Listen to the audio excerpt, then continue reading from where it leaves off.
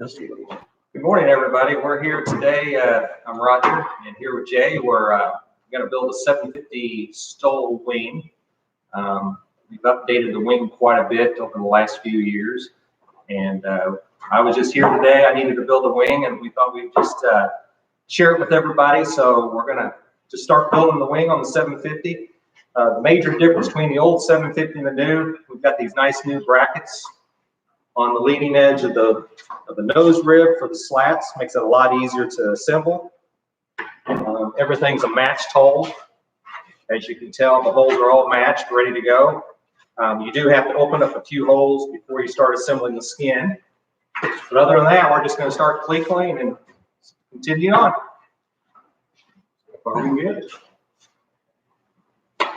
Got the Spar here. Spar is already pre-built for you when you receive it in your kit. We've already done a few things. We've already riveted the back angles on for the flaperons and the brackets for the slats. So we already had that done before we decided we was going to do the video. So in your kit, those items would not be riveted. But it only takes you, a few minutes to rivet those items.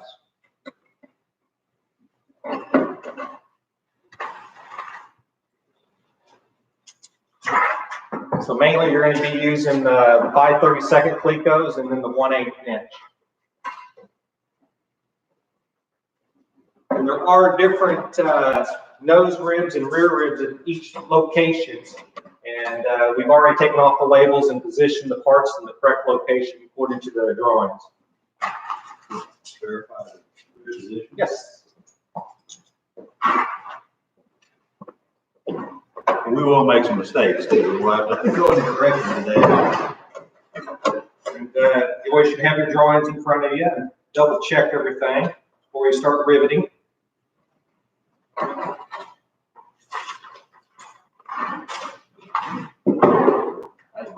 Get this up here and pull it back. Get them off the brackets. Like I said, the rear ribs, you're going to have to, the holes are drilled to a number 40 in the kit, and you'll have to enlarge them to a number 30, just because when we press the ribs here at the factory, if we press it with the larger hole, it will tear up our die. So we're letting the customers just go in and open up all the holes on the rib. And it takes you, to open up all the holes on the rib, you're looking 10 minutes to do that.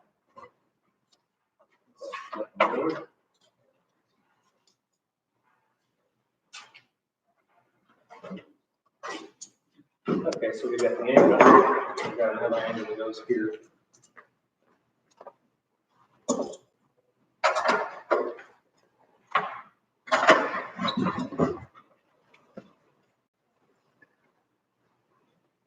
Want to take the plate off of it.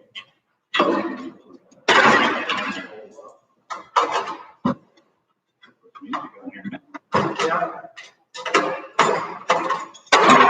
What a better day than working on an airplane. Jay works at the airport. I work directly with him all the time, so we're fairly close together all the time. So we're not too worried about our coronavirus because we're so close working together, day-to-day operations. Might be closer to 6 foot every now and then.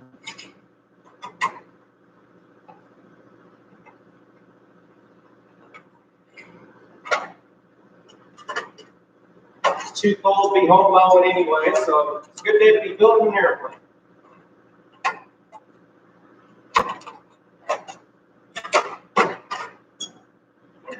This is a little different nose rib here. It's got a cutout for the spar area. Check, see if you have any questions there.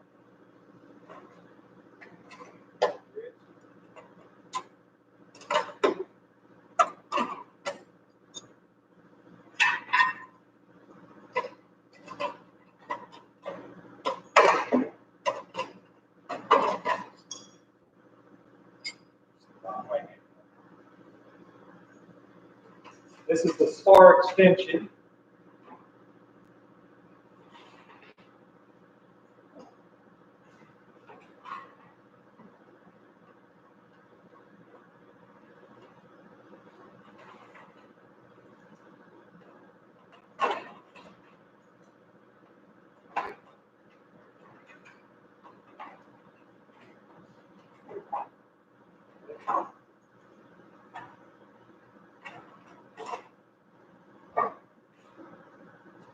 And the Spar extension is already pre-drilled, Spar cap, but the top is not pre-drilled. The reason for that is when you have your leading edge skin, it'll line up exactly, and you can drill right on through.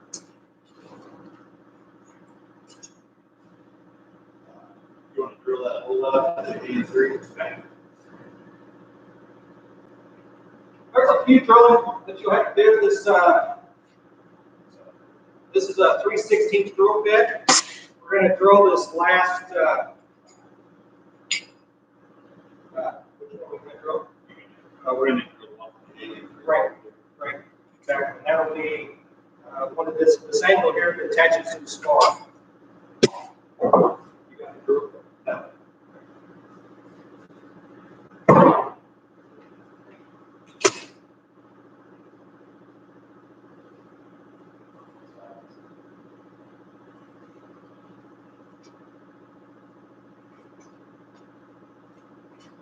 Top of the spar is maybe a 3 hole, and we're going to drill up the angle to that to make sure we're doing the right one. And let me deburr it.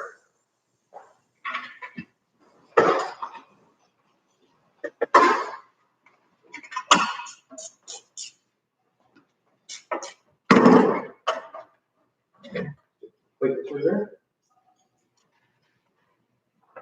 Where are we at?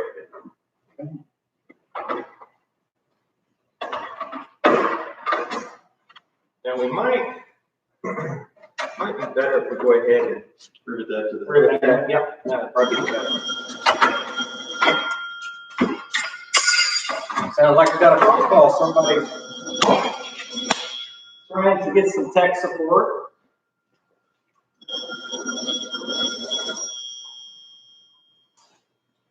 Kevin, will you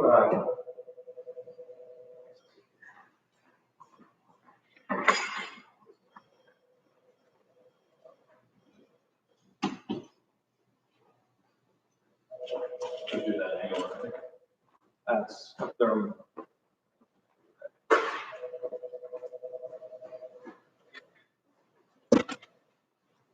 We're gonna turn on a little background noise just to. We're trying to get this wing built in one day. Need a little motivation.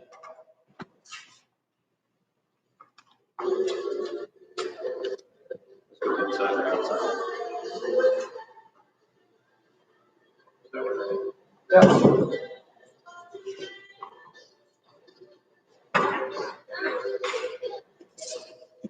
questions up here, Susan? My question is that?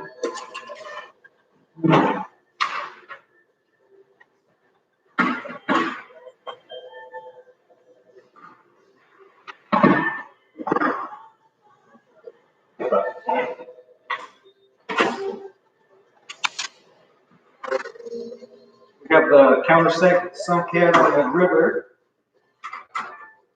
And you always want to rivet the head on the thinnest material side. We'll rivet the angle onto the back of the rib and then we'll attach the spar. Number one rib is the only one that has the angle.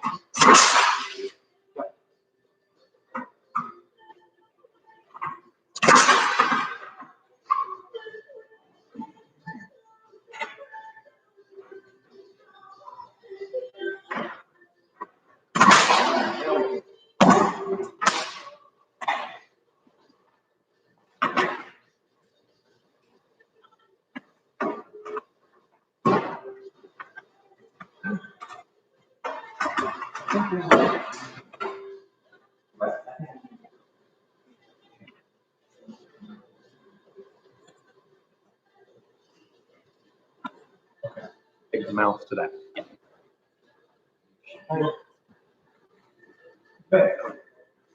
Okay, so let's check everything. We're going to hold off on these ribs for now. And I think we're ready to rivet the rear ribs to the nose ribs to the spar. Yep. We'll have to take the rib off for the tie down.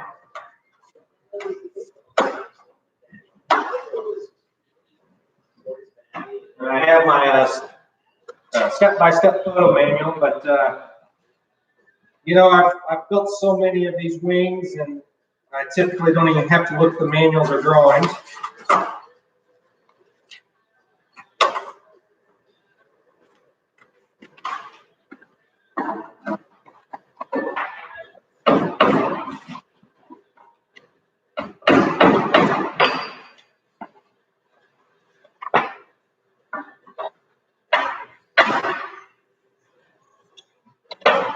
This is rib number 5. Rib number 5 will have the tie-down ring, and we're leaving it up to the customer to position it, just because we just don't want another special rib, and it's very easy to just clamp the tie-down ring to the rib, drill it, and rivet it. So that's what I'm going to do right now.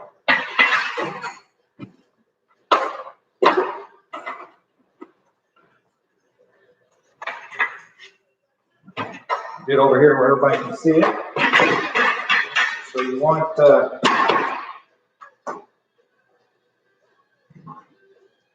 flush with the back of the rib and the bottom of the rib. There's no reason to do any measuring. So basic.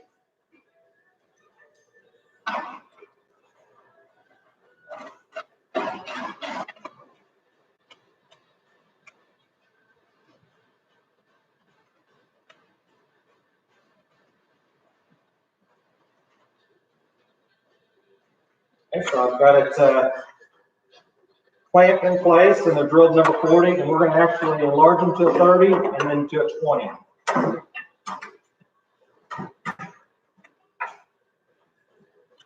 Go ahead and start. Yeah. Rivets and rivets. Yeah, start.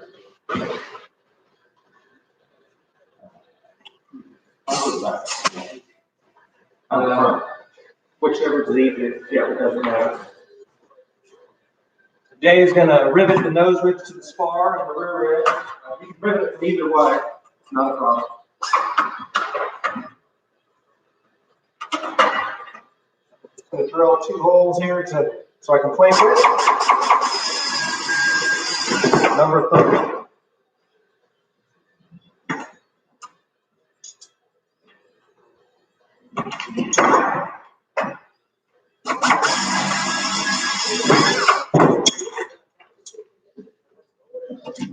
Remove the clamp.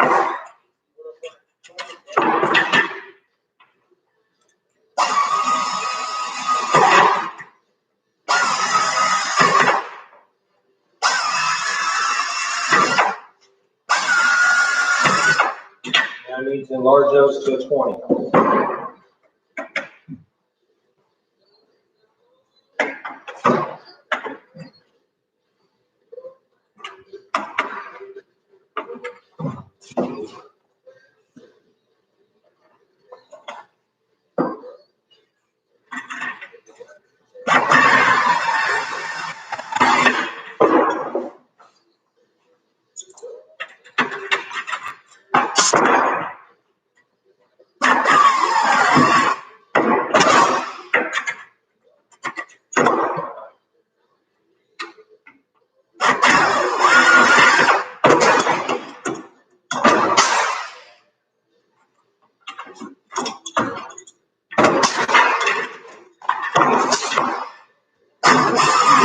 And yes, we could drill this in the CNC for the customers, but you gotta have something to do.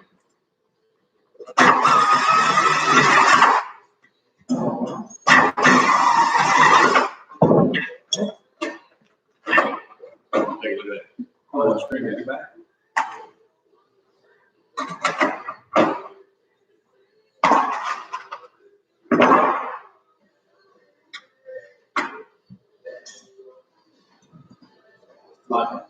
Bottom right hand corner there of the screen. Yep.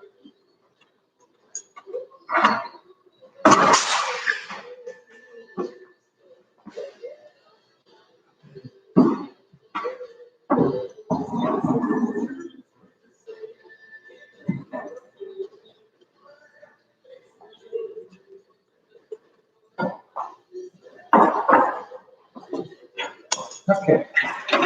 So now I gotta take this apart and convert it.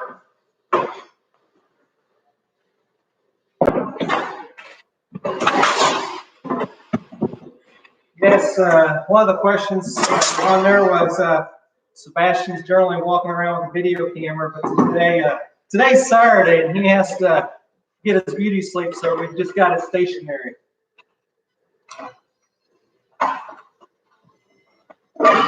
And just using a little deburring tool. I don't want to countersink the part.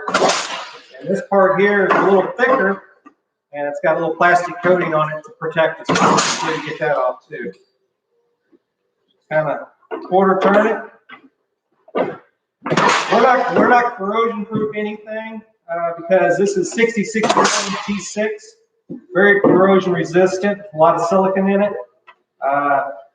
You know, we got Cessnas sitting out there on the ramp, 40 years old, has no corrosion protection, and they're just fine. So we're trying to save a little bit of time, and this plane's going to last 40, 50 years without doing anything anyway. So I've got to deburr the rib and the tie down. The rib's 25 thousandths. The tie down ring is looks like 90 thousandths. So we're gonna, the rivet head is going to be on the rib side, the thinnest material. We're going to A5 rivets.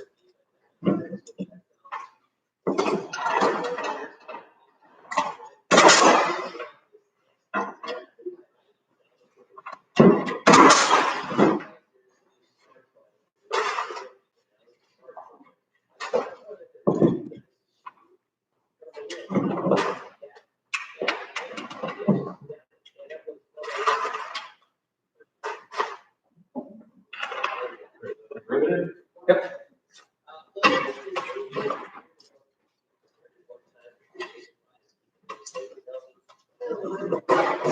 It's not uncommon for some of the holes from the CNC will have to be re-drilled just because it's such a close tolerance. So you might not, it's not really re-drilled, it's just cleaning the hole out.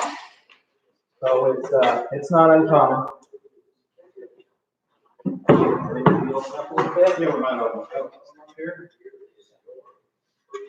Especially if you're going from the thinner material into the thicker material, it's they seem to need to be cleaned up more.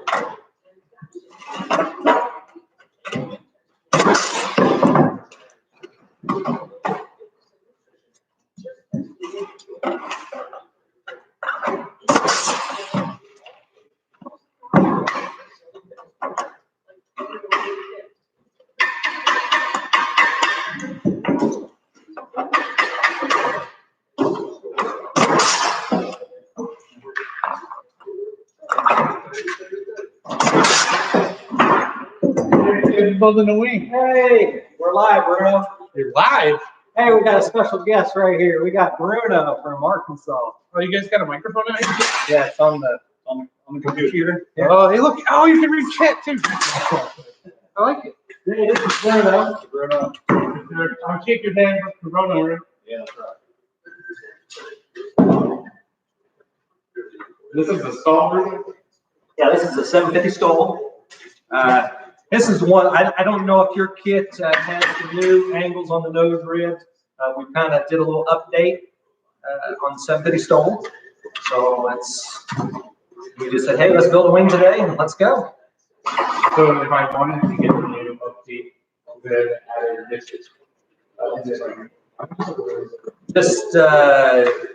Just the nose ribs and the brackets. I mean, yeah, definitely it can be done. Sure, yeah. You haven't built your wings yet, have you? No, that's why I came up here. Oh. I was in Jefferson City, so I figured, why not?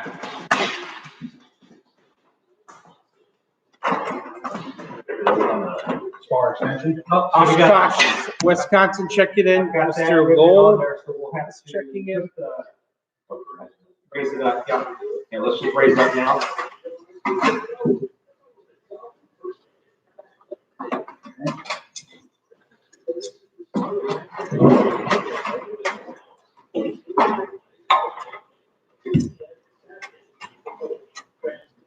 See what I'm doing. There we go. All right.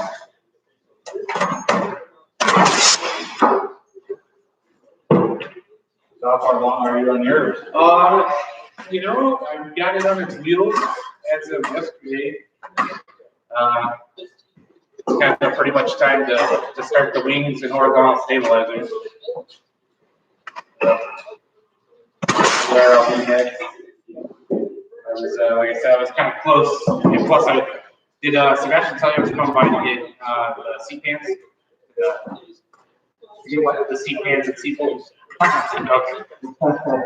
You want to clean a couple of those holes out, Roger?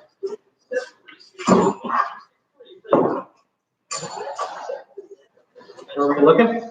Just go along some of these ribs. I'll get those, but some of these ribs back here, we need to pick those and clean some holes. Well, what can I do? Well, is there any questions on there? Yeah, I can be a question guy. Does anyone have any questions? What do you know, Mr. Will? Semper Fi, my friend. Charles Burrs checking in from Australia. Mr. Sharkey's Kentucky. You got Charlie. Hey, Mr. Charlie from Oshkosh. Mr. Darren from Texas. Stephen from Idaho. Will's from Virginia. You don't see a Dave Gill from Texas on there yet, do you? No, I don't. I see Darren. He has the famous 701 Blizzard. Oh yeah, the little pink color. Yeah, I like that one. He's running 29s on his, isn't he? Yes. Yeah. Yeah, that thing looks really nice. You got Decker from, it's Jerry from Pennsylvania. Oh, you got F.A. Chen Elke from Istanbul, Turkey. Wow. Anyone have any questions about anything? You got Larry from Indianapolis. Everyone's checking in here.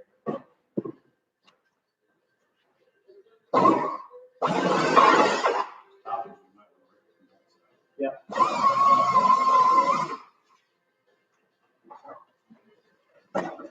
And you got Mr. Crawford from Iowa. Got Mr. Chris from Austin, Texas, checking in. He says, hi, Mr. Roger. Hey, Chris, how are you? Hudson from Jacksonville, North Carolina. Pretty close to the streetcar installation, I bet there. Semper Fi, my friend. It looks like he's got a 3.8. He looks like he was with 3.8. You what? I was just looking. There's a guy from the Marine Corps. It looks like he's got 3.8. Alan from Yangon, Myanmar. I have no idea where that is. Where are you seeing this? Myanmar. Oh, look at Myanmar. Charlie Becker's on there. Yeah, Charlie came in. He was. Will Dell Lauren says, "What did you do in the Marine Corps?" I was lieutenant. It was a heck of a lot of fun. I miss it every day of my life. Travis Rupi says, "Looking awesome." He's checking in from Utah.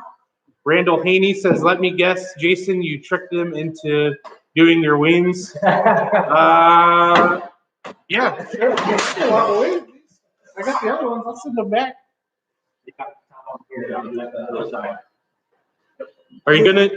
Here we go, Mr. Mike Schiff from Louisiana. Mr. Larry Whitley says, "Are you gonna do the gas tank today?" Yeah, that's the plan. We're trying to build a complete wing today. Okay. I got a project, a deadline. I got to build this wing. So yeah, we're just trying to, build it, and we're not trying to do anything in really sequence steps. We're just trying to build today. And Mr. Charlie Becker asks the same thing. What are these wings going to be used for? An airplane. A boat. You got Mr.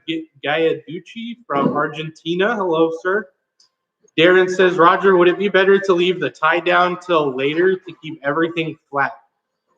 We're gonna put the wing. We got some beams. We're gonna put it on there. Yeah, you can do that. You can leave the tie down off.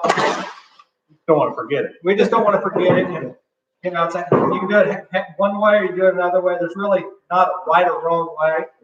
Once you build your first wing, your second wing, you're going to do it a little differently. And even the step-by-step photo guides you might do a little different than that on your second wing, just because you'll find your own techniques. But you probably want to leave the wing attach points off for a while. Right.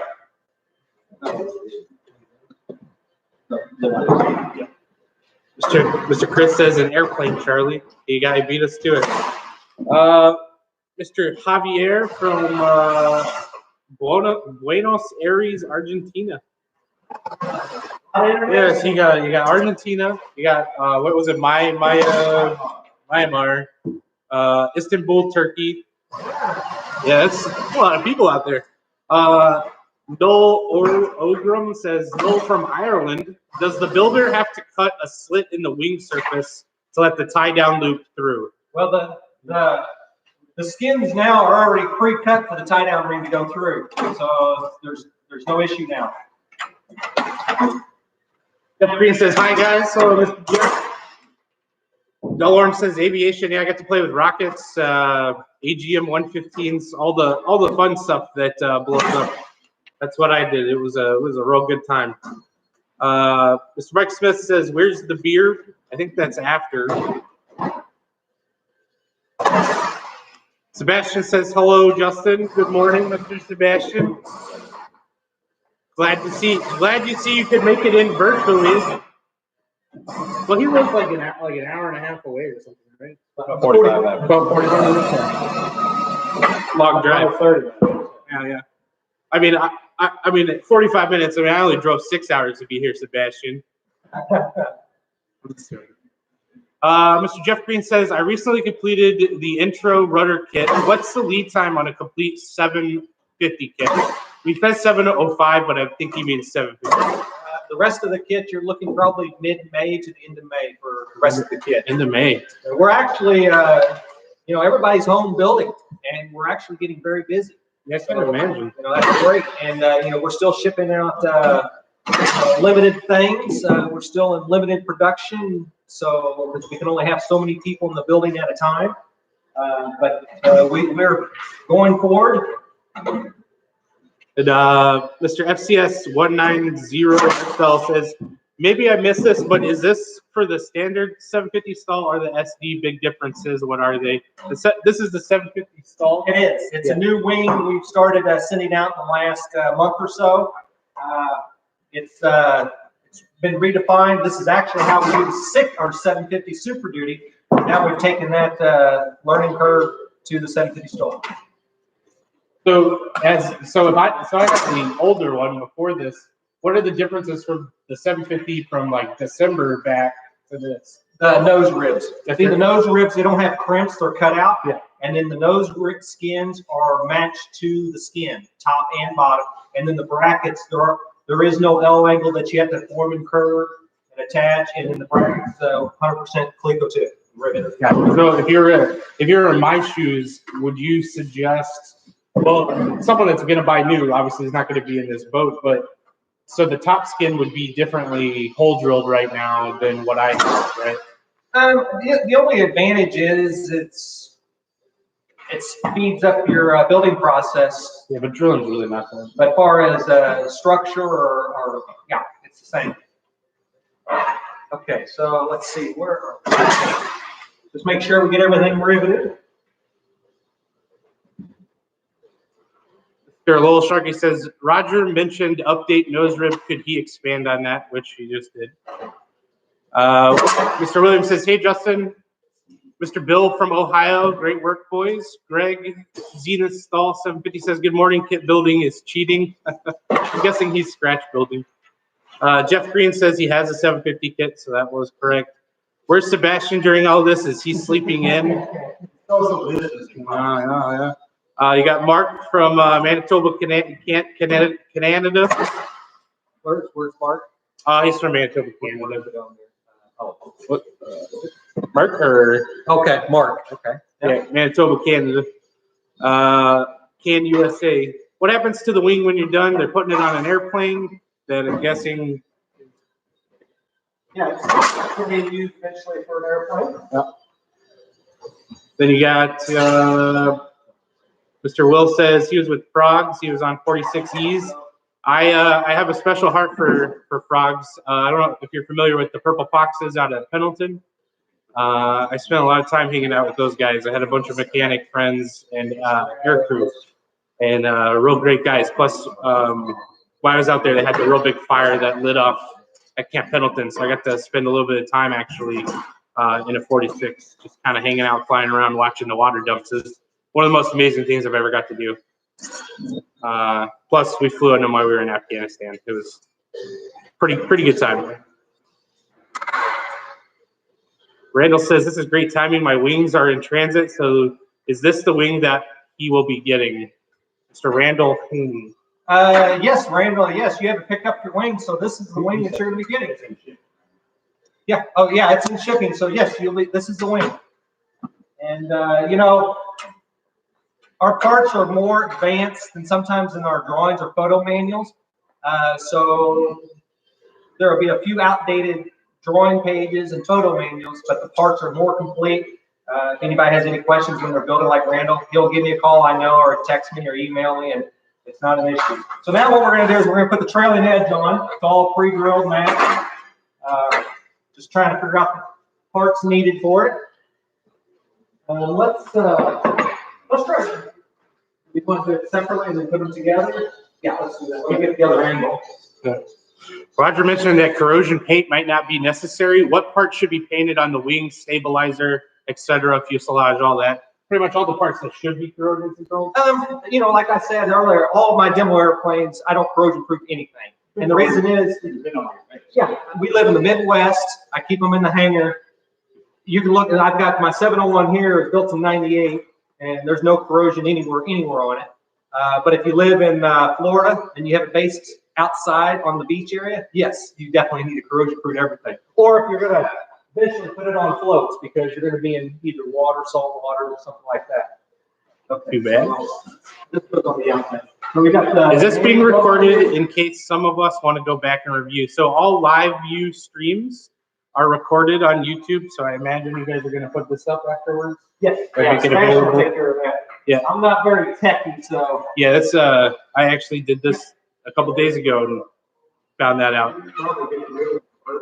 Also, I'm not sure if you know that music. Mine got hit for music. Do I know? Mine got hit for music. They muted the whole. Because of just the radio station? Yeah, well, so we were listening to Spotify, and so I got this notification that said like NGM and like 3 other music companies, because it does it automatically. Like it has a computer controlled. What's the word I'm looking for? Like they watch it through that. Like it's an algorithm on Google that listens for it. I guess somehow. We're not playing. Yeah, I hope that doesn't happen to you guys. So the river is we have to open the holes up to number 20.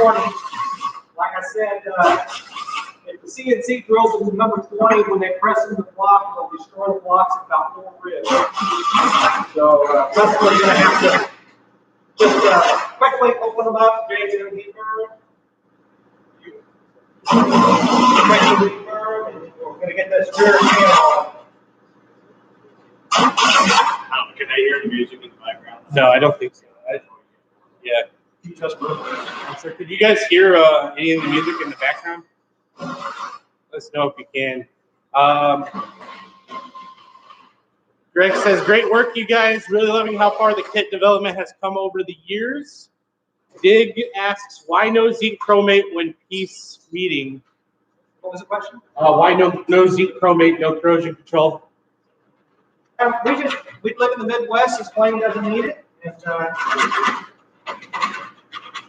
Mr. Jeff says, no priming, fast, light, and nice. Mark asks, I have a 701 kit. How similar is the 750 wing? it's the same profile, but there is quite a few differences on the wing compared to a 750. The 701 is not a matched hole kit at this time. We are going to get eventually someday maybe having a matched hole, but right now we don't. It's not a problem building it either. Do that. Francisco says, good morning from Mexico, not Missouri. He's in the actual country of Mexico. Mr. Francisco, thanks for being here. Mr. Knoll asks, what are you building, Justin, and what stages are you at? What power plant and why avionics and why? A lot of questions for a guy. So right now I am where you meet the front firewall and put the nose fork on, which I'm using the new puck system that they just came out with. And I have a custom nose fork that I'm using. So I've got the rear fuselage done. I actually am going to be doing the wings next, which is the reason why I kind of stopped by. I wanted to see how this was being built. And then I just found out that my kit's a little different, but it's going to go together just as easy and smooth. It's been absolutely fun. What power plant and why? So I am still haven't really announced it, but I'll announce it now. I'm going with a Viking 130. I'm going to test it by going to Alaska and a couple other places, try to do it. It seems to be a pretty good motor. It's a very affordable option for a guy like me, but there are tons of great engines out there. UL Power, Rotax, Lycoming. There are so many good ones, and it's just what I decided. And every mission is going to be different. So what my power plant will be might not work for you and what you're doing.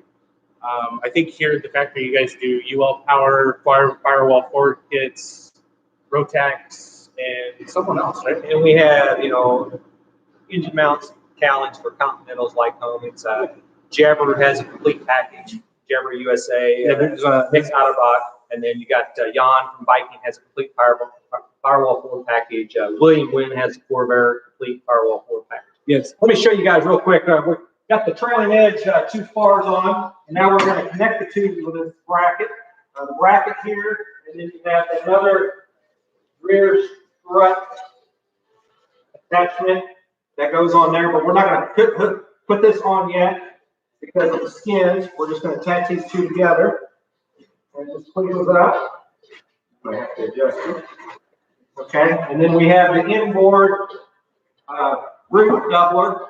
It's a plate that goes on the root end.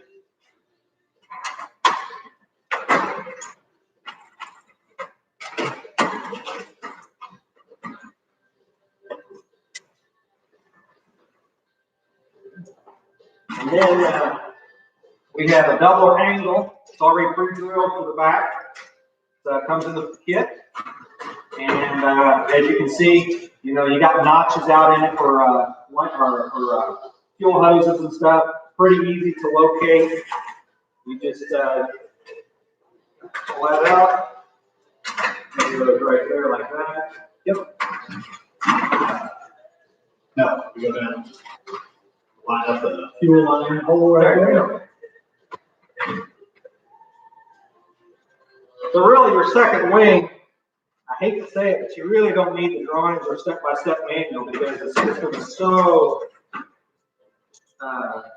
self-explanatory or obvious. You'll want it there, but you probably won't use it much. What time did you guys start? Looks like you. 40 minutes ago. Yep. Yeah, 39. See, this is how far you got. 39 minutes. Well, and this has been slow because we've been talking. Yeah, true. Yeah, because I interrupted. I apologize.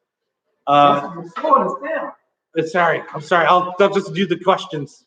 What avionics and why? So I actually am working with Evolution, and the unpanel that you've seen in the SD that's here, that software is actually, I had an announcement that I didn't get to talk about on EAA, but we are now going to have a 10.5 inch screen. So you won't just have the unpanel, you'll have basically the size of a Garmin or Dynon, very affordable platform that will always update with you. It's going to be really nice. So that's what I'm going to be running. You'll see in mine on the YouTube videos and the pictures that I put up, you'll see that panel, the traditional panel, but I'll have the ability to pull my panel off and have the unpanel just like the SD so I can show people. That's what I'm choosing to use. Great. There's tons of great avionics out there, Garmin, Dynon. I mean, they sell packages from here at the factory for Dynon, right? Just Dynon, or We use Dynon and the Garmin. yeah. So they do both. Maybe I'll try to talk to them about doing some of the Evolution panels when I get a chance. They say that no one can hear the music. Mr. Klaus from Germany, my German friend, man, I can't remember the word for. Was it? I can't remember what the word for friend is in German. What's his last name? It's Mr. Klaus Schmidt. It's from Germany.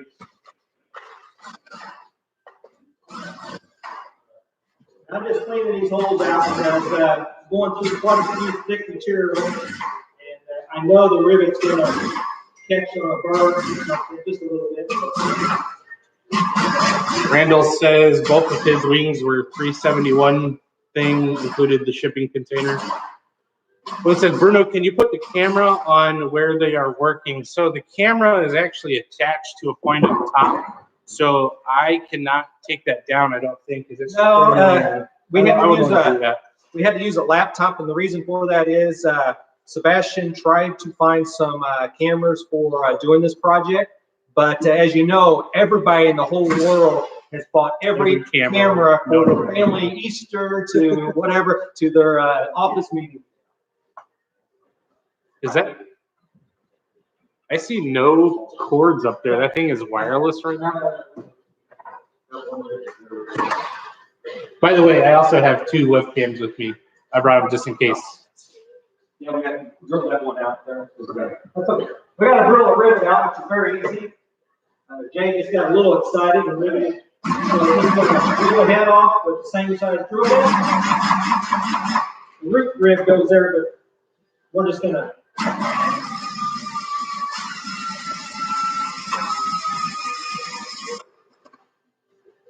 It would be nice if you do a video on controls. I just finished that stage and feel heavy.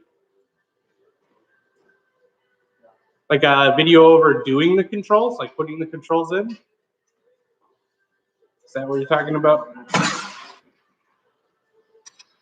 Yeah, Mr. Will says we can't really see. We'd love to see up close. Noel says, thanks for all that, Justin. I didn't mean to force your hand in regards of announcements. Oh, that's okay. That's fine. It's something I wanted to talk about. I just haven't had time because I've been busy. We're going to turn this wing around so I can see what's going on. Darren says, turn the table around so we can see the back side. How about we turn the wing around? Yeah, or turn the wing around, yeah. Larry says, just popped in for a closer view. Right there. And let's get it back that way, a little bit more. So that's. There you go. Is that better? That's probably way better. Now you guys can see what's going on.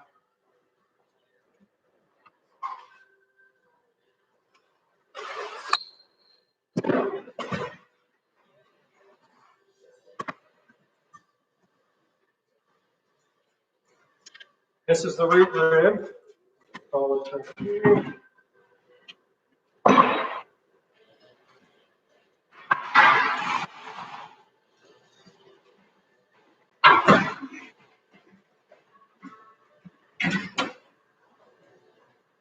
Here's a question for people. How many people are watching from a computer and how many people are watching from a phone? Got an idea? Who's using what?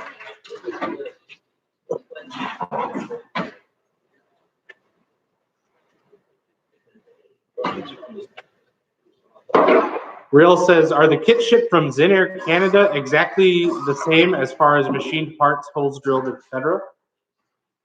What was that from Zenair? If the kits that they get from Zenair are the exact same, if they're shipped. Yes. We ship the parts to Canada, and then they. I would say yes. That answers pretty much all the parts come from us. There might be a few things that the logistics makes easier for them to make, but overall, yes. Okay, this root rib, the very back or the front of the spar, these are 3/16 holes, so we're gonna, which are A6 rivets, and we're gonna just drill these up to A6.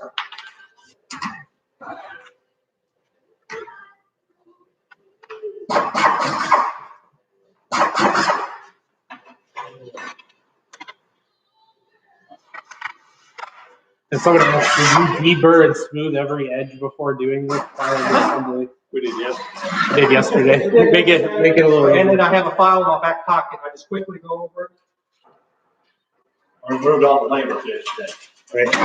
Yeah, I saw that there were no labels on that. I was like, that's 20 minutes of 20 minutes of You need to deburr, but Chris designed it in mind that these are first-time builders. that they're not going to deburr like Cessna or Beechcraft or Some of the big factories. Exactly. So he had that design. So he had extra rivets. I can say even on mine, like, you get to a point after spinning that little riveter, the little deburr, that you don't want to do it anymore because you want to set down, you know, after you get a big part done. But I mean, I would say for the most part, I deburred all of mine, but there's some parts that you get that there's just no reason. Right. Like the inside of like an L angle. With the matched hole, the CNC, pretty much everything almost deburred anyway. Yeah, I just like on the Spar. The Spar for the slats, and then also the big longeron for the fuselage. I was just able to take a file if you have in your back pocket, and I was just able to go down like 1 or 2 times, and I didn't even have to sit there and spin the hole, and it went together beautifully. You know, you don't see any. I read a lot about like if you don't deburr, you'll get the oil can type of thing on the rivet, and I haven't had any of that. That's been mostly if I've pressed really hard. So, most customers over deburr and they countersink the hole. Yeah. So you're almost better not to deburr because you're not taking the material. If you really want a simple way to deburr, just take a Scotch-Brite pad and just run down it and knock it off. You're not going to scratch the surface. Plus, you're not going to over deburr. That's actually something I didn't think about. The Scotch-Brite. CNC cutter too is a lot cleaner than the drill bit. Sure. So I used a reamer. I wound up buying a reamer. It seemed to work pretty good for anything that I had to drill out. Mr. Diggs says, I painted everything inside with zinc chromate. I live in Florida by the coast. Recommend the treatment. It's a sacrificial metal, like an antidote on a boat motor. True. I mean, if you're down in Florida, you really should be doing that, kind of like what they were saying. If you're near water or going to be running on floats, that's something you really want to be doing. Like for me, I live in Arkansas, so other than doing like the interior pieces, that's really all I did, and that was more so I don't ever have to get back in there. But like for my floor and for my firewall, I didn't really corrosion control much of it because I plan on painting over it. But that's, again, I live in Arkansas where we don't have a lot of water. I'm not going to be on floats like Roger was talking about. Mr. Henderson's, yes, I was an 0331 infantry machine gunner, but always been an aviation guy. You know, you 03 door kickers are something else, man. I'll tell you what, you guys are a special breed, and I love you guys. Will says he's got you guys up on the big screen, on his big TV, I'm assuming in his living room. Travis says, I'm on my phone, just watched the rudder build last night. Travis, Rupe's wife, watching via the iPhone from Utah. South asks, are the parts pre-drilled? Yes, they are. This is the latest version of the wing with a different nose rib and bracket for the nose rib. Those are the only 2 changes. The main changes between the old 750 wing and the new 750 wing is the nose ribs and the slat brackets. Nose rib and slat brackets are different. And then the leading edge skin is match drill top and bottom. To match those parts. Correct. Yeah, so you would obviously have to do this thing. Makes sense. Will says, I think it's really great that the love of aviation and dream of building brings all of us together today. Maybe someday we could all meet in Mexico. Yeah, well, depending on what happens with the Corona thing here, you guys have a summer fly-in, right? We have a June fly-in. It's basically just open up the hangar doors. Nothing really scheduled, just to chit-chat, talk about airplanes. And then on September, I think it's 20th or something like that, is our open house homecoming. That's the first event that I came to, and it was a lot of fun. I met a lot of people, and I can tell you this much as a customer and as someone that is enjoying building my plane. That workshop that I went to beforehand when I bought the rudder, and kind of the other thing that they're going to be doing later this week. Was it this week or next week? We're doing the last rudder workshop. No, 2 weeks. 2 weeks. I'm the 20th, right? Yeah. So if you guys are bored, tune into that. It'll be a lot of fun. The that workshop was absolutely one of the highlights of me building this. I learned everything I needed to. You know, it was a couple $100 to buy the rudder, but it's something that you're already going to be using for the plane. So you have a piece of your plane already working on, and you're learning everything. So it's really nice. And then I was able to stay because it was that week they had the hangar fly-in in September. And man, I'll tell you what, the amount of people that I met, the contacts that I made, it's just been absolutely amazing. The Zenith community, hands down, it feels like family. It's, you know, it's kind of like me. I was just a couple miles up the road and just kind of swung in here photobombing the YouTube session.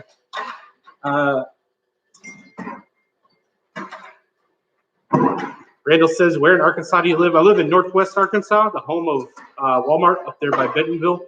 If you get bored, you can look up Fadden Field. It's in Bentonville. It's the closest airport to me, main airport. We have XNA, which is a regional airport.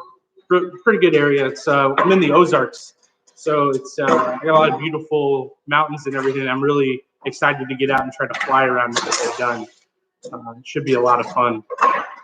Is Napa 7220 self-etching primer okay to use for this construction? Napa 7220. That's the zinc chromate one, right? I'm pretty sure. Yeah, it's the self-etching zinc chromate primer. I mean, it would work on there, but I think some of the self-etching primers have to have a kind of top coat to seal them in. Right. Maybe it's zinc. I wouldn't. Yeah, I think so. I just use, if you go to Amazon and look, you'll see if you type in zinc forums, a couple of the other factory water-based corrosion control. Environmental. Right, and it's not too bad. It's like $30 or $40 a pint or something. Anything that you put on is going to help grow. Yeah, yeah, and that $40 for a pint or whatever, that you got to realize that's going to save your plane eventually. So buying a gallon for maybe $100, I think, is what they sell it for. I looked into it, but zinc chromate was just easy for me to get a hold of. Tim says the Scotch-Brite is a good idea. Any cautions to go with that when using the Scotch-Brite? Scotch-Brite. Question? Are there any precautions you should take when using a Scotch-Brite to deburr the hole? Not a Scotch-Brite disc. A Scotch, like the 3 in? Scotch-Brite pad. Yeah. Not that if you use the disc, you will. Yeah, if you use the disc, you'll ruin it, right? Just keep the Scotch-Brite. Yeah, I use the 3 inch to round out corners. That's Scotch-Brite, but so you're talking about just like a pan, like a grease pan type of Scotch-Brite. Okay, all right. I never thought about that. Well, that won't do everything, but it'll do a lot of the minor stuff.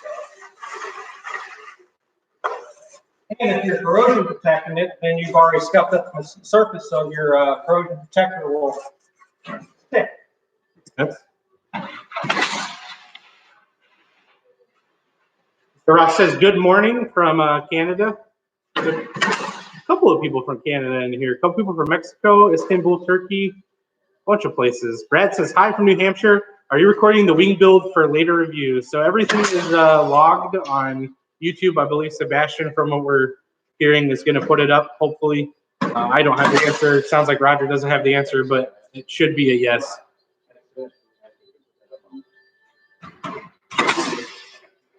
So they say yes, yes. Charles Brewer asks, can you fit extra tanks in the wings?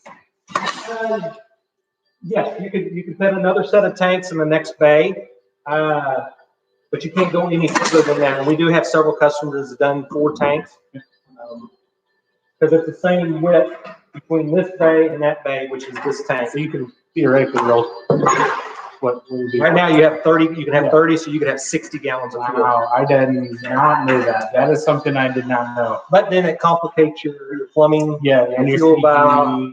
yes, everything. And we have some customers up in northern Canada or Alaska that need that because they're flying, 2 hours to the remote camp spot, and then they have to have 2 hours to get back. Yeah, so they need 4 or 6 hours flying. Yeah, that's kind of where I'm at, because the trip I'm planning, I would like to have, from what I read, the minimum was like 43 gallons. So I was just going to do a ballast tank on the underside. Yeah. I didn't know that.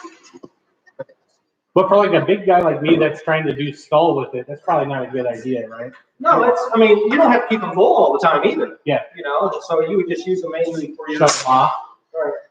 So what kind of effect, to me being a new pilot, new airplane owner, if I was only using 2 tanks, could I get like a bubble if I wasn't using a header tank and stuff like that? Is that something that You definitely have to fuel flow down and do all your testing just to make sure. that's what you're kind of talking about, kind of complicates the system a little bit. Yeah. Makes sense. Food for thought.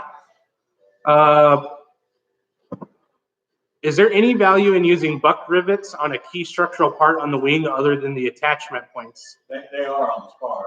They are on the Spar. Yep, and the spars are solid riveted. I mean, you can solid rivet the whole aircraft if you want, but you're not gaining anything because Chris designed it with these rivets in mind. Makes sense. I think the solid rivets are. Because the only buck rivets that I've seen so far are just on the fuselage, the front fuselage, right? The Spar caps. And the Spar caps, yeah. All the pre-made stuff. Like you don't do any buck rivets in any of the kits right now. It all comes from the factory, like No, I think there's 2 on the trailing edge There is? of the older aircraft, but not on. No, nothing new. Yeah.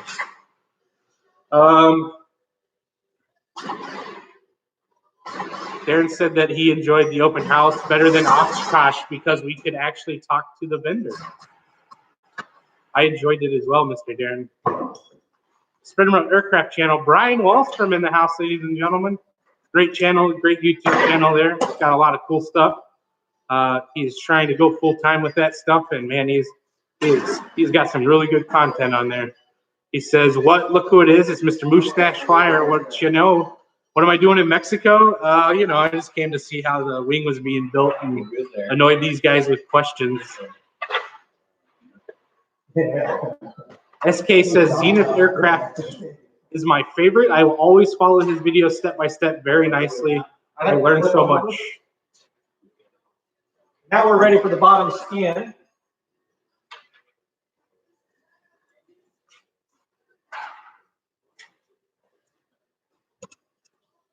Yeah, that's the skeleton basically right there. And you did it in 1 hour, but 1 hour. I was annoying you with questions.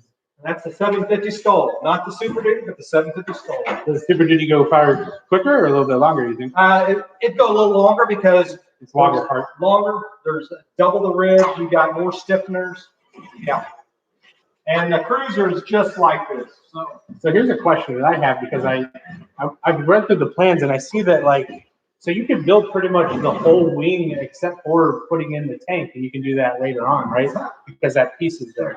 Could you take and put in flush mount screw rivets? You have people who have done it? I thought about doing that as well. Okay, I want to get the skin.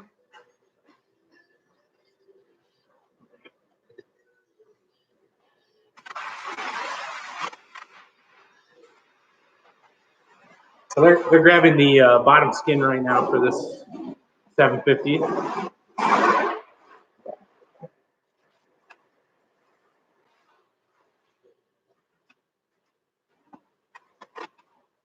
Mr. Will says Scotch-Brite pads that you clean to encroachment. Are there any Scotch-Brite pads that you would recommend for cleaning like the corrosion control off? Just any, right? Just any 3M. Well, we use the red ones. The red ones. I don't know if it's got a number. So they use the red ones to clean off the corrosion control from what Mr. Rogers was saying.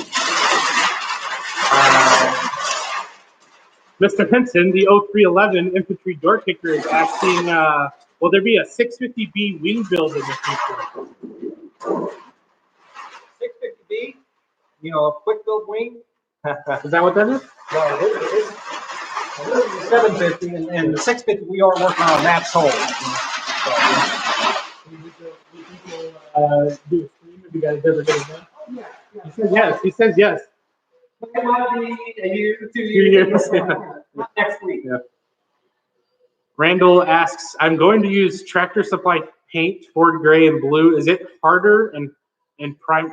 It has a harder and primer system. Tractors taking beating and having good paint systems. I actually come from that world. Farm malls, I used to help redo this, how I learned how to do the Ford motors that go in Jeeps, the F-head motors. So I know a lot about that paint. That stuff is really good. Justin, we're putting on the body skin. We're riveted to the back flapper on arms. You can leave those off if you want and you put the skin on, but I like just go ahead and put them on. It takes 2 people if you really already have your horns on. But it makes it easier riveting before you have skin on. So now we're just going to start clinking the skin to the ribs in the spar. The spar is, as you notice, the spar cap. Jay, if you would lean the wing up, get it back. I'm just going to lean it forward so they can see that. This is how the spar comes from the factory. It's already pre-drilled, matched to the skin. You probably can't see that very well because of the shine, glare, but it's pre-drilled to the skin. And then, but the top is not. So we got it upside down.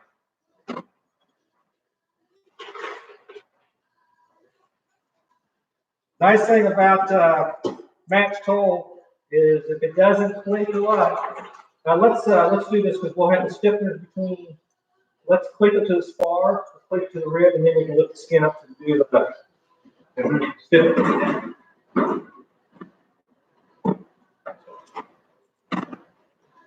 Actually, you get that, and I'll get the stiffeners ready.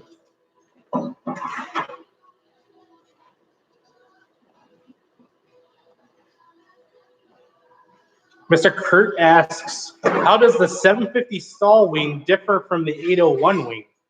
The 801? The 801. The 801 is very similar to this, but it's not a match hole. Not a match hole.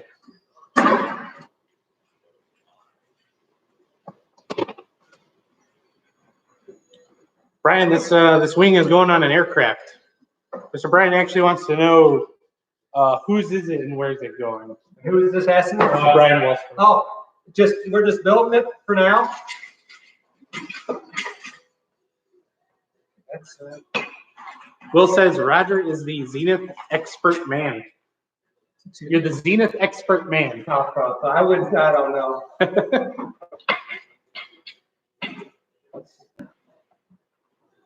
Boyd asks, will the skin include the L angles? They're already pre-drilled. They're not attached. A year ago, these angles were 4 foot long. You had to cut them, trim them, and then you had to line them up to the skin and drill them, back drill them. Now they're, as you see. So my kit's 4.7, right? You probably have the angles. Yeah, I think I do, right? I might trim them just a little bit. I think they're just a little long, so I might just. We're gonna update that to trim them just a little bit. I've already taken the labels off, so it's. Bear with me. Do you know what version model this wing would be for? Is it, do you know what model number is, like 4. Oh, I have no idea what the new version number is. Yeah. I've been trying to track it so that I can talk about it. So I was just kind of wondering. I found most of the changes for everything. I think I got those laid out right.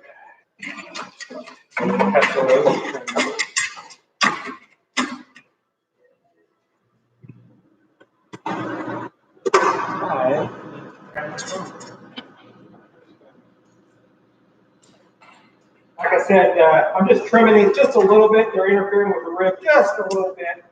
We're gonna, next week, I'm gonna update the CNC. So. And you know that because of the last one. Yep. We got built last weekend, that's how it goes. It's just a little bit, just needs a little bit of fine tuning. And the reason for that is the CNC bit, it actually wanders just a little bit, so we might make the part just a couple thousandths larger than you'd like. So we just need to cut it just a couple thousandths less. That's it.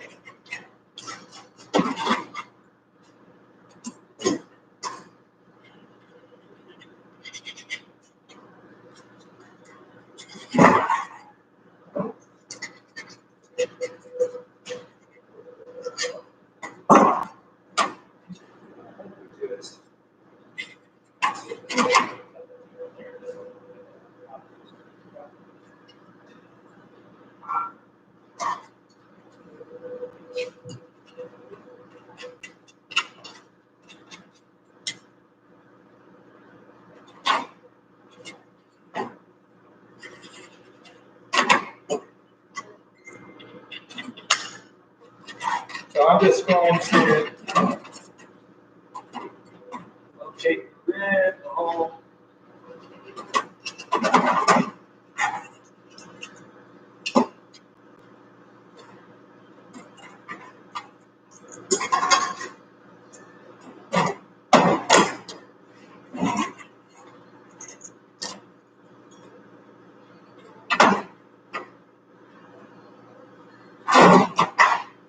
Attaching the stiffeners.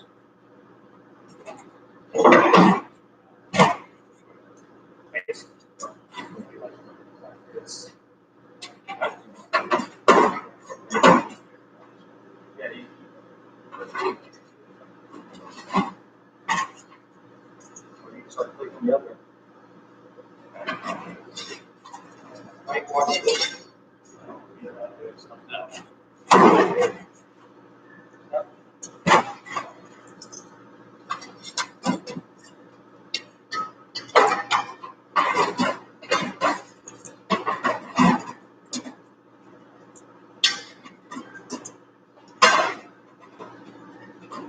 You know, we should have just, this week we should have been getting back from Sun and Fun. And I've been going to Sun and Fun for, I think this will be my 27th or 28th year. Kind of disappointed. And then in a few weeks I'll be going to the Alaskan Airman Show. I've been going to the Alaskan Airman Show for, 7, 8, 9 years, 10 years. And I really enjoyed that show. The reason I enjoy the Alaskan show is pretty much every man, woman, and child you see at the show, they are pilots. It's a way of life up there. And it's just really a different world. And then after the show, I always go flying or something with a customer. Bill Wilcock, man, he's a great guy. We went flying. I noticed yesterday we went flying on the beaches. And he just got back from, he went floating on the Grand Canyon. He got a slot to float the Grand Canyon, which is very difficult. It wasn't a guide, just him and some other people. You have to be experienced to do that. So he's pretty much an adventurous, and someday I hope to do something like that. What do you say, float? Like you mean in the plane or like on? No, big raft. Okay. Some people might be like, I take my plane down there. Yeah. And then when I go up to Alaska, I fly with him. We land on Silver Creek Lodge. It's a beach. It's where the most bears are seen in Alaska. Oh, wow. And it's southwest of Kenai, and it's just beautiful. I mean, 10 minutes flying, you are remote anywhere in Alaska. So it's pretty neat. Yeah, you really want to be a skilled pilot when you fly up there too. Right? Well, and you know, and I learned, you know, you think you have all these skilled pilots or bush pilots up there, and I was told by the native bush pilots, they've all had their accidents, and there's planes laying everywhere. You will see someone landing. Yes, you will, and yes. Yeah, that's a bucket list trick for me right now. So I want to fly up. I was going to fly to Valdez this year and go to the Airman Show and watch everything and the STOL competition, and I was kind of bummed to hear about everything. Same thing with Sun and Fun. And Oshkosh, Charlie was talking about Oshkosh is still thinking about going possibly. They haven't made the call, right? Well, they're making the call about mid-May. Mid-May. So Mr. Charlie, if you're in here, can you confirm that for us? But you know, nobody knows either. So we got the Spar or those wing skin extension. It's just a small piece match drill. I'm gonna go ahead and take that little label off. Put a little lacquer thinner on it. So then we're gonna. I think. Are we gonna go ahead and put the leading edge on first, and then how do we do it? And then rivet the whole bottom. I think we riveted the ribs first. Yep. And the stiffeners, and then we did the leading edge. And we put the trailing edge on.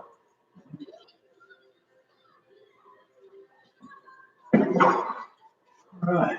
Someone asked how backlogged are the kits? It sounded like you're only about a month right now if you ordered today. We try to keep 8 to 12 weeks, but right now we're probably 6 to 8 weeks out. And that all depends on what you're ordering. We're staying steadily busy. It's a good time to build. Right? So what else are you going to do? Exactly. Adel asks, which model has more completed, drilled, and matched holes? Is the 750 STOL or Cruiser faster to build? The Cruiser and the STOL are basically the same in the matched hole. I think the fuselage are 100% identical.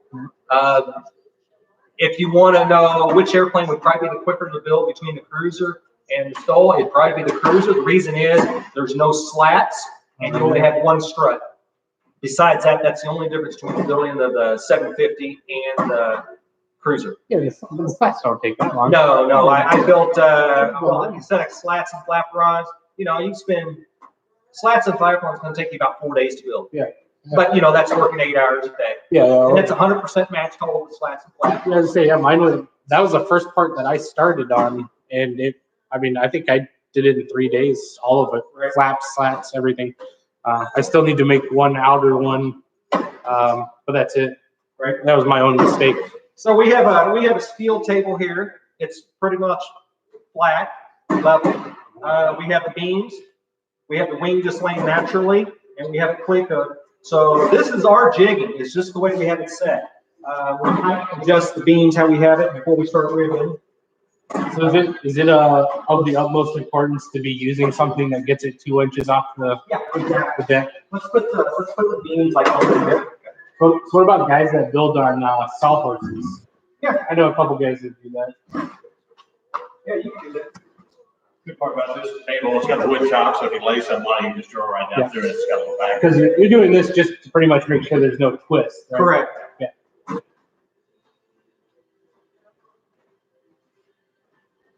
And up until now, it really didn't matter, once you start riveting skins on, it's kind of. Yeah, then it'll. Extend. Yeah. And the 750 is so forgiving. I've flown 750 wings that's had tremendous amount of twist in it, no twist in it. They all fly the same, right straight. I mean, it's very great. And you got to remember, you're only cruising, max cruise 100 miles an hour. You start cruising 120, 30, 40, 50 miles an hour, 200. That's when you'll notice. That's when you'll start getting heavy wings and stuff. Yeah. Makes sense. When applying zinc chromate, do you paint all of the individual components before the assembly or just paint the assembled structure? So that's one of those ones you always want to do metal to metal, just like they didn't do it on this one simply because of where the plane is here in Missouri. This kind of goes back to what everyone was talking about, what Mr. Roger was talking about. Corrosion control is really about where you live. If you're going to be around the water, they're here in Missouri. Everything's kept inside the shop, inside the hangars. So they didn't do a lot of corrosion control. They did some parts, but the 701 you said was built in 98? What was the question? 98 or 90? 98. Yeah, so that thing is the Well, the first flight, or not the first flight, but the first airship, I built it in it was finished February of 98. Flew the 40 hours. Right after I got the 40 hours flown off, I flew it to Sun. So it has no corrosion control at all, and the thing's beautiful. It looks like it was just made. It's I mean, it's got a little hanger dirt on it from setting. It looks like you guys haven't flown this past couple. Yeah, I've got 2,200 hours. Gosh, that is. It's been to Copper State about a half a dozen times, which is Arizona. It's been to Florida 8, 9, 10 times. Been to Oshkosh 8, 9, 10 times. And what engine is in it? Rotex. I originally had about 80 horse in there. Yeah. And then Rotex came out with 100, so I stuck that in. 80 horse is fine, but once you go to 100 horse, you don't want to go back. Yeah, right. Yeah, always build more power. Who wants to go slow? At Charles Brewer, you paint before assembly. I know that someone asked something about Arkansas. I think it was my 0311 buddy. I can't scroll back and look, but I know you asked something about Central Arkansas. If you could re-ask it, I'll answer it for you. Mr. Charlie Becker from EA says, yes, they are going to make a decision in May for Oshkosh. So that solidifies that answer. We got it from the man himself. He says we already answered that one. Dan says, I'm not too late for Moustache to put the tires on this puppy, am I? I'll tell you, so I went with the Alaska bush wheels. They are closed down right now. So they're telling me 4 weeks before I'll ever even get my first wheel that I ordered 2 weeks ago. So that I won't even be on the regular wheels that I'm putting on for probably a couple months from the sounds until this is over. But I'm running the Tundra tires right now that come with the kit, and it sets beautifully. I just won't be able to set my rake angle and know exactly how level I need to put my engine and if I need to shim it up or not, that's all stuff that's going to come later on. So unfortunately, I won't have the big tires on and be able to take pictures and show everyone until then, which is actually kind of cool because it'll be about the same time I'm getting the engine and everything done. So it'll be nice. Bruno, question for Roger. This question's for Mr. Roger. My thoughts is the Cruiser retains good stall characteristics and is a good alternative for cross-country and stall capabilities. That's a question. So I'm guessing he's asking which one has a better cross-country capability. The Cruiser and the Stall. Well, I mean, the Cruiser's going to cruise 115 to 125, depends on the prop and the engine. The 750 Stol's really going to cruise between 90 and 100 miles an hour. But I've got a lot of customers fixing their Cruiser up to a Stol configuration, meaning bigger tires, bigger wheels, and putting slats on, right? And you can take off and land the Cruiser a couple 100 feet, just like the 750 Stol. The big difference is that the Cruiser, you have to watch your airspeed more than you do the Stol. This is kind of like what you're talking about on the WEBCAM. Right. Is that the stall version is really made it's made to stall. That's the whole thing is to take off and land. Right. But that the wing is designed really not to put you in a stall while you're flying. Is kind of what you're saying, because you have the slats that are generating more lift than the Cruiser. The Cruiser is really made to kind of go do your cross country a little quicker, and that's why you get it designed as that way. Correct. Yeah. If you're going in and out of grass strips, 1,000, 1,200 feet, in which are a lot of remote strips like in Idaho that are short, that's considered short. For most airplanes, 1,000-foot strip. Yeah. You won't have any problem with any Zenith model. Yeah, that's it. So we measured my front yard. It's 785 feet from back where the woods is to takeoff, and I was looking so J3 Cubs, the old, they're rated for 650 feet minimum. They ask for 800. So is there a minimum distance for Zenith, you think? Well, if you have obstacles, that's surely they can. Yeah, 50 feet obstacles. If there's no obstacles, I've taken the 701 and 750 in and out of a grass strip, 500 foot, and I had plenty of room, but you have to be on top of your game. We got a guest here. We got Dennis here. He's a local 701 pilot. Live, Dennis. So. Yep. Oh yeah, I know. Yeah. I was watching it on television this morning. Oh yeah. John from Tennessee, he's got a 500-foot strip, isn't it? 5 or 800 or something. John Humbry from the 701, Super 701. Great guy. Where are we at on questions? Dick says those 2-piece rims they send you with an O-ring, just buy a tube for the tire. Well, that's a good question. It's our tires from Matco, and actually Matco is going to have a webinar on the wheels, and that's a good question. All our wheels we get for the 750 Stol are tubeless. And what you need to do is you have to split the two halves apart. You have an O-ring that goes between the two halves. Once the two halves are together, you slide that O-ring down one of the halves. You put the two halves back together. But before you slide that O-ring down, you put a bead of RTV or silicone, and then you slide that O-ring, and you'll never have a leak. But if you don't use RTV or some kind of a silicone to seal that, you will have a leak.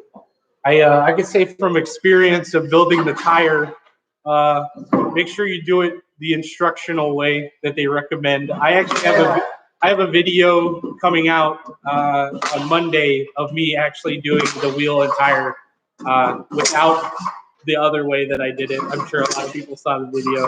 I don't want to talk about it on here, but it was fun. It was a good quality video, but I do have an instructional video coming out on how to do that. It was fun. It goes together really quickly, really easily, just kind of like Roger was saying. I actually just used lithium grease and put it around my O-ring, and I have 0 leaks now. It's been on its wheels for almost a month now, and I have no slow leak or anything like some people talk about. As long as you make sure that O-ring gets set in that recess before you blow the tire up, you shouldn't have any issues. And kind of like what Roger's saying, as soon as you get that on there, you can press the tire down and just run a little bit of RTV around it. You're good to go.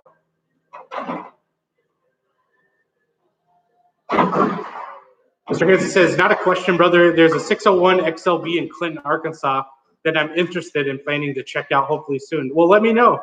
I'm trying to figure out how I can connect with you. If you're on the Zenith Facebook page, the builders page, if you guys haven't seen it, I don't know, the computer's up there so I can't type, but it's Zenith Builders page on Facebook. Just type it in, Zenith Builders. There's also a Zenith Flyers page. You guys should go check that out. Like, and you'll see everyone talking. The builders page is really active right now because a lot of us are building, so it's really cool. So you can ask questions, and everyone's doing little fly-in meetups and stuff. Social distancing, of course, but it's pretty cool to see the community with this downtime to be able to get out there and help each other. Will says, are you recording this for later? It should be up later. Sebastian will put it up later. It takes about 3 hours for YouTube to even release the video. So I imagine it'll take them a couple days to put it up.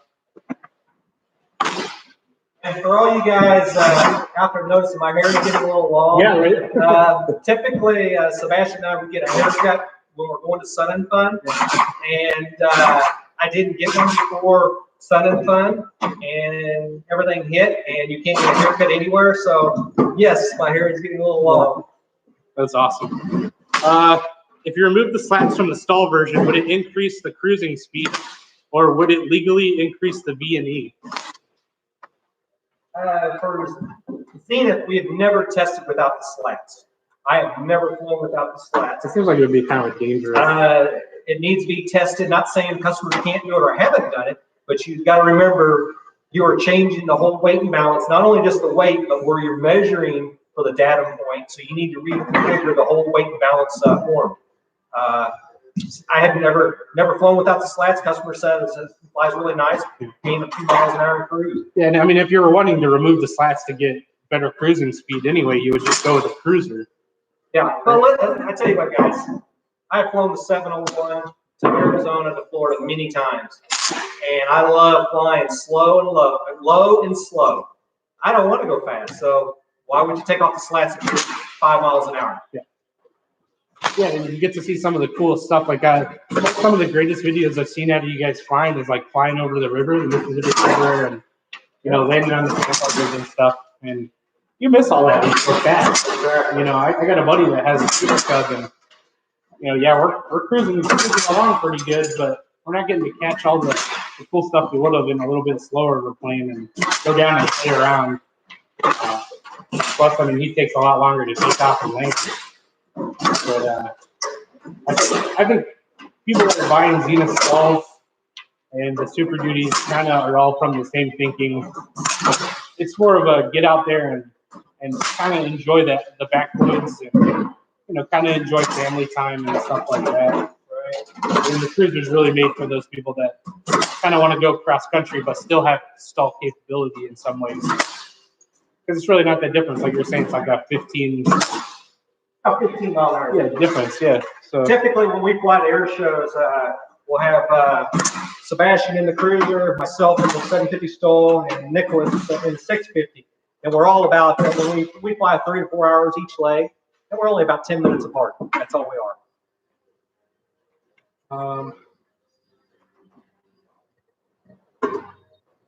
Decker asks, are you on YouTube? I don't know if that's for me or for Zenith. We're on Zenith's page, so I'm assuming that's for me.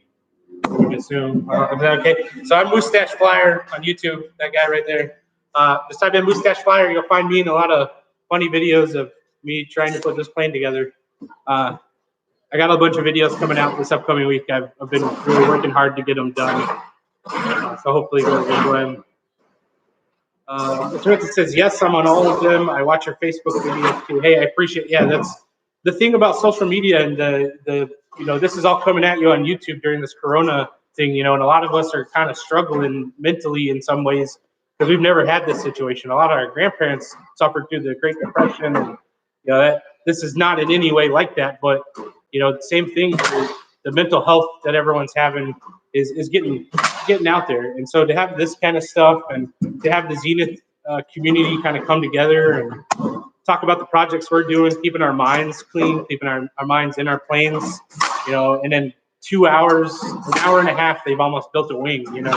That whole do something every day, 1 hour, even if it's 1 hour, this right here, you're getting your plane done, you know, match hole drill kits or something else, man. I've been pleasantly surprised. Mark Ellison says, Roger, nothing after it, just Roger. Mark? Okay. Ron says, I'm struggling between a Highlander and a kit box right now. Leaning a little more towards Highlander. I cannot wait to start. I did the same thing, Ron. I actually wound up buying a kit box, believe it or not. I'm kind of glad the sell fell through. All the companies out there, Zenith, everyone that builds experimental, great companies. You know, I've not really ran into anyone that's not super nice. But I will say this: if you haven't looked at Zenith, give them a chance, man. The community, the customer service is not like anything I've had so far. And I did a video over it. If you go to my YouTube, of why I chose the 750 #1 and why I chose Zenith, and that was after many months of calling, trying to get into places. I think a lot of people that are in this community understand that you're kind of getting the best customer service. It feels like.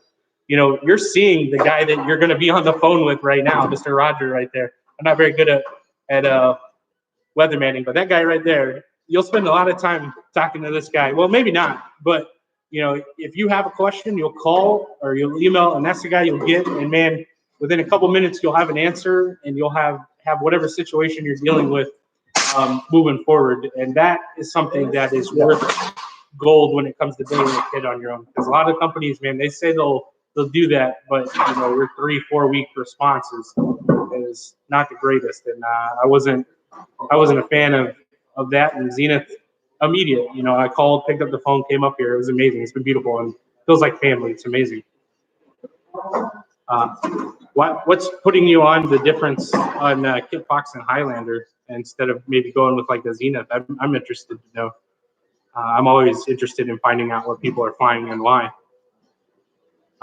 Kevin says, looks fun. Noel says, is there an air riveter included in the tool pack? What kind of number of picos are included, and what have I got to get extra?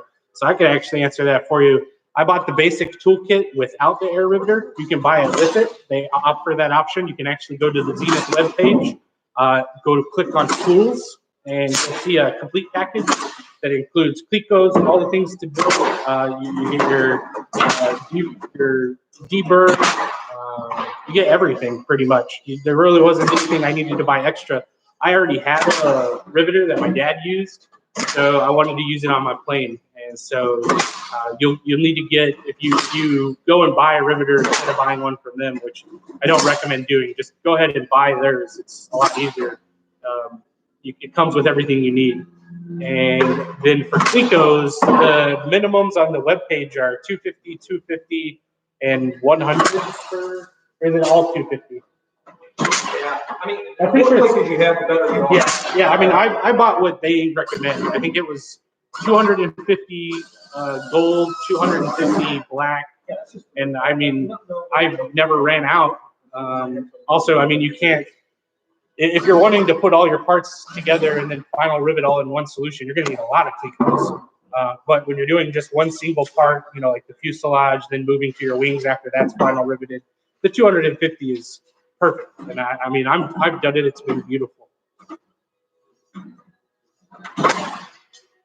I will say this though, you do want to get a longer drill bit for two things that I've noticed. I will say that you can get a little longer, like go to Home Depot and get a 3/8 drill bit and a 1/2 inch drill bit for when you do your rudder controls. Those are the two items I do know you'll need that aren't in the kit right now.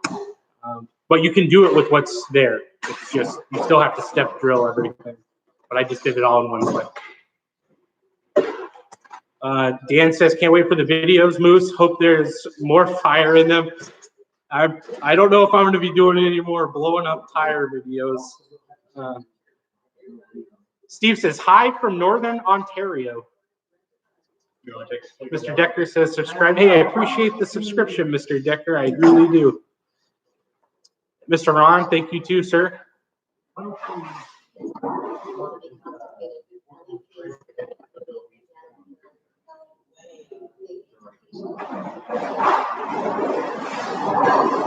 Steve, so what they were doing was on the trailing edge on the back, they had to open up. They were a smaller hole. Even though everything's pre-drilled, sometimes you need to open up certain holes. And that's what they did. It was for an A6 rivet. That's why they were drilling. That's why you saw them drilling. And then for the top, you saw them drilling through just, it's better when you do that, when you cleco everything, every other one, to just go ahead and push through a drill bit just to make sure it's clean. Because sometimes on the CNC, it doesn't always clean it out. But it's very rare, like very, very rare. I mean, I've done almost all the parts and haven't had anything. So, Mr. Roger, what are you guys doing now? We're going to position the trailing edge and then leading edge. And then Mr. Mark asks, Rogers, my apologies, but which stall do you prefer to fly? Assuming the 750 or the Super Duty or the 701. That's a tough one. I might get in trouble with this from Sebastian, but my favorite STOL aircraft to fly here at Zenith is the 701. But you have so many hours in it. Yeah. The next would be probably the Super Duty because I've got 205 horse. Yeah. And it's just cool. You add that power, and it's just, you know, they're all fun. They all got their, you know, and that's the nice thing. It's hard for me to pick and choose because I can go fly the Cruiser today. I can go fly the 701. I can go fly the Super Duty, 750, 650. So, you know, the best plane is the last plane I flew. Right, exactly. So, yep. We're going to install the trailing edge, and we got to make sure we got it positioned right because we're upside down and we got inboard, outboard. Let's see. This is probably the inboard. This is the inboard bottom. And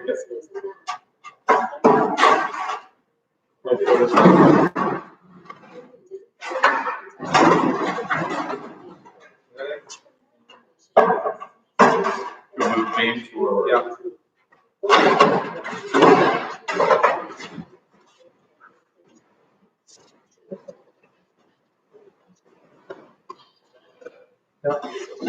I think this goes on first.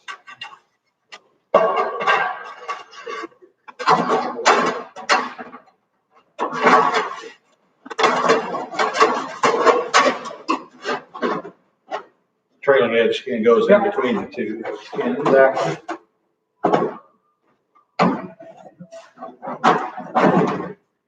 And see, you guys can't see it, but this is the inboard trailing edge. It's got a notch.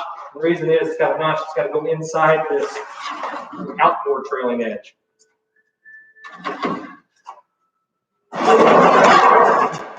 You almost had to buy lunch. I should have been holding it. Everyone smile. I'm going to take a selfie with everyone virtually here. All you guys will be in the picture. There we go. Here, just take one right here.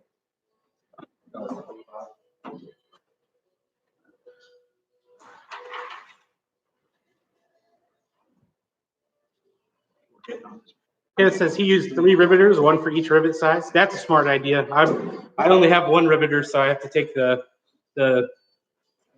nose piece off every time. I've got whole bunch of drills. Yeah. I've got 2 drills and 1 riveter, and it still goes together just as easy. Sometimes I wish I would have bought another air riveter, but there's something to be said for using my dad's riveter. Dick said he purchased a 130 horsepower from UL Power. Pretty good engine. It's a really good engine from what I hear. John is running those in his 701. UL Power, and maybe get Robert to chime in and ask a few questions. Yeah, is Robert in here? Mr. Robert, are you in here? I drove through Lake of the Ozarks, thought about calling you, but it was pretty late, so I didn't sleep. Probably. Hey, he was probably having a beer. watching all the beautiful stuff out on the lake there, man. When I drove through, there were a ton of people out there on the water. Like they had their nighttime lights on the bottom. I was so surprised. I was like, wow, I guess that whole Corona thing doesn't apply here. They're staying there 6 feet apart. Yeah. Yeah.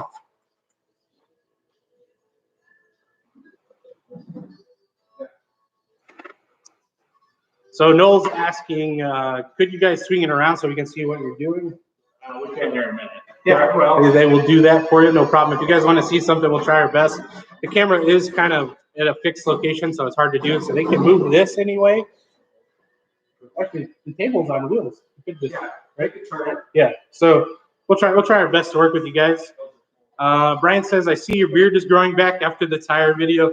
I didn't know anyone was going to notice. And yes, so my beard is finally starting to grow back.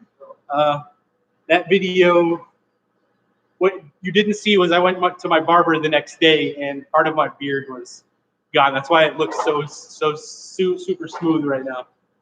It's taken a couple weeks to grow back. Will says, Bruno, can we chat offline? I'd like to keep in contact with you. Yeah, I would love to, man. Go on the Zenith page. I'm about to make a post. Just type me on there, send me a message, do something. I'd love to stay in contact. If anyone has questions or anything, I'd love to meet you guys when I can, after this Rona thing's over.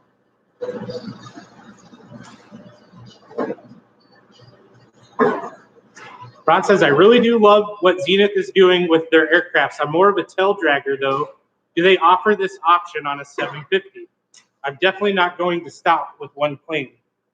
So is there a tail dragger option for the 750? I know I've seen pictures on Google of one. We're actually South African dealers been working on a tail dragger version. But no, we don't have a tail dragger version. And you're not going to get any better performance. Actually, it's going to decrease the performance STOL capability for the Zenith model tail dragger. Yeah, because the rear fuselage is made so that you don't have to have a tail dragger to get to. So I know if you fly tail draggers, this is something I found really interesting. So CC from Bush Air, great guy. He's probably one of the leading experts out there for the FAA on STOL competitions and STOL classes. Great guy. I did an FAA wings class with him out at the STOL competition in Texas, and he was talking about Zenith and actually talking about Super Cub, the differences from tri-gear and tail gear, and that tri-gear has better STOL performance and capabilities versus tail dragger in some ways, at least with the Zenith model, because the back end sets up at an angle. And what guys do with tail draggers is they have to push their power curve in the engine, hold their brakes, and then lift that tail up to be able to go. And with the Zenith, you're setting on the tri-gear right there. So when you put full power in and you're starting to generate lift, you're already there. You're not having to push any of your power curve back to just get the rear end up. And that was something I found really interesting. I didn't know before. Great guy. Bush Air. If you get bored, look him up. He's got some great videos. He was actually on the Discovery Channel doing backwards bush pilotry and assessment. Great guy. Absolutely great guy.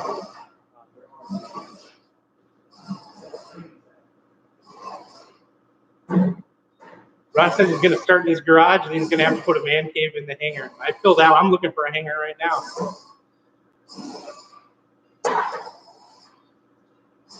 Dick says, I am building a 750 and Safari 400 side by side.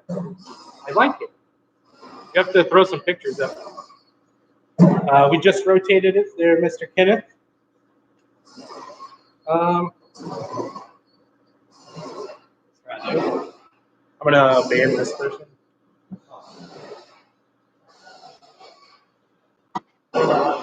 It's just I gotta click on his name and do it. It should have done it automatically.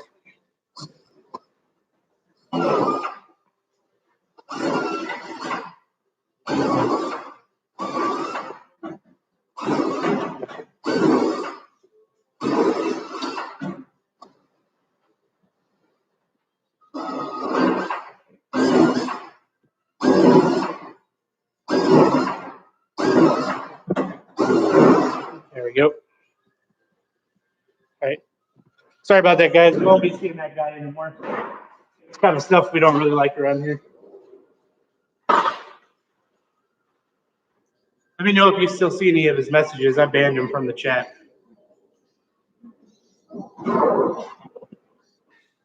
Jim asks, what is the cost of a 750 finish? I think that it has a lot to do with what avionics you go with and engine. Because the base kit's a certain price. Yeah, typically most customers will have between 50 and 70, depending on engine and avionics. Yeah. That's about where I'm at. I think total when I get done, I'll probably be in the 50s for sure, at least. But again, that goes with a lot of what you choose to put in your aircraft. Because if you're just doing daytime VFR with avionics, you can get away, 10, 15 grand in most cases. That's pretty high-end systems. Nighttime you're looking 20 to 30,000, all the way up to whatever you want. You want to be able to shoot plates and all of that. That all comes at a price. It's really up to you and what you're doing.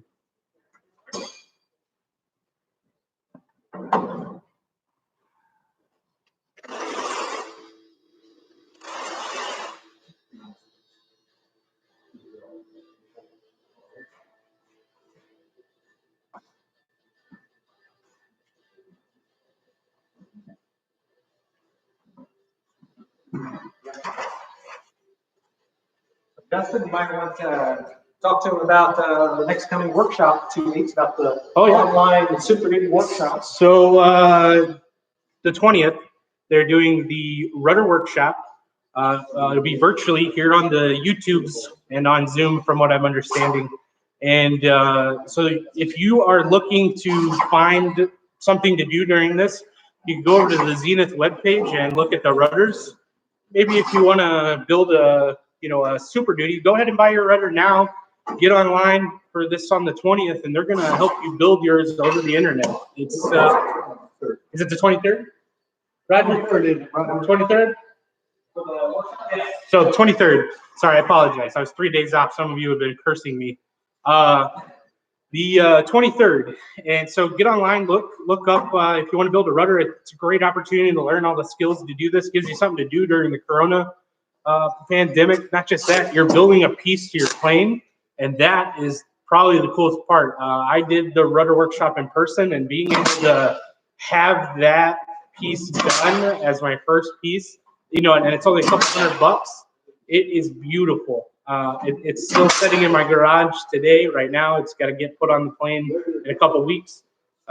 It's something to look at, and it only pushed me further to go ahead and buy the kit. And it's a lot of fun, and I think the virtual one's going to be really fun. So that's on the 23rd. You can get your rudder online, or you can call Roger. Probably be best to call Roger so they can get your address, because they're going to have to send you the instruction booklet and a couple other things. Plus, they need to know where to send your kit. And so I would highly suggest that if you're interested, talk to Roger on Monday. You'll be in the office on Monday, right? Roger. So Roger will be here on Monday. Talk to him about you want to do the virtual workshop and how to get set up with it and get your rudder sent to you. And I imagine everyone's going to be able to come to the rudder workshop, right, to watch it. Oh, yes. Yeah. So even if you don't have a rudder to work on, you can still come and see what it's about and see what you would be doing if you're up here in person when this is over. So it's going to be a great opportunity for people to connect with other people too. I'll be there. I mean, I won't be there online, or I won't be there in person. I'll be there online, like everyone else. It'll be a lot of fun. So I hope you guys can come out and join them. I'm sure they will have super excited to have you guys.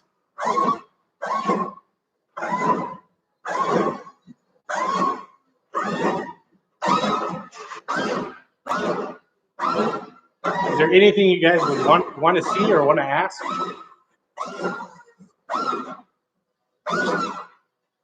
We're just cleaning up the holes a little bit, Justin, for the rivet to go in. CNC.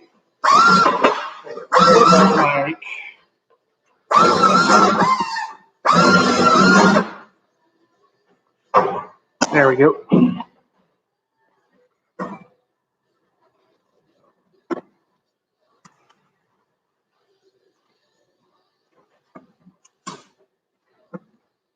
We have some questions that we're missing. What do you know, Mr. Kenneth? Noel says, I haven't purchased yet, but I'm strong considering the Super Duty. Does the SolidWorks instruction come with it? Does SolidWorks come with the Super Duty? Yes. Anybody? He says, Well, yes and no. I mean, you're not going to be able to, the full version of SolidWorks, but you'll be able to rotate and take and add parts in the model so you can see how to build the rotor or the complete point. all right. Mr. Kenneth, where's that picture taken at? Is that taken at Camp Pendleton? That looks like that's from like Orno area, looking out where the cross would be, out back towards. Hard to tell. Kind of a small picture, but that's what it looks like. What are your guys' opinions on Yamaha engines and Skytrax gearboxes in STOL aircrafts? So it's kind of like Steve Henry's running the Yamaha. I have a customer with a 701 in Idaho. I don't know where, but he's running a Yamaha or installing one on a 701. That's all.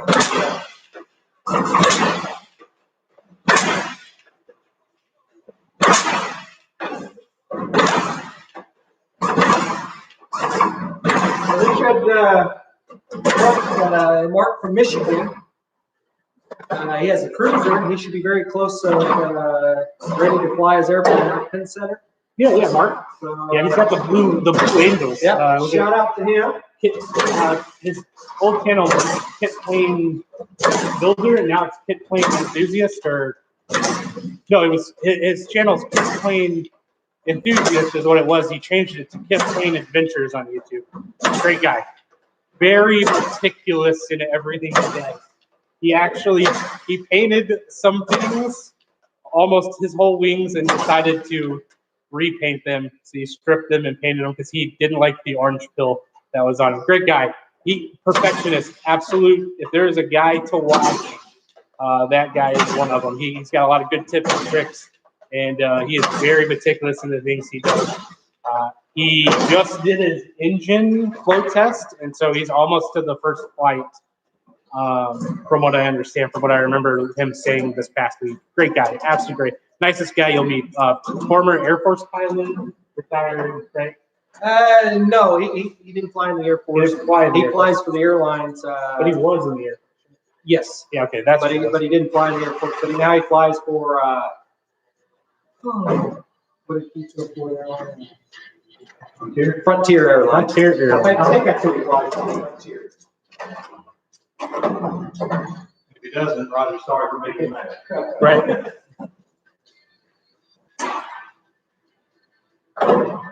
Good, you know, a couple of calls. Yeah.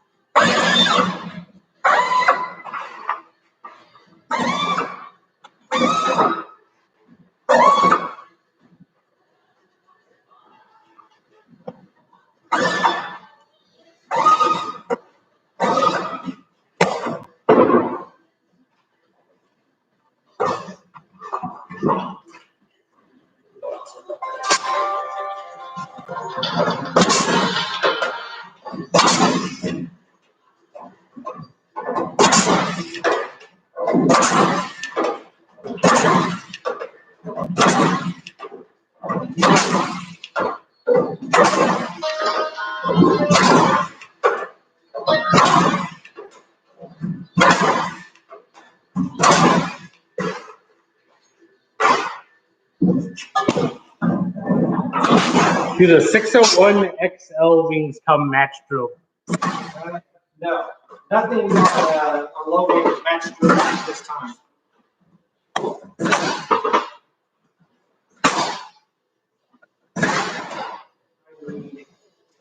Skip the drill.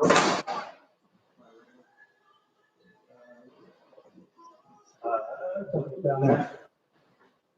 Okay.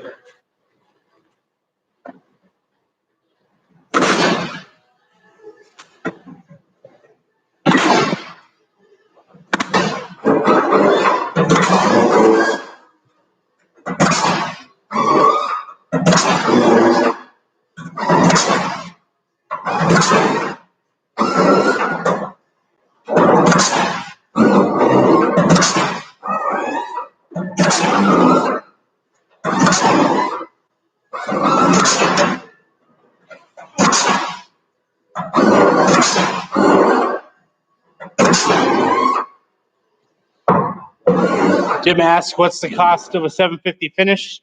That's kind of what we were talking about a little bit ago.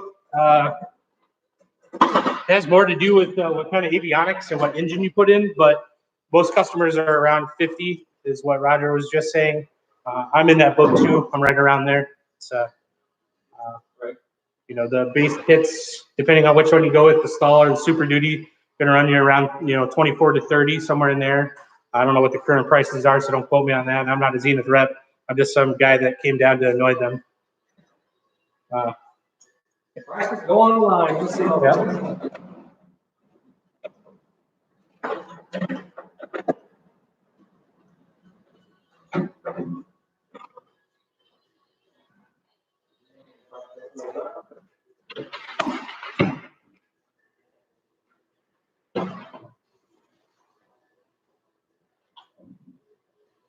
Here we go. Ron says, let me know if you're looking for a moderator for your live chats. I can send you all an email if you want. That's I just did that. You see, I said test. That would be a Sebastian question. And I believe Sebastian's coming up here in a little bit, right?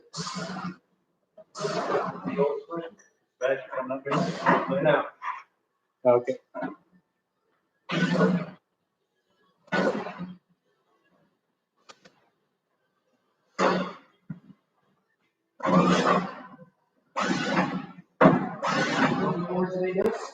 Yeah.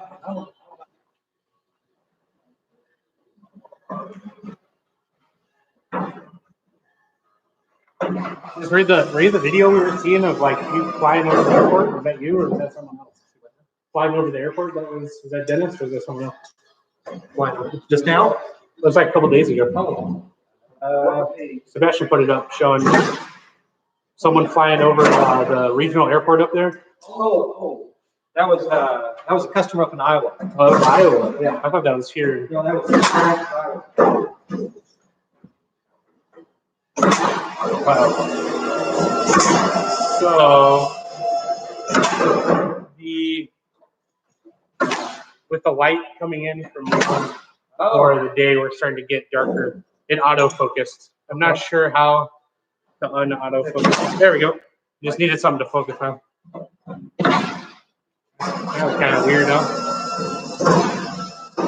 John says corrosion protection as you build paving surfaces, depending on where you live, if you're going to be around water. Yes. It's up here in Mexico, Missouri, so they're not doing it. Just like the 701 in the background, the 750 there, you see they're not corrosion controlled, but it's because they're hangared and they're here in Missouri where there's no salt on. 6061 is a lot more corrosion resistant than 2024. Right, yeah. 6061 has inherent corrosion protection built in there. But some people still choose to do it. It's not silica they put in there. What do they put in there? It's silica. Is it silica? Yeah, okay. So 6061 has silica already in it.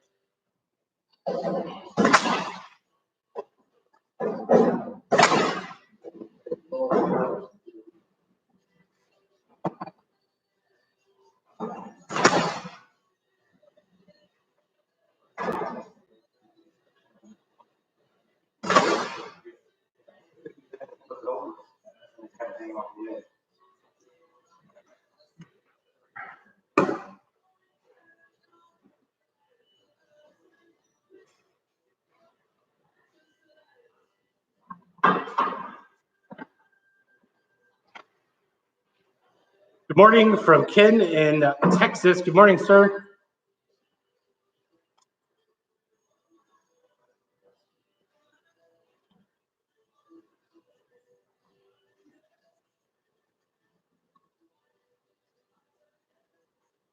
How many people we have online? Right now, 132. 133 now. I believe as it goes on, it's We're just gonna roll it around. I got it's it. about 10 o'clock. So some people are probably just now waking up, I imagine.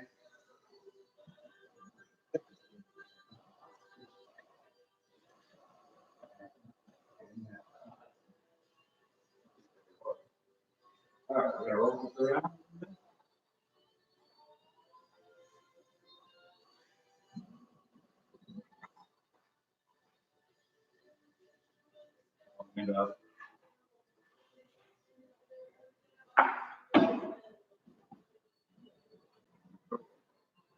swing around, I guess. It says also, I live in Minnesota, so skis will be a must.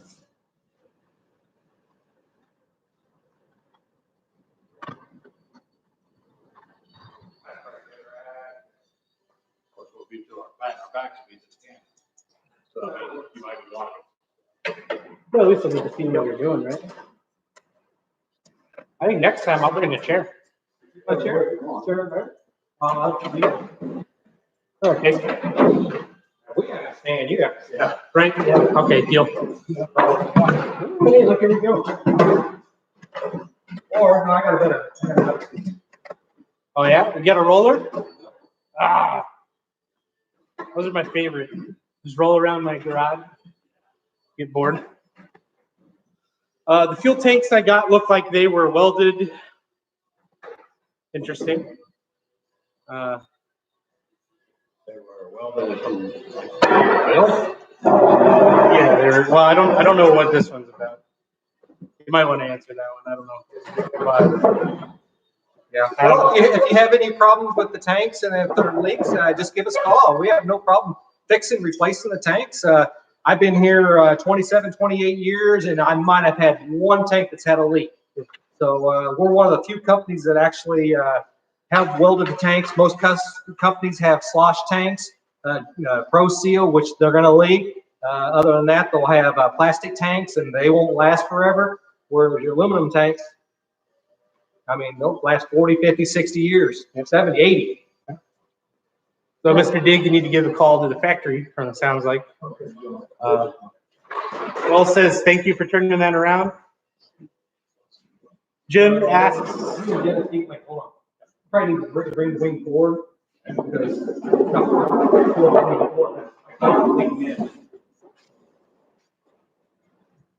there you go. push your feet back. Or, yeah. Up here.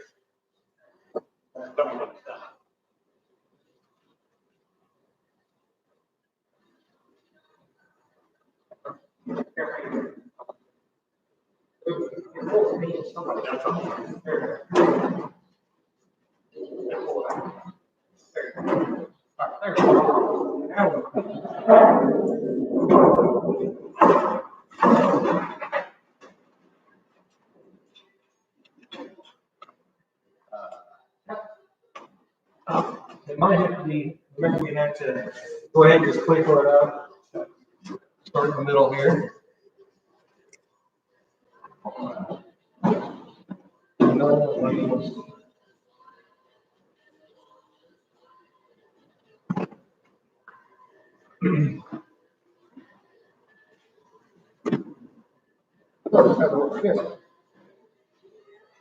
Okay, we're clicking the leading edge just like it comes in the kit.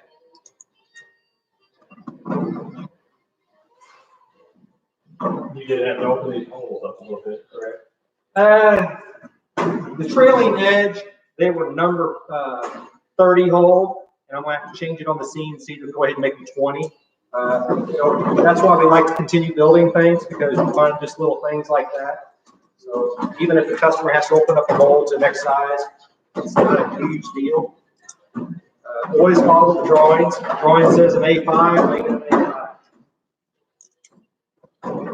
And we got the strut attachment there on the spar, and the doublers and splice in that area.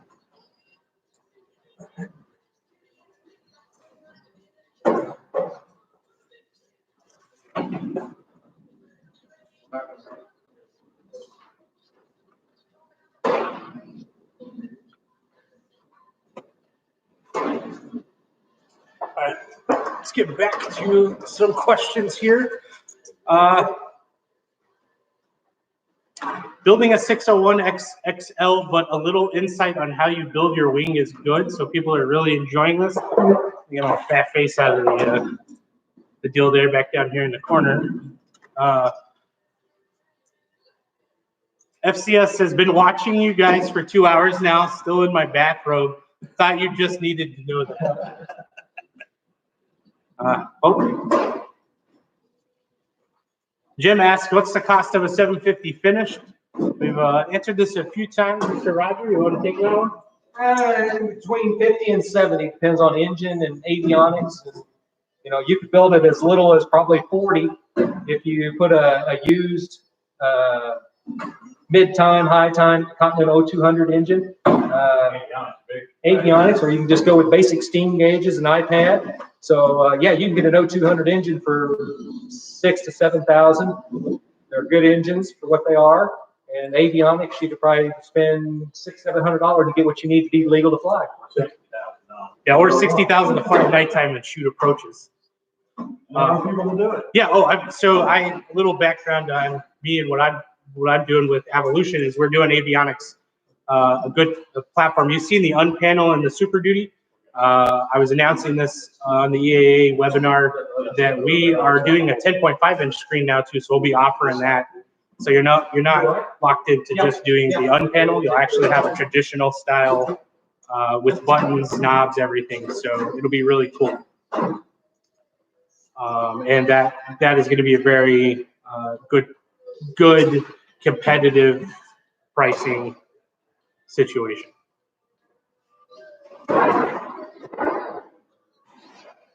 Steve asks, are the tanks 6061 aluminum for corrosion protection? They're 6061 T6 too. Yep. So they have silica in them to help protect from corrosion. Mark says, where are the tanks? They're about to get to that. It looks like after they get the trailing edge, they're doing there now. Jim just answered that, about 50 to 70,000. Temperpool Expododo. So I do not speak Brazilian. I apologize, sir. Does anyone here speak Portuguese? Or Sure. Okay, I don't. So I'll take my hand at it. Yes, this is Zenith 750 build, sir. Because I'm not sure. I'm trying something. He's asking something about the 750. If anyone could translate that for me, it would be awesome. I don't have the ability to get up there on the computer and do it. I would love to be able to answer that. It's something about being in Brazil, it looks like, and then he's building a 750. I'm not sure what. This would be a Sebastian thing. I bet Sebastian knows like 18 different languages. No, he just speaks French. Yeah, that's like 18 languages. He claims he speaks Spanish, but just a few words. Some people started on a cruiser wing. Good luck, guys. Send pictures. Put it on the builders forum. Put it on the builders Facebook page. We'd love to see it. Jim says, in fitting my Super Duty, I already can't read what it said because it asked. You're going to have to ask that question again. I apologize. I'm kind of slow on reading. I'm a Marine. What would the shipping cost be to Ireland, you figured? Actually, it's not that expensive to ship stuff overseas. Depends if you want it shipped by air or by ocean. If you ship by ocean, you're probably looking craning, shipping, everything, probably about $3,000. So it's not too bad. Too bad. Did I miss something? Where are the wirings? Are you going to do the wiring to the lights, like the shop? No. So they're not doing that today. This is just how to build a wing structure. John says, Roger is my hero. Who said that? Mr. John. Scrolled up. A lot of people asking questions, trying to. Unfortunately, such an aircraft in Brazil is absurdly expensive. I think the gentleman was asking, he was saying that he's building a 750, or he's wanting to get it. That one kind of passed by again. Mark, Port Translate have always been in love with the STOL 50. Someday, maybe, yeah. Unfortunately, such an aircraft in Brazil is absurdly expensive. I just need to keep reading. Something Marines don't do. If it was crayons, it'd be easy. Kenneth says, looks like I was always in love with the 750s. Someday, maybe. Oh, these are people translating the same thing. Let's say the same thing 15 times. I appreciate it, guys. Thank you. You guys are awesome.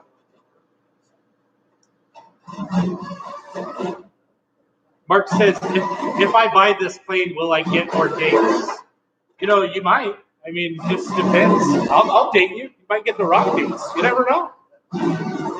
You know? Yeah, no telling. But I mean, you could take a date for the inevitable $100 hamburger. I always hear that's fun. Flying yesterday. You took a lady flying. It was your wife, right? It was my wife. Okay. All right. All right. Don't tell her my Dennis had it. We'll just cut that part out. Clapjack asks, can you give a recap of the process that you're doing? And can I move my fat head out of the way? Yes, I will.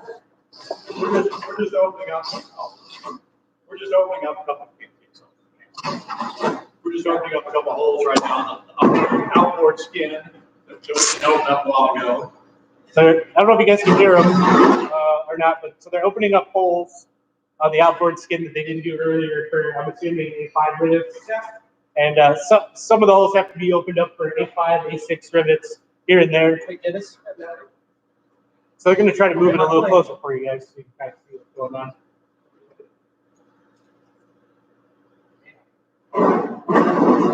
Mark says I can hear the drilling. Brad asked something that was Jack.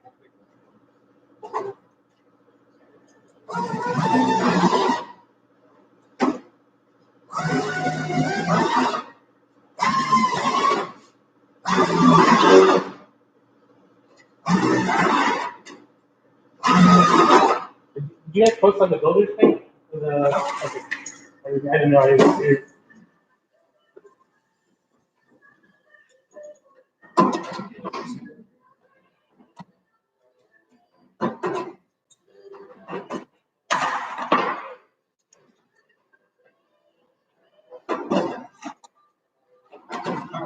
Work on that.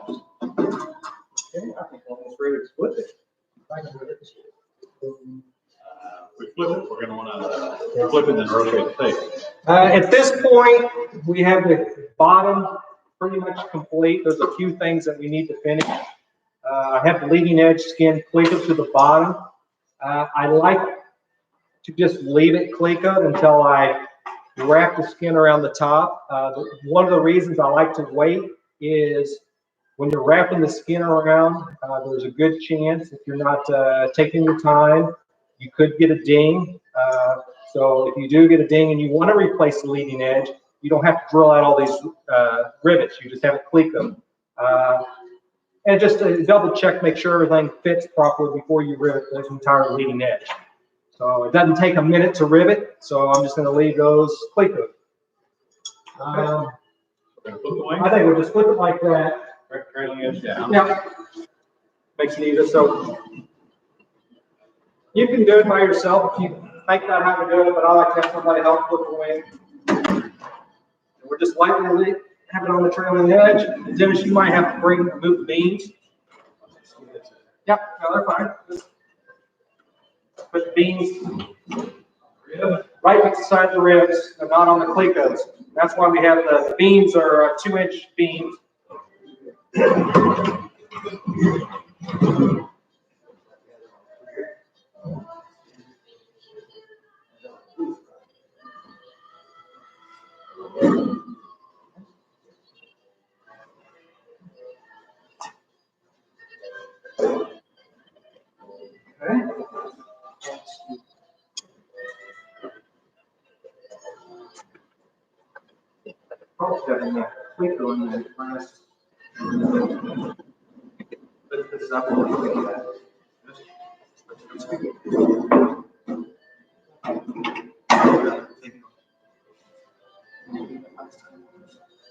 Okay. So last time so now we have the wing turned over to the correct side. We'll probably go ahead. There's these little angles that go on the flapper-on arms to the rear skin. We might go ahead and rivet those, pull the skin back, and do that.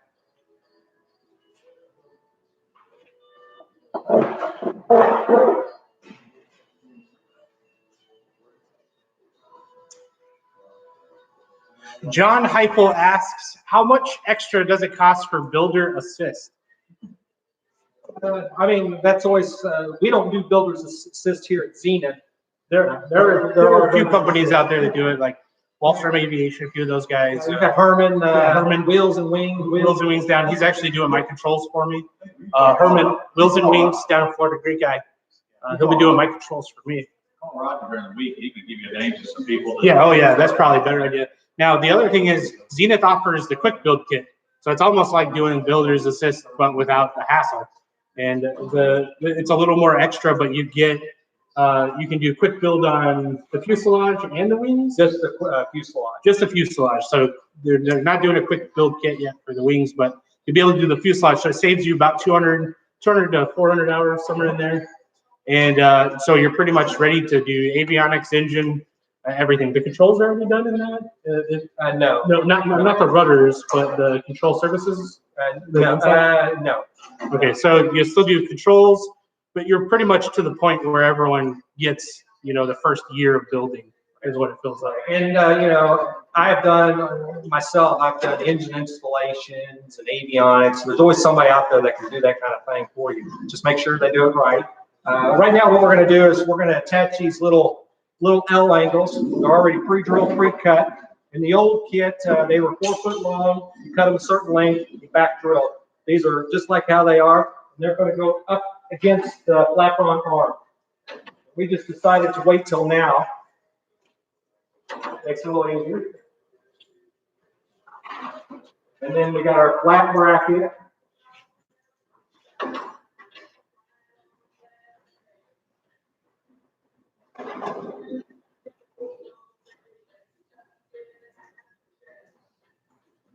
Yep. Mark says, looks good, guys. Mike asks, what are the dimensions of the work table? This is one of the 12 by 4 foot ones, right? So, yes. Yeah, so there's some recommendations on the Zenith page, on the builder's page, also online. It shows you how to build a 12 by 4.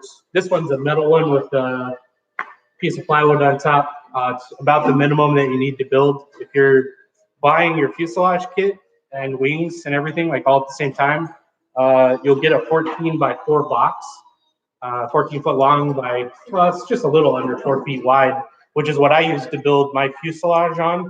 And then Roger's gonna work here. Go ahead, Roger. Oh, no, I'm just showing, this is the rear strut attachment. It's a lot easier if you install it now instead of the struts on the bottom side because you can't get to some of the rivets, so. Gonna do it now. These are all trips. This is the reason I came to watch. Let's slide the wing off the table a little bit. Yeah, because we'll have to. There you go. So Austin says, can you put an unpanel in the 701? I can answer that for you. You can, and you would have to do some slight modifications, just like the Super Duty. That bar would be removed. But the really cool thing is we're coming out with a traditional panel, 10.5 inch screen from Evolution and myself. So that's always an option. If you want more on that, find me on Facebook there or on YouTube, Mustache Flyer, and connect with me, and I can answer those a little bit better offline. Who does the airworthiness certificate? What? The airworthiness certification. Well, the builder's he's gonna apply for his IN number. Once he gets his IN number, then he's going to fill out one of the forms for the aircraft registration. And they're going to send that in. And the best way to send that in is you FedEx it next day, because it seems like they actually work on it quicker when you send it FedEx next day. They'll send you back your aircraft registration. And then after that, then you contact your DAR or the FAA, and you'll fill out a couple other forms. And when they come to the inspection, the DAR or FAA, they will issue your airworthiness certificate. So you can do all of that prior to the job. Correct. I didn't know that. Now, they're changing a little bit. Starting was supposed to be in January. Everything, 100% of it is going to be done online. And that's kind of ceased right now because they ran into some problems with the internet and form. So right now you can still do everything directly with your DAR. Yeah. Actually, I applied for my IN number and held it. I think it was $20 or $40 to hold the IN number that I wanted. I've already got that done. I didn't know that I could do the rest of the process and go ahead and get the aircraft registered. So I'm actually gonna look at that when I get home. Probably start trying to figure that process out on Monday.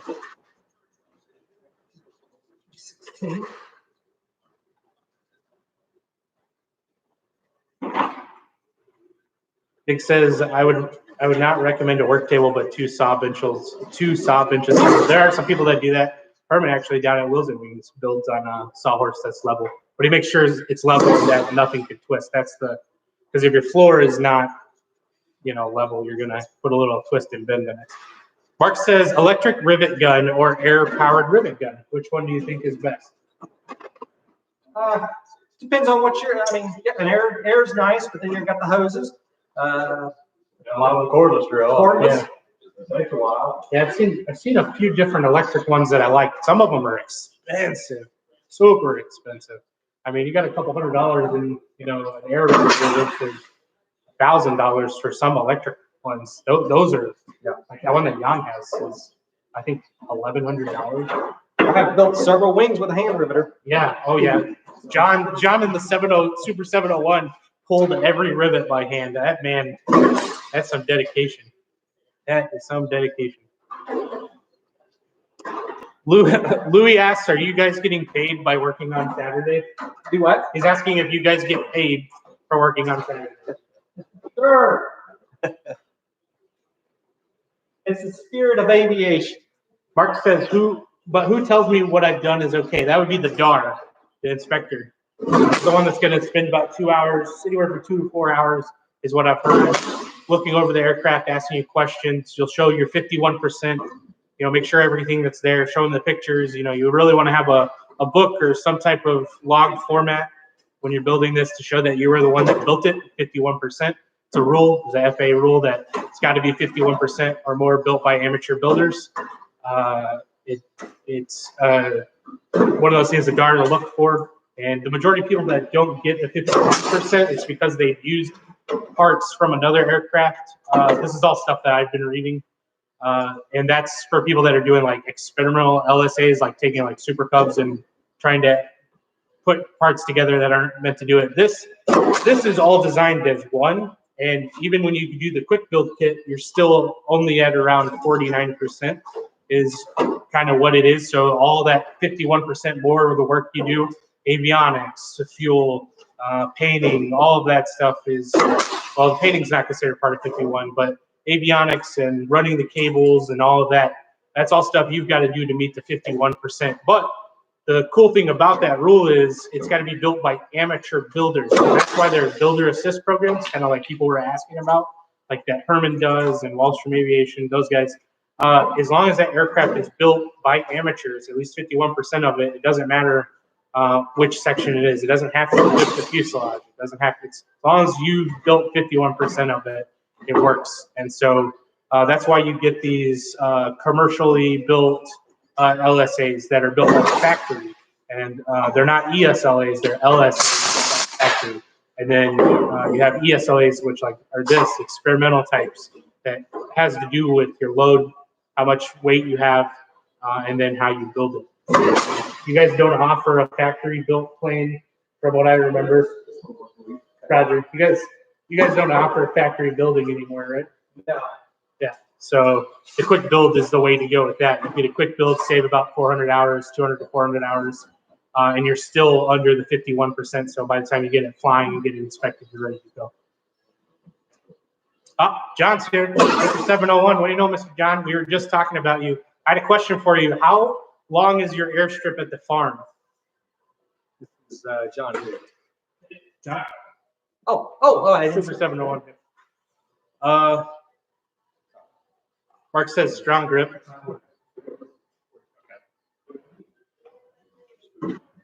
Mark says photo log gets heard. Hey, Mr. Scott. Mr. Scott from down in Texas building a cruiser. I haven't seen your everyday post yet, sir.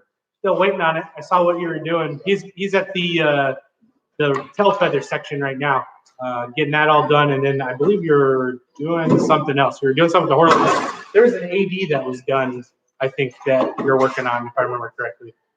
Something about a longer hinge on the cruiser? Yeah. Well, we don't call them ADs and experiments. We just call them service Fultons. You don't have to do them, but they're strongly recommended. Yeah. And what we noticed was just a little bit of cracking in the tail section, but it was only on using the UL power engine to develop some harmonics. no different than any other engine developing certain harmonic. So what we did is we went ahead and increased the length of the piano hinge, the full length of the elevator stabilizer, and then we put a doubler over the leading edge of the skin, whereas now the skins are thicker. Yeah. So it's no different, you know, the Continental engine, with a 6-nick carbon fiber prop, it was destroying the mags. You know, harmonics are a strange thing. Yeah, and so for guys that are buying new cruiser kits, that's already addressed inside the kit. Okay, so just so you know, they don't call them ADs apparently. That's my bad. Wrong terminology. Again, Marine, not the greatest. Service bulletins for the horizontal stabilizer talk about the piano hinge. Now in the kit that you buy now, that's already comes with it, so you don't have to do it. Is there a particular maybe year that a person should look back if they have the cruisers, like last year's model? I mean, they should always. We have a builder's resource area on our website that lists all the service bulletins or updates or changes that you need to do. Typically, you should really look once a year when you do your annual. That's ideal. And you know, most of it is just, hey, it'd be nice if you did this, but it's not mandatory. Yeah, and that's why they're called service bulletins, not ADs. If that's something really, really serious, we're concerned, we'll probably contact the fleet and let everyone know. That makes sense.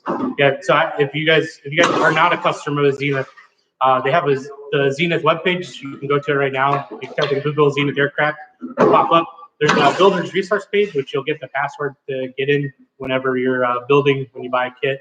And there's service bulletins for everything that they recommend you do. You don't have to do it, but they recommend it. On top of that, they have everyone's number and emails in the system when you buy a kit. So if they come out with a service bulletin that they think everyone should do, they'll contact the fleet, like Roger was saying. They'll send out emails and probably calls.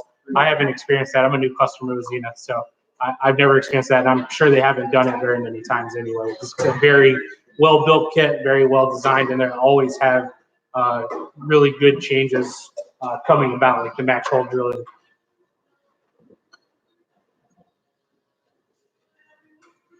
Rodney asks, is Sebastian included with the kit? I mean, sure. I mean, I don't know if you really want him. That's what I was like. You better have a keg or two. Okay, he likes his beer. He has a real good taste in beer. I'll tell you what. He's offered me some really good beers. Him and Mr. Steve and Mr. Roger. They know their beers around here. I do not. Where do you mount the 50 cal machine gun? That's the big question. I would imagine on the struts, right? You know, and that's a good question. I have a lot of customers in the STOL series that own ranches out west, and they're doing predator control with their STOL airplane. Yeah. And they want to know where to mount a machine gun. well, not they're putting Browning shotguns on their struts. Because the coyotes out there are really taking havoc on their cattle. So, wow. Not legal in all 50 states. Yeah, I mean, if you're the FAA and FBI, I don't know these guys. So I have no idea what they're talking about. Okay, we just put that bolt in there. You wanna raise it? Am I the mustache guy? I am Mustache Flyer. Feel free to check it up on the YouTubes. John there, 701, he's in here too. Herman said hello. Herman, your question disappeared. I didn't get to see what you said. Retype what you said, Herman. Herman says hello. I'm sure that's what Herman just said. Herman who? From Florida, Herman. Florida. Yeah. Wheels and Wings, great guy. He's the only guy I was talking about who's going to be doing my controls. You guys want to talk about what we're doing? Wait on 1 second. Yeah, well, we've installed the rear strut attachment. The trailing edge skin is installed. Now we're thinking about putting the top skin on, leading edge skin on. We got the front strut bracket that we have to install. We've got to start thinking about the fuel tank, return line, because we don't know what engine this is going to be used, so we'll probably just go ahead and install that. I think the next thing we'll do is we'll have to, the top of the spar is not pre-drilled, so we'll have to lay the top skin on there, pre-drill it, and then pre-drill it to the leading edge, and then what, take it apart, deburr it, vacuum everything out. So I'd say the last wing we went ahead and pulled the leading edge over, correct? Yeah, did that and then riveted. No, we didn't. Or not riveted, click on the ribs. Click with the ribs. You kind of have to be careful because they're notched tabs and they will bend. Right. So probably at this, we probably want to bring the skin to this edge. Bring the wing this Yep. way. Do we turn it around for them? What we did. We're not hitting any clecos underneath.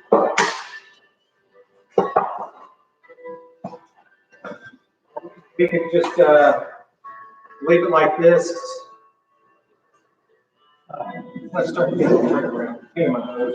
Rodney says, one of your videos, you recommended coating to the aluminum with do you recommend that? So you're talking about Cortex. Cortex water-based, a little more health friendly and environmental friendly. So they recommend. You can also use zinc chromate, some self-etching primers too, but really you want to go with either Cortex or zinc chromate. Let me get out of the way here.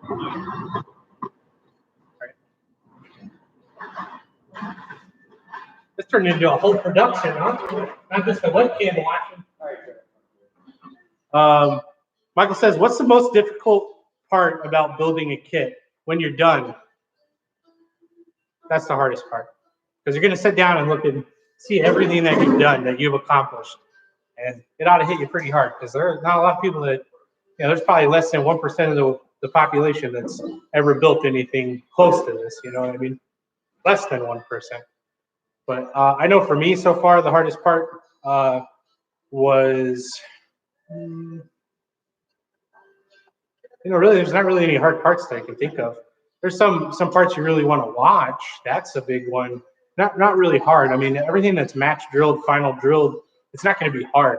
It's going to be more, you want to take your time on certain parts. You don't want to just rush through clecoing. And you want to make sure everything lines up, because if you don't, then you can get twists and things. So you always want to make sure you're level. That's actually probably honestly the hardest part. That's really not even that hard. Just make sure you're level and that you're working efficiently and that you're doing everything you need to do. Because like I said, match hole part kits, like final drilled like this, I mean, it's literally put the skin on, fold it over, put your rivet in and go. So what would you suggest, or what do you think is the hardest part about building? Is there like a certain section of the plane? I mean, most people probably struggle with avionics because they're not good at wiring. Probably the hardest thing is the metal work is the easy part.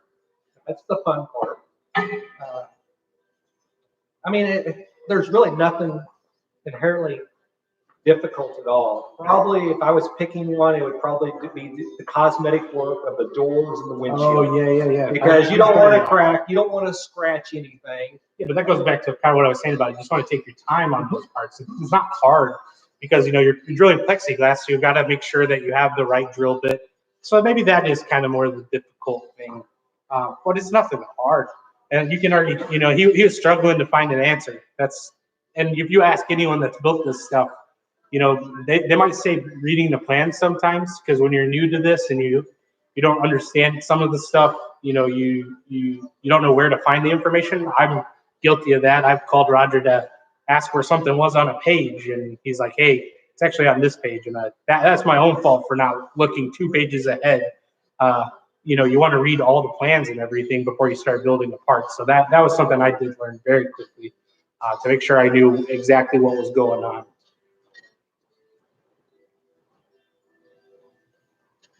We're just checking everything, making sure. Good. Tell Roger and Dre to run the wires for the wigwag LED lights before closing that up, because that is what's recommended in the kit. Well, we're not installing lights in this one. Could you maybe go through for people that are watching what you would do? So in the Navstro light kit that we supply from the company, you get a 3-wire conductor, and what I'd recommend is you just probably run the wire through the leading edge of the wing or the trailing edge at the back. You can run it through the trailing edge of the back, and we supply these little plastic, they're called cradles, and those rivet to the back of the spar. and then the wire will be tie wrapped to the back of the spar. You just run it up to your wing tip, and that's simple as it is. And that goes on that plastic piece, right? Yes, the wing tip. Because that's actually probably what I'm gonna do. Yeah. So you would recommend the trailing edge over doing it on the Yeah, front? probably the trailing edge, because we do supply a little plastic. Plus, if you have like a short or something, you can. It's easier to take the trailing edge off than. Correct. Yeah, that makes sense. All right, do you want to turn this? Yep. So we got a board here, and we're gonna kind of.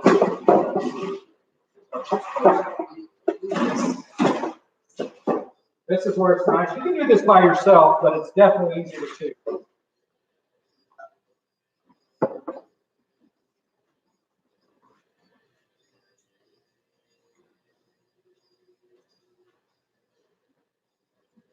You want to start up higher and work your way down. Gotta see the whole corner.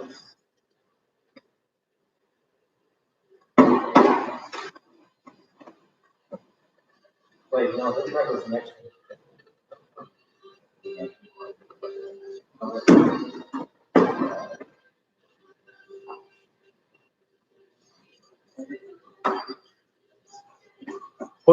Boyd Amel asks, does Zenith have a rivet gun head for the A6 rivets? So most of your rivets that rivet guns will come with the A6. Basically, because that's an A6 is a flat head, not a rounded pop rivet like are used on everything else. So when you get a riveter, even a hand riveter, you should have 3 nose pieces, and that flat one that's got a real big hole in it, that's actually used for A6. That's what I used on mine. They're all hand riveter. And I can say with confidence it is way better for you to be able to hand rivet the A6s than to use an air riveter, and that's simply because you can feel how much the back end ball is pushing the metal in, and so you know that it's tight. And there's not a lot of A6 rivets on this aircraft, at least on the 750 STOL. You got the wing section, a couple on the fuselage, on the wing mount struts, and then some. That's really all the ones that I've had. And the better way of doing it to know that it's correct and precise and that it's not popping or that it's not flush with the metal is definitely to do it by hand. But if you need a nose piece, I'm sure they can help you. That would be a Roger call on Monday. I'm sure he can hook you up.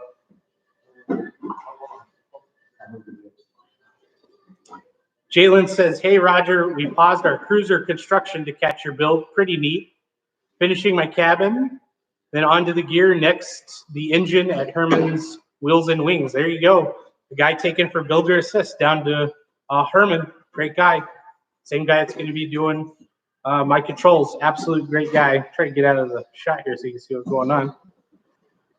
Lance says, I don't see any deburring going on. They already deburred almost all the parts. The few that they've drilled, they have already deburred. Everything was deburred yesterday to make this kind of go a little quicker. No one wants to watch 4 hours of someone deburring a piece of aluminum, you know, all your parts. But that's what I did on my build too, is I pre-deburred everything so it goes together really quick. John says, how do you get the cables or rods in the wing for the control surfaces after the skin is on the wing? Because there are no cables or control rods in the wing. Yep, because they're flaps. The flaperons all have the piece on the outside on the flaperon.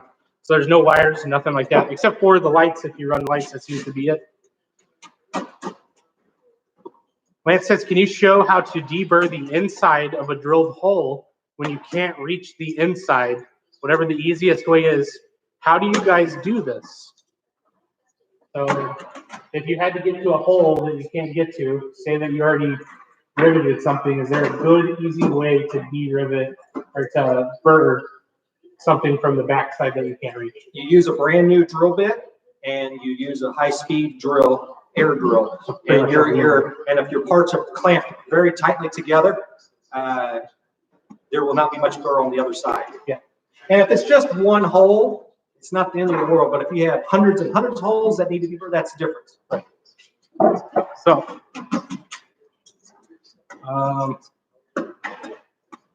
D. Gill says, tell Roger and Jay the big lizard is watching. We were just talking about you. Hey, So David, King of Texas. yeah, we were literally just talking about you probably about 30 minutes ago. Welcome. You're running 29s on yours, if I remember correctly. I love that plane. It's a great looking plane. Very good work. I enjoy seeing pictures and when you post when you do.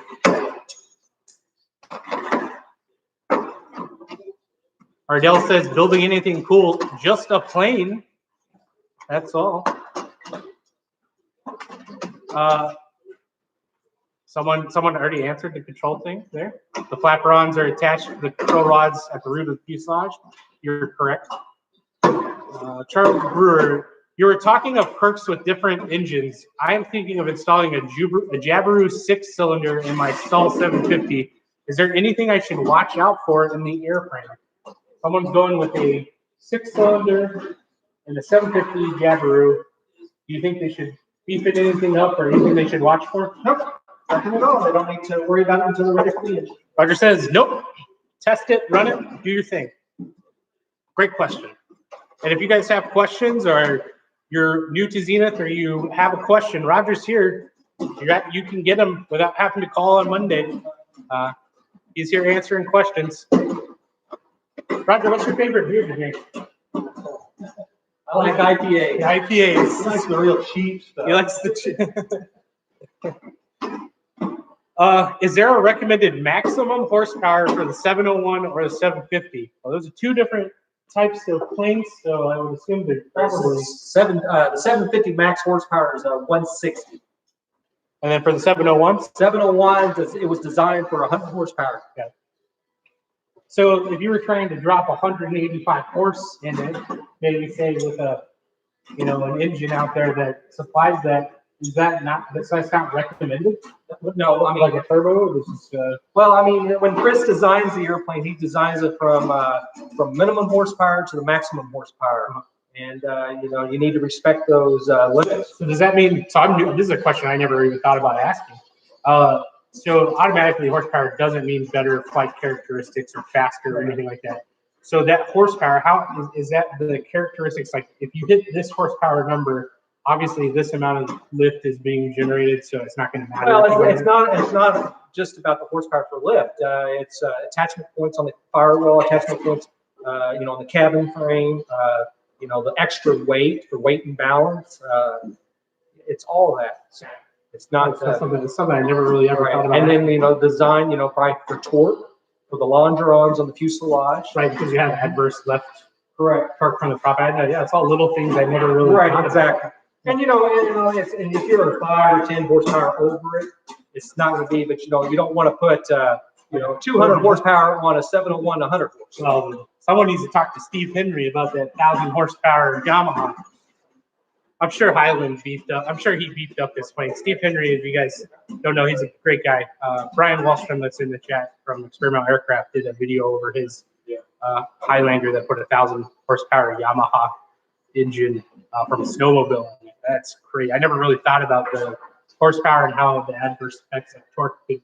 That's something I never really thought about. I'm sure a lot of people haven't thought about that. Okay, so we have inboard leading edge skin on. You just have to take your time, locate the nose skin to the ribs. They have these little flanges on it. I don't know if you guys can see it, a little cutaway. You want to make sure you don't bend them. Just take your time, and it's not a problem. Now we're going to do the outboard section. This thing is almost done in 3 hours. They're almost to the fuel cell. No straps involved. The old 750 or 701, you had to use straps, and they work fine, but So like my kid, I would need to use straps. Okay. So backstory that I got my kid in December. This is for anyone that's just tuning in. They redid some of the nose ribs, not really redid, but they have more match hold parts now. So if you ordered from December on, this video applies, but you would have to use ratchet straps and a piece of 1x4 to kind of bend it over to make sure when you drill and pico. So this makes it a little bit easier for doing your picos on the nose ribs, and the bracket is a little different on the front. You can already tell. There's no L angle. It comes as a piece that's already made.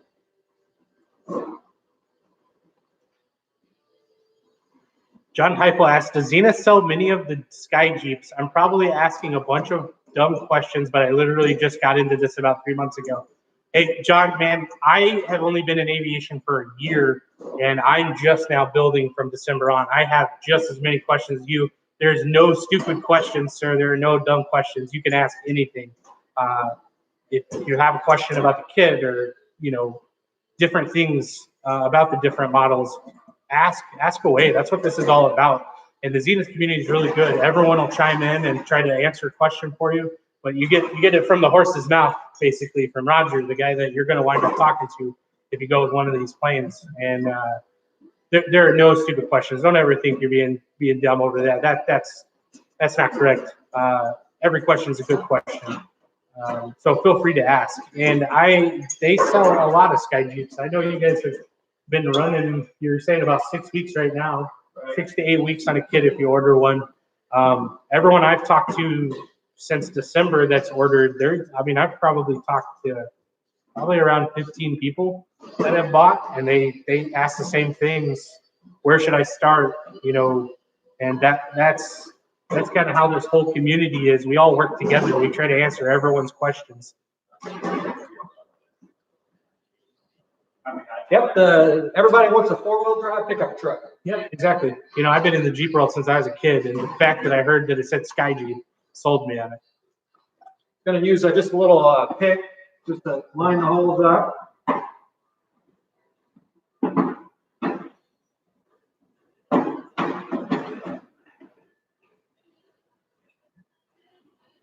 Kevin says, at the open house rudder workshop at Canada, polished 750, I had vortex generators, no slats on the leading edge. Is there any options for this? And comments on this. Vortex generators for the 750 and no slats. What do you think? Never tried it. I've never flown without no slats. Yeah, I mean, so vortex generators are made to push the wind, you know, over the wings so you can come down at a slower speed. And that's what slats are designed for. So now we have the BGs on the elevator, the underside of the elevator, and I've tested the 701, the 750, and the 801, and now the Super Duty. And each one of those that I put the BGs on, it decreased my approach speed 15%. Exactly. So it does, there is some recommendation there in some ways if you're getting into stall flying to maybe put some BGs on the back there, huh? They're in the process. They'll answer it here in a second. Later, John. Thanks for tuning in, man.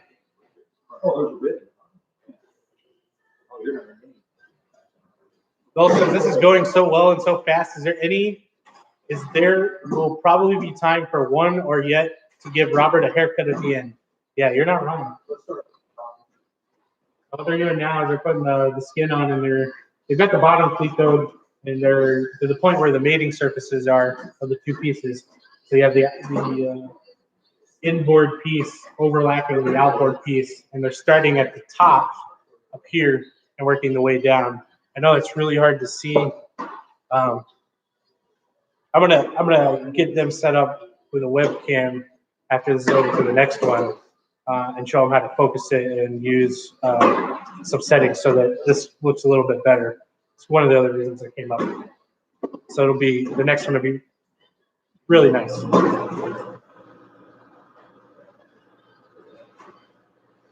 Any chance of a close-up of how the formed L sections of the root skin fit over the under the nose rib,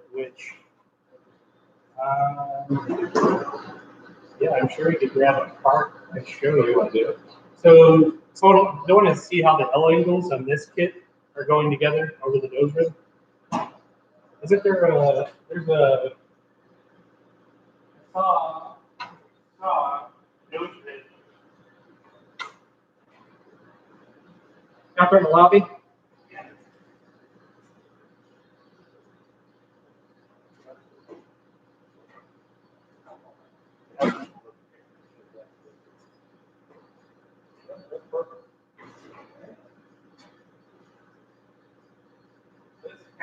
kind of old style, right?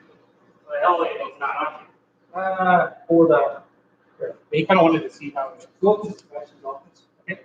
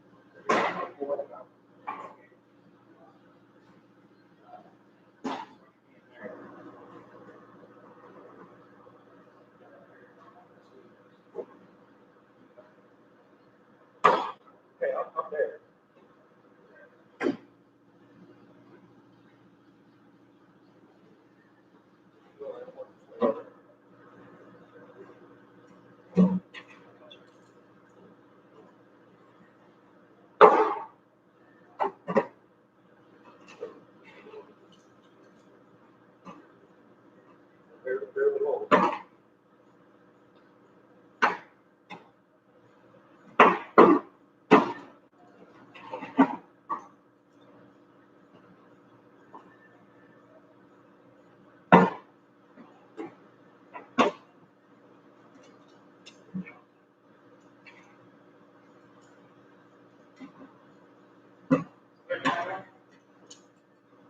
Yeah.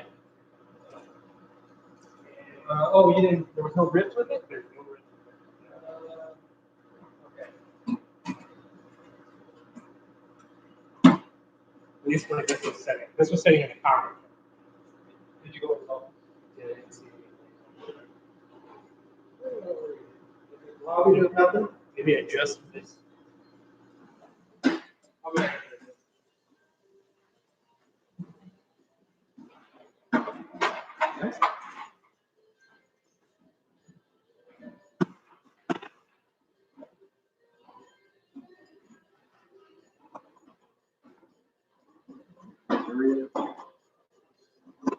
Oh, this one up here. Okay, pull it out.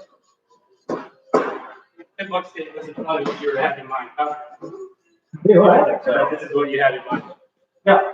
Yeah, there was another one. I don't know where it is. There's that one, and then there's a flapper one. All right, we'll do our best here to kind of show you what's going on. Is this how it's coming now, or is it? Is this That's the new one. Okay, so the difference between the two nose ribs, we'll try to show it here. You can see there's an L-angle on the back, pre-done for you. Comes pre-drilled. Not just that, the rib is already slotted, so it's not crimp dyed. So they move with it. And this is pretty difficult to see. There we go. You can see a little better that way. And then also this bracket. So there you go. That's how the nose rib and the skin go together. So basically what they're working on there, it's setting like this. And they're pulling the skin down. Well, vice versa. They started with the bottom, riveted the bottom. And now they're pulling the top over and they're riveting here like this, because this is how it sets like that. So then you have your attachment points for the slats, or yeah, the slats right here. Yeah, they're pretty good, Roger. There you go. That's what they're doing. And so this is the new way it's done versus having to kind of cut all the L angles and then having to, this piece is now cut out for you. It's no longer press fit. So because on my kit, like my kit from December, I'll have to actually drill holes through there, and it works out pretty good. This is a really good, cool option. And so for a guy like me in my shoes, I can't just buy this part from you because the skin's changed. And what else? You think? But You could buy the bracket and the angle and put those on your rib. Yes. Okay. Yes. There would be no problem with that. That's because this bracket hasn't changed. Correct. So, But then you would need different slats or a bracket and a slat. It's all. so you're kind of up the creek either way. Yeah, You it's go. a domino effect. Yeah, You every might, touch you might be able to make an adapter. Make it work. Right. I might grab one from you and see if it's And then these are for the flap-arounds. This is kind of the same concept. You know, you have your two pieces. You start on the bottom. You know, you have this upright on the table. You cleco everything, turn it over, pull your skin down. You know, do it all together at one time, which would be start on this side, come around, you cleco, do your final riveting, flip it over, cleco, pulling everything together, and doing your final rivet lines. There's also this lip right here. This is something else we can talk about. I got a little bit of kink here, and I have just a spoon with duct tape and a little cloth, and I'm just going to massage that out. And it'll come out like 99%, and you're going to have slats over anyway, so there's no reason to replace the skin. See, it's almost out right now. You could use dry ice. Yeah, they say you do like you're doing like a tub on a Jeep when you have Look a, at it. See, it's gone. And just massage it, work with it. and it'll pull back out. Yeah. Good. So now they're doing the top skin. They'll pico it and put it in place. Kevin says, tell me your Facebook page. So I do have a Facebook page, but I'm not very active on it. I have my personal one that I just post on the Zenith Builder page. That's the easiest way to get a hold of me. But if you want to look up my Facebook page, it's just Mustache Flyer. Right here. That right there, Mustache Flyer. YouTube's where I kind of post everything, and on Facebook, I do a lot on the Facebook on the Builder forum. So type in Zenith Builder, and you'll see it. It has a picture of all the parts in the background of a 701 or 750. I can't remember. That's the one, the Zenith Builder page. A lot of us are really active on that.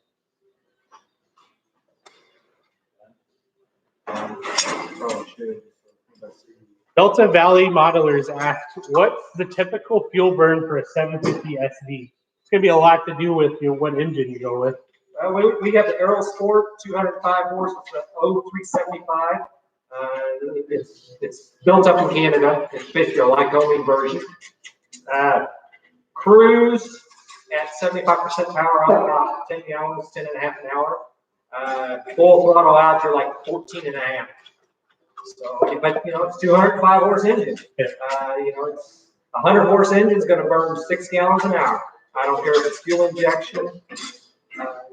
5.5 to 6 gallons an hour, 100 horse engine is going to burn. What do you think you burn with, maybe the 750 and the 701? The 701, I have the 100 horse Rotax, and I burn at 5,500 RPMs. I burn about 5.5 an hour. But you have the 0200 and the 0200, you're going to burn about 6 gallons an hour. So, here in the U.S., the fuel is not the issue. Yeah, it's not the issue. Yeah, or landing to get fuel. Right. Yeah. Now, if you're in Alaska, it's a whole different ballgame, like we were talking about earlier.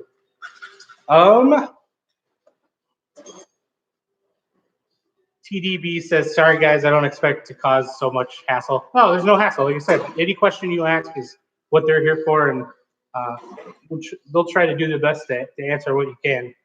Carter asks, great update on the nose rib skins. Nice to see. Well, we appreciate that, Mr. Whitehead. Ardell says, how much do planes cost, base kits? So all the prices are online on the Zenith webpage. You can go check those out. There's a pricing list. They're around 20 to 30,000 for the base kit, depending on what model you go with. The Super Duty is a little more. By the time you get it done, depending on where you source your parts from and everything like that, you could have anywhere from $35,000 to $170,000 in it, depending on what your avionics are. It has a lot to do with what you put inside your engine, or inside your airframes, your avionics, your engine, things like that. But the base kit prices are, those won't change. Those will always be the same price for the most part. It says there'll be discussion. The exact thing on the builder forum looks pretty. Look for a post by Kevin Powell.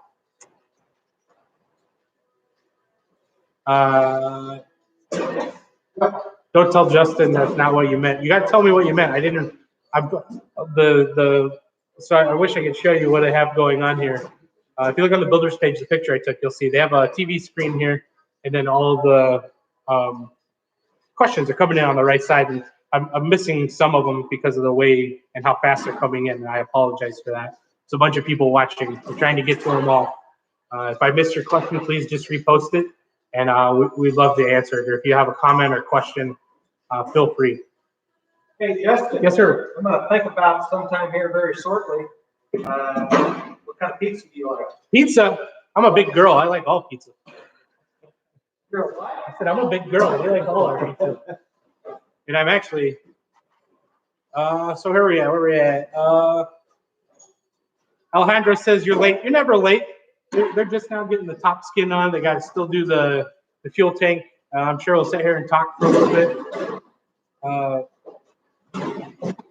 Paul says, well, again, it's another language that I don't speak, but I imagine he says hi from Brazil. Agua Branca Brazil Abrico. I have no idea if I said that. I butchered that. 100% no, I butchered that. I apologize. John says, can you put a Viking motor package in a 701, like a bigger Honda motor that he sells? I think Jan has a firewall cord kit for the 701. Yeah, I'm pretty sure. I can't remember what horsepower. I'm pretty sure, yes, he does. Yeah, I mean, he has a 90 horse, 130. I think the new one's 180. But it kind of goes back to what Roger was talking about, putting like a bigger like 180 in. It's probably not a good idea. You probably want to do 130 or the 90 horse. You can talk to Alyssa at Viking Aircraft Engines. Great lady, Jan, great guy. They've got a pretty solid product there. They sell a firewall cord kit. I'm using the 130 in mine, which I haven't really announced, but I was waiting to, so this is kind of an announcement on it.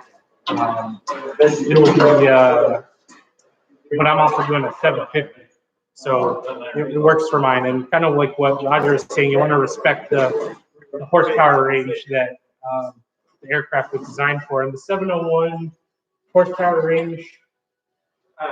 Horsepower range is up to 100 horsepower. Up to 100 horsepower. Originally, the 701 was designed with a 60 horse engine, 503 engine. Yeah. I think it was a 60 horse. So yeah, so running like a 110 probably wouldn't be a bad idea. No, and that's not because you're not going to run 110 all the time. Yeah.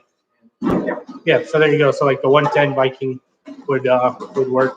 I think he does have a 90 horse, I believe. You don't quote me on that. That would be an illicit question. You can look them up, Viking Aircraft Engines, here on the Facebooks, and look for Alyssa. She'll help you out. Great question. Aviator Wood says, I stand 6'6", normal proportions. What is my chances of fitting in a Super Duty? Crazy thing. I did a video over this. If you go to Mustache Flyer on YouTube, this right here, this guy right here, shameless plug, this guy. I did a video on it. I'm a big guy. I'm a big gal. I'm a little wider than tall. But the Super Duty, you would fit in a 6'6", you'd be fine. I am 5'11", and a girthy individual, and I fit perfect in the 750 and the Super Duty. The fuselages are the same for the 750 Super Duty and the 750 STOL. But the Super Duty with more weight, bigger wings, it seems to be where everyone's head is kind of going. Great hit, by the way. Great question. Also, if you haven't, come up here to Mexico, Missouri, and take a flight with them and see how you fit. They have adjustable seats now, which is actually the other reason I came up today was to grab mine. So you can slide your seat back and forth. Can you retrofit on the 701 and 750 for the adjustable seat right now? What's your plane? Both the 701 and 750? No, 701 is not adjustable. So, okay, so 701 is not adjustable, but you have the adjustability of the seats in the 750 and 750 Super Duty, and I'm assuming the Cruiser as well. Right. So, come up, take a flight. You'll enjoy it. You'll have a heck of a time. Just make sure you bring Roger some IPA beer, apparently. Randall Henney says, Justin, are you on Facebook? I know you are on YouTube. Yes, I am. Mustache Flyer. I haven't ever really, I need to get better at doing the Facebook pages. I apologize. You can find me at Mustache Flyer, but you can find me by searching Justin Tisdale. If you're part of the builder forums or the builder pages on Facebook, you'll see me posting. I actually just made a post about this live video today on the Builders and Flyers group. So feel free. It's Zenith Flyers. That's a good group for anyone that's flying or wants to see what you can do in the Zenith. And then the Zenith Builders group, which you just type that in the search bar, you'll find both of them. The Builders page is really good. There's a lot of resources for us as builders. A lot of people showing what they're doing every day. A lot of people showing things that they're running into. And, on the weekend, Roger has a family just like anyone else. So you can still get a hold of him, maybe through emails. It might be a little slower process. I'll give you a cell phone number right here. Yeah, right. We'll get it. Yeah. He likes to be called late at night. Yeah, he likes to be called between the hours of 3 a.m. and 7 a.m. He does have a family, so he needs time off. So the weekend, that's when time he spends with his family, and after 5 p.m. every day, obviously, or 4 p.m. right? 3 p.m. Great. I'm so rotten. I'm so terrible at this. So if you're trying to reach them on the weekend, the best thing to do is a lot of people will throw up their questions on the builder page and get an answer immediately, and then they have to reply to Roger. Well, I got it figured out. So it's a really great resource. It really is. You'll run into great guys. No one on there is bad. I'll ask everybody what's for you. Go ahead. I have a question. What is the most important thing that you need when you're building an airplane or fixing an airplane? See if anybody can answer this. What's the most important thing when fixing an aircraft? Or building an aircraft. Or building an aircraft. Justin, don't give it away. Oh, I have no idea. I'm sitting here lost for words. Other than money. Yeah, I was gonna say, I think money. I mean, all right then. I'm not doing money. TDVFS says, what I actually meant was the little 3x3 nose rib at the root and how that fits over the curved L that is riveted to the spar. Yeah, so I totally butchered that question earlier. But you got to see some cool stuff. Yeah, that's a difficult area. The root end is it's all compound curves. It's starting to be a compound curve. It's difficult. It really is. But if you take your time, and it'll come out. We're doing a lot better on the parts than we used to on the root end. You just got to take your time.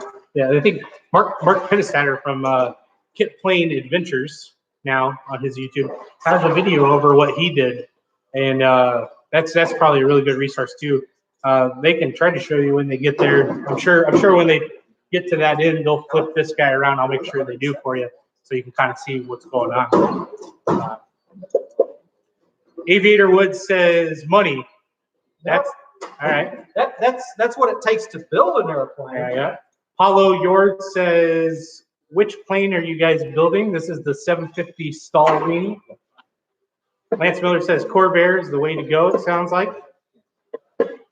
John Heifel says, man, the info you guys are giving us is very helpful and very much appreciated. Thank you very much. There you go. Everyone says thank you. All the knowledge that you guys are dropping. Well, I do miss my customers coming in, taking demo flights. This rudder workshop virtually, that's cool, but we're losing the interconnection, personal touch that a customer comes in, we give a tour, take them up for a demo flight. I'll take either the new customer up for a first time or their wife up for the first flight, and that's just so awesome. And we're losing that right now, but eventually we're going to get back to that. We'll be doing demo flights. Yeah, I think everyone's excited. The rudder workshop on the 23rd. If you haven't already, I'll talk to you a little bit about that. You can go to the Zenith page, the website, order a rudder kit, or call Roger, which is what I recommend you do if you're going to go this route. Come hang out to the virtual rudder workshop, build your rudder. It's going to be something really amazing. They're going to be using YouTube and Zoom and everything. I'm hoping to try to be up here too. I'm not sure. I'll probably be joining virtually though. So that's something to look forward to on the 23rd. Everyone's welcome, even if you're not building a rudder. Tune in, hang out, ask some questions, because there's going to be tons of things that people want to see, and that's really the first part that you should start with when you do one of these kits, because it gives you all the skills and it lets you learn everything that you're going to need to do all this. And in all honesty, the rudder is the hardest part because it's not final drilled unless you get an SD. So you're going to be learning how to do pilot holes. It's pilot hole drilled for the cruiser, the STOL, and the 701. The Super Duty is final drilled on the rudder, right? There's no pilot. So if you buy a Super Duty, you're really just doing clecos and rivets. But if you're doing a 750 STOL, a cruiser, or a 701, you're going to learn how to go from pilot holes all the way up to the A5s or A4s that are recommended on the plans. And so you really get those skills that you need to have for some of this stuff. And it looks like Roger wants to talk about what they're doing. Well, the most important tool is duct tape. Duct tape. The most important tool, the answer to the question is duct tape. So what we're going to do is we have the top skin over top the leading edge skin. The leading edge skin is not pre-drilled for the top skin or on the spar. So we're just going to apply a little duct tape so we don't have the wrinkles in the skin. And then we'll start drilling. And they also make a tool that you can look up if you get bored for a leading edge. It is basically a crimper that you would take. It's not a crimper, but it's like a wheel that you hold on a pair of pliers and you run down this seam here, and it puts it flat. You don't have to do it. This isn't anything, but for some people that maybe want to get that proverbial extra 10 miles an hour, there are a lot of people that do that. But the data shows there's really no give or take for doing it. Lance says, wife's approval, money, and persistence in that order. You're not wrong, sir. Randall says, adjustable seats can be installed without tearing your airplane apart. I used L angles like used on the gear and bolted it in. You can see pictures of how I did it on the Zenith Builders group. So there you go. If you're on the Zenith Builders page on the group on Facebook, I imagine is what he's talking about. You could type his name in, Randall Haney, and you'll be able to find that. Or type in seat install, and I'm sure it'll find it. That's pretty cool. So there is a way to do the 701 from the sounds. People have figured out how to do it. It's just not that way from the factory. They don't offer that as an option. On the 701, that is the only one. Jalen says, Roger, thanks for your help over the past few months. Fishing trip offer still stands. As John Homebuilt Help says, I should get back to building. Great show, Jim Allen from Venice, Florida. Who is that from? Jim Allen from Florida. Fishing trips are always, Is that deep sea fishing? I've never been. I want to go. Hey. Let me go. I want to go. I'll do first flights for a good fishing or hunting trip. Deal. Deal. Paulo Ord says, okay. That was a question earlier we were asking about the engines we answered. Affiliate Mindset says, I'm planning to learn everything that needs to be learned to make a homemade aircraft. I'm just putting myself into this since I am starting in this field. Do you have any suggestions? So suggestions for someone that's coming new into the world. Now, I am new in this world as well. I'm only about a year into aviation. I am very less than that in building. I picked my kit up in December. I went to the Rotor Workshop in September. So I only have about 5 to 8 months right now of what I would say probable knowledge of building aircraft. Even less than that, four really at that. And the best thing to do to learn this is to watch videos. Really, you can learn a lot just from watching a video. It's kind of Do the rudder workshop. yeah, and do the rudder workshop, kind of like what we were talking about. If you want to come to Mexico, Missouri, you can. There's a virtual one, like I was talking about on the 23rd. You can order the kit from Zenith. It's a couple $100, nothing crazy. You can do the rudder workshop virtually on the 23rd. You'll learn everything. They'll be there to answer the questions virtually. And when all this is all over, this Corona thing, you can even come up here to Mexico when they start doing those workshops and do it in person if you don't want to do the virtual one. The other thing about that virtual rudder workshop happening on the 23rd is anyone can tune in. You don't have to be someone that bought a rudder. You can be a flyer, you can be a builder, you can be a dreamer. I was a dreamer at one time. I just got lucky and was able to start doing this. So I got really lucky. I always thought my feet would be on the ground, and here I am building a plane. Yes, sir.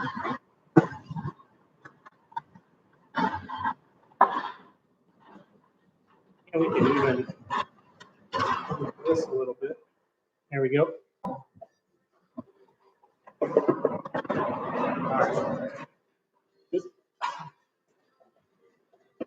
So hopefully that answers your question, Mr. Mindset. So now we have the leading edge skin Cleco. We've got the top skin on with the stiffeners, and we've used duct tape to kind of hold it down, and we'll have to drill through the top skin to the leading edge skin through the spar top spar cap. And then once we get that done, then we'll take off the top skin, clean all the burrs off that spar, shaving. Then we'll start, we got to think about this. We got a pitot tube we got to put in because this is the left wing. And then we'll have to start thinking about the fuel tank, pitot tube. Yeah. And if you want, you can put the pitot tube on the strut, you put it in the wing. And we'll start the front wing attach point. Like the pitot tube, if you wanted to do it on the strut, is that something that is recommended, or it's just an alternative? It's an alternative. I mean, No, if you forget. Yeah. If you forget. That's awesome. We changed some interesting ones. Yeah. Well, I'm to that point. I was actually trying to figure out what I was going to do. Because what it is, it's a pressure tube and a static tube, right? So it's two lines. The 1/4 inch kind of refrigeration tube is what I think comes in the kit, right? It's a 1/4 inch white tubing for the pitot stack. It's the same thing that I believe is used on the brakes lines that are in the kit. But so you'll run those under the bottom side of the wing for anyone that's new to aviation or new to, hey, here we go, right here, boom. So it's this stuff right here, 1/4 inch tubing, flexible nylon tubing, 1/4 inch outside diameter. The inside diameter is 0.170. It's made in Canada, you know. But so you would run this through there with your pitot static tube, which they're going to show you here in a few minutes. And then that goes to your gauges, gives your angle of attack, your altitude. What else? What is it? It's all the pitot static tube avionics. So I can do a no pilot here. You have angle of attack, indicated airspeed, and what else am I missing? Altimeter. So what we're doing now is Jay's writing on top of the skin with a black mark of pitot tube, rear or spar attachment fitting, maybe whatever, a little note so you don't forget, and just write it on there. Because you can always take a little ether or brake cleaner and wipe it off. If you watch the YouTube, or not the live YouTube that I did yesterday, the day before yesterday, I did the exact same thing. I have a list on my firewall, and when I get something done, I just brake clean it off and it's good to go. This is a very good idea. So when you're looking at the part, you don't forget something. You know, or if you have a whiteboard up on your garage or your shop or your hangar, or, you know, if you're building it into your living room, just let your wife know you're going to hang a whiteboard while you're building the wing. I'm sure she'll be happy. But this is what they were talking about a second ago, running the pitot tube right here. There's a plate. There's two metal pieces that come off the pitot tube, and it's a flat plate that go on the underside of the wing, and then this goes to it, and then runs through your wing all the way to the fuselage, and then to your avionics. Great question. Michael T says, what is not included in the complete kit? So that would be a Roger question. So if we're talking about a complete kit, the complete kit you sell online, it's everything minus the engine and Avionics, and you know, we do have options like nav strobes, extra fuel tanks, sliding seats, landing light, door options. bubble doors. No, bubble doors come in the 750. Yeah, the 750. But you know, like antennas and stuff like that, no, that's up to the customer. We do have instrument packages. Yeah, they do Garmin, Dynon. Yeah, we could use a few more. So great question. Pretty much the plane itself without the power plant and avionics. Great question. My big tall guy that's 6'6", I can only read half of your question because it went up, but there's something up there and then it says completions there will be after the virus. I'm assuming you're saying about how many people will be in the shop building and completing. I imagine that's what that is, the comment. I apologize, I didn't see it quick enough. Paulo's asking something in Brazilian again. If someone could translate that for me, I'd really appreciate it. Wayne says, on the 650B, which partial kit has the aileron bell cranks? Which partial kit has the aileron bell cranks for the 650? Oh, I think it's maybe in the finishing kit. Yeah, I think mine came in the finishing kit for the 750. Yeah. So what we're going to do is we're going to drill the leading edge now, and we're going to, the end result is it's going to be 5/32 A5 rivet. So we're going to start with the number 30 drill bit, and then drill them all, and then go back to the A5. So even though you get a match drill kit, there are still some things that you're going to have to drill. That's mainly the leading edge because you don't want to, the way metal works and when it forms over, you want to make sure that it's perfect. Yeah, you want to make sure it's perfect and that it's lined up straight so that they give you pilot holes to do the leading edge, and that's very good. So everything up to this point has been just picoing and putting together. This is really the first drilling that they're going to have to do in a long sense. And it's really not going to take them long, about 10 minutes. Someone asked something about the photo guide. I apologize, I didn't get to it. If I haven't got to your question, just re-ask it. I'll try to answer it. Yeah, they're using the photo guide, but these guys have built so many of them, they don't need it. But recommended to do that. And I bet someone said put your list on the photo guide. Wayne says, where is Sebastian? He's home with his family while lackeys are doing the work. I believe he is at home. He's, I think he was teleconferencing his family, if I remember correctly. They were having a family day. Oh, Sebastian just popped in. So, matter of fact, there you go. Roger and Jay are making real progress on the wing assembly, and it's not even lunchtime. Sebastian says, do you guys want some pizza delivered? I think Domino's is still delivering. Let me know and I'll order you a couple times. No, Sebastian, we've already got Dennis on the run for pizza. Prime rib.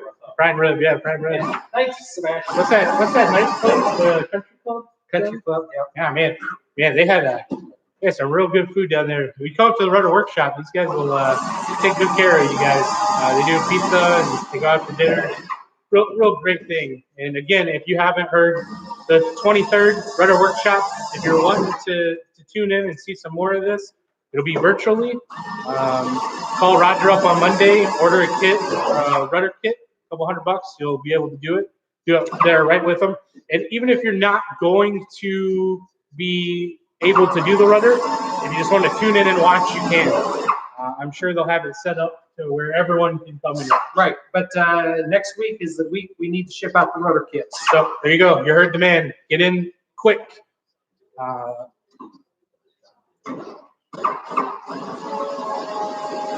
Ross says, on your website links, where can I buy a complete kit? So if you go to the website, you'll go to up at the top. You'll see a little 3 lines. Click on it and click pricing. I believe it's pricing. I have to Right, look. and we have a new online store that we're putting up. It's still in the works right now. So if it doesn't work for you, just give us a call or send us an email. Yeah, there's a lot to be said for just talking to these guys on the phone. Most kit companies, they want you to buy it online and then they'll get back with you when they can. That's not how it works here, Zenith. They really want you to make the best possible purchase to meet your mission for your plane and for your individual mission. So talking with these guys is always the first start. And then you can come up, do a rudder workshop, take a flight, pay for your kit then. That's a little bit of a trip to do. That's what I did. It was the absolute funnest and best thing I did. But you can always call them, give them credit card or whatever over the phone and order the kit, and they'll get it sent to you. They're about 6 to 8 weeks right now on time frame, from what Roger was saying. So feel free, give them a call. Monday, everyone that wants to do the rudder workshop, same thing. Sorry, I was letting them hit the drill there. John Heifel says, are there financing programs for building complete kits? I just joined EAA, and I know that they have info on insurance, but what about loans? Otherwise, I'll have to borrow from my 401k. That's a really good question. I don't know if Charlie Becker is still in here. He would have the best answer, but I have looked into this. There are companies that you can finance kits through, and EAA recommends a few of them. Same with AOP. The side of that is, you do whatever you can financially. The base kits don't cost a lot. The plane is, just the same cost of getting into the air as anything else. So, if you want to take a loan and do that, you can. But the cool thing about this is you can buy parts. So you don't have to take a loan. You can buy a part, buy the wings, complete it. It's going to take you a couple weeks. Save some money up. Buy the rudder, buy the fuselage kit. You can go that route too. A lot of people do that instead of taking loans out. It does take them a little longer. You have guys that are, 10 years in on their build, and they're just now getting to the point where they're flying. And that's fine. Everyone has a time frame, and everyone has a budget. So, don't feel bad if you can't step out and just buy the complete kit, because there are options there. And Zenith will work with you. They've been great. I did the same thing. I bought the first kit, and then I bought the completion kit. The components kit is what it's called. I apologize. The components kit, I bought that, and then I waited to have mine shipped until after I paid for the other stuff. And then actually, I didn't even order the complete kit. I'm just going to piece it together for the most part. So there's options out there. You don't have to just go out and take a loan, but there are some great programs. AOP, EAA, Charlie Becker, if you're still in here, please answer this man's question, and I'm sure other people are asking that as well.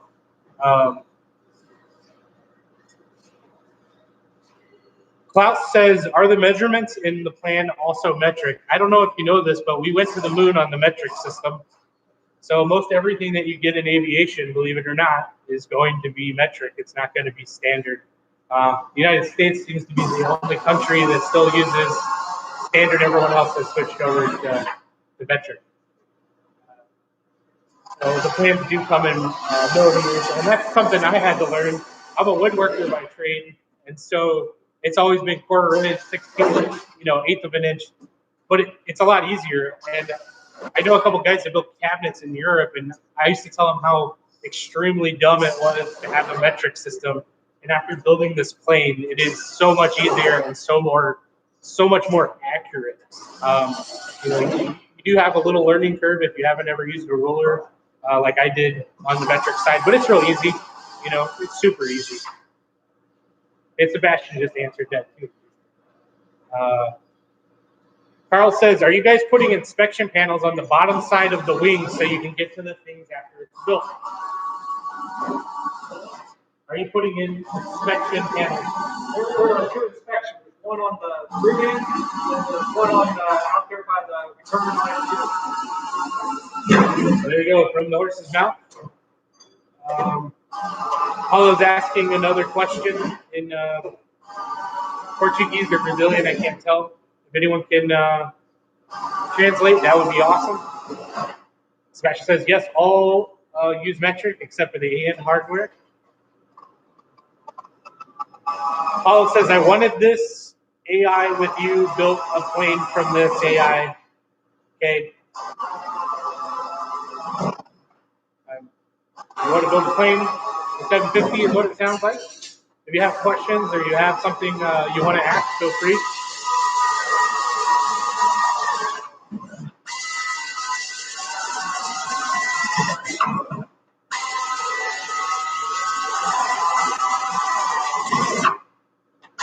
And it goes so much faster with 2 people. That's so awesome. It's so awesome. What you just because all of us are sitting there like 2 people going down. It's just, they're 3.5 hours and they got this wing almost done.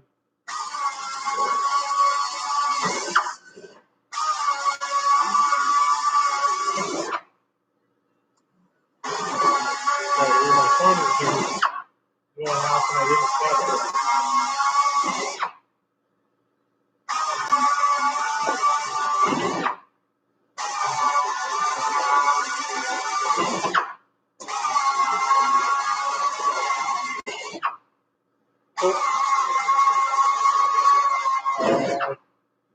Wayne Gibson says, on the 650B, about 95% of the measurements are in metric and few holdovers. Noted. I did not know that. Klaus says, thank you. My German friend, Mr. Klaus, great guy. I connected with him on YouTube. Oh. Yeah, he's a good guy. You know what I just noticed was that it's the laptop camera and not the camera up there. I don't know why I thought it was that camera. So now we're going to drill. There's a row of rivets, holes in front of the spar, and the spar has a doubler attached to it. So we're going to drill those now. Then we'll have to open all the spar line to 5/32 on number 20. Darren says he set up his computer in the garage. He's building his flap around while watching. It's almost like watching the rudder workshop. Darren Towers down in Texas, great guy. He's building and posting. He's probably on the last part of his flap arounds, I imagine. He posts every day there on the Zenith Builders page. If you haven't, look it up there on Facebook. Just type in Zenith Builders. You'll find pretty much everyone. Real great resource for anyone that's building. You can ask questions, post what you're doing. Really great outreach. Really great thing that Zenith's done. Same with the flyers. They have a flyers group, so you can see people enjoying flight in these beautiful aircraft.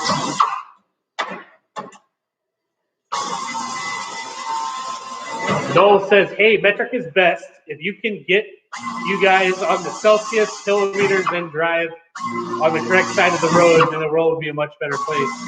I don't know. We have a lot of freedom here, just not right now with the coronavirus.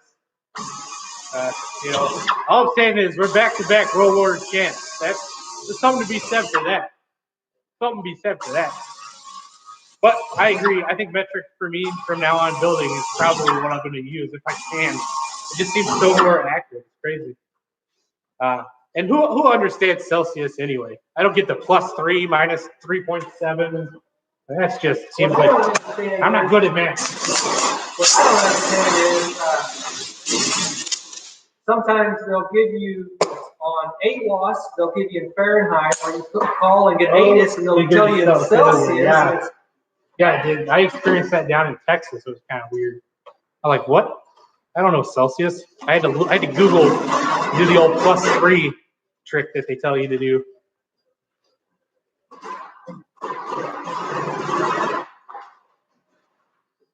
Aviator Wood says, "Are you guys originally from Mexico, Missouri? Are you guys?"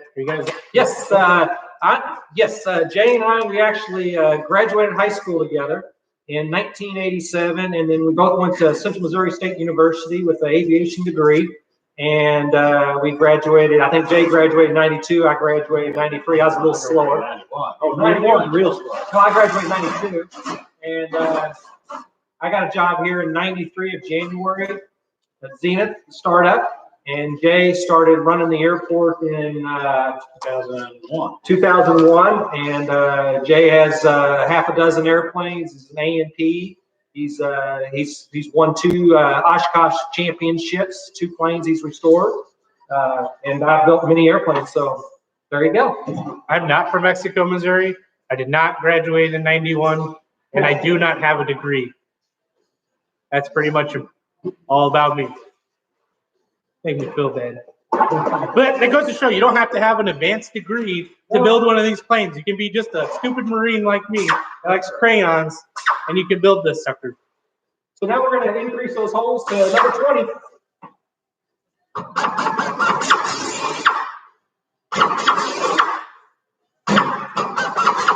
think I need to tighten my chuck a little bit. Wayne says, on my 650 kit, the horizontal stabilizer, I'm assuming, came final drilled and went together in 2 days. The wing, on the other hand, a little different. That would be the 650B. That's the thing. So this is the 750 STOL. This is the newest version. Everything is match drilled to final size. And we didn't talk about the nose rib. This is what we were talking about earlier. The nose rib has been changed to include parts that are pre-made. The L angles in there, and then the bracket. And instead of having a crimp there, it's now cut out. Kind of hard to see. So it makes things a lot easier. So you're not making L angles. And you're not having to drill and file things down. So it's really cool.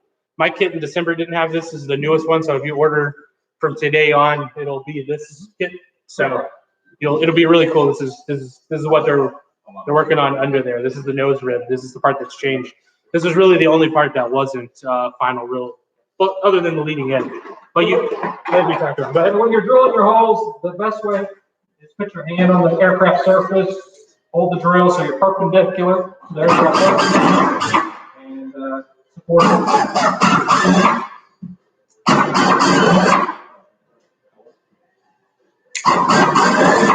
John says he graduated the same year that you guys did, and that's awesome. You're apparently all the same age.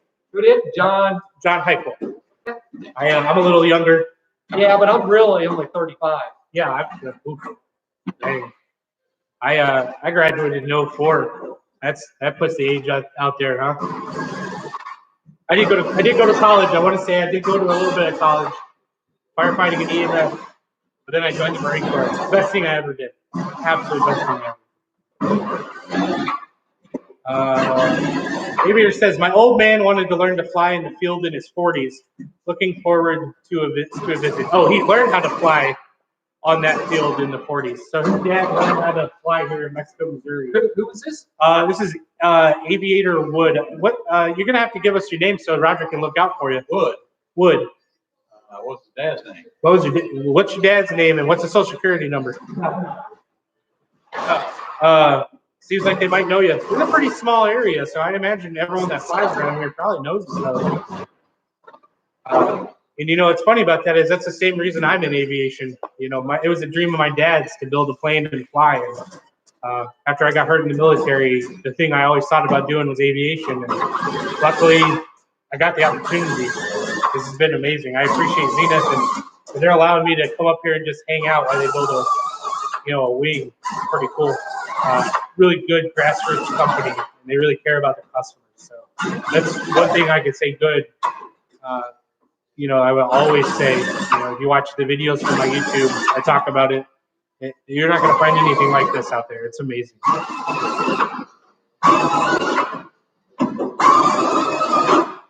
Denton says, what is the only temp that Fahrenheit and Celsius are the same? That would be 0. I know that one. Zero is the one that's the same. It's the only one, right? No, that's not right because yeah, but no, that's right because because 1 degree would be 33 or 36, right? 36 Celsius. Or 1 degree Celsius would be 36 degrees Fahrenheit. So 0 is the answer for sure, right? No, maybe I'm wrong. I'm probably totally wrong. Stephen Young says, "Can you speak on the advantage of primer coating inside the wing?" Hey, look at who just piped in. Oh, it's Miss Joyce. Absolute. If you call Zenith and you talk to anyone up here, Miss Joyce is probably the person that you'll talk to first. Absolutely amazing lady. She helped me and made me even come up here. Not just that. Great job, guys. Roger is not 35. Might ask him about his 40th birthday party. So when's your 40th birthday party? No, 20 years ago. They threw a 40th birthday party, and yeah, I didn't know they were throwing it. So yeah, sounds like a pretty good time. Hey, Dennis brought some pizza. Dennis brought in some pizza here. Someone asked about corrosion protection. Cortex is what they use here at the factory. You can use zinc chromate. That's what I'm using, and you do it surface to surface, metal surface to metal surface on the inside.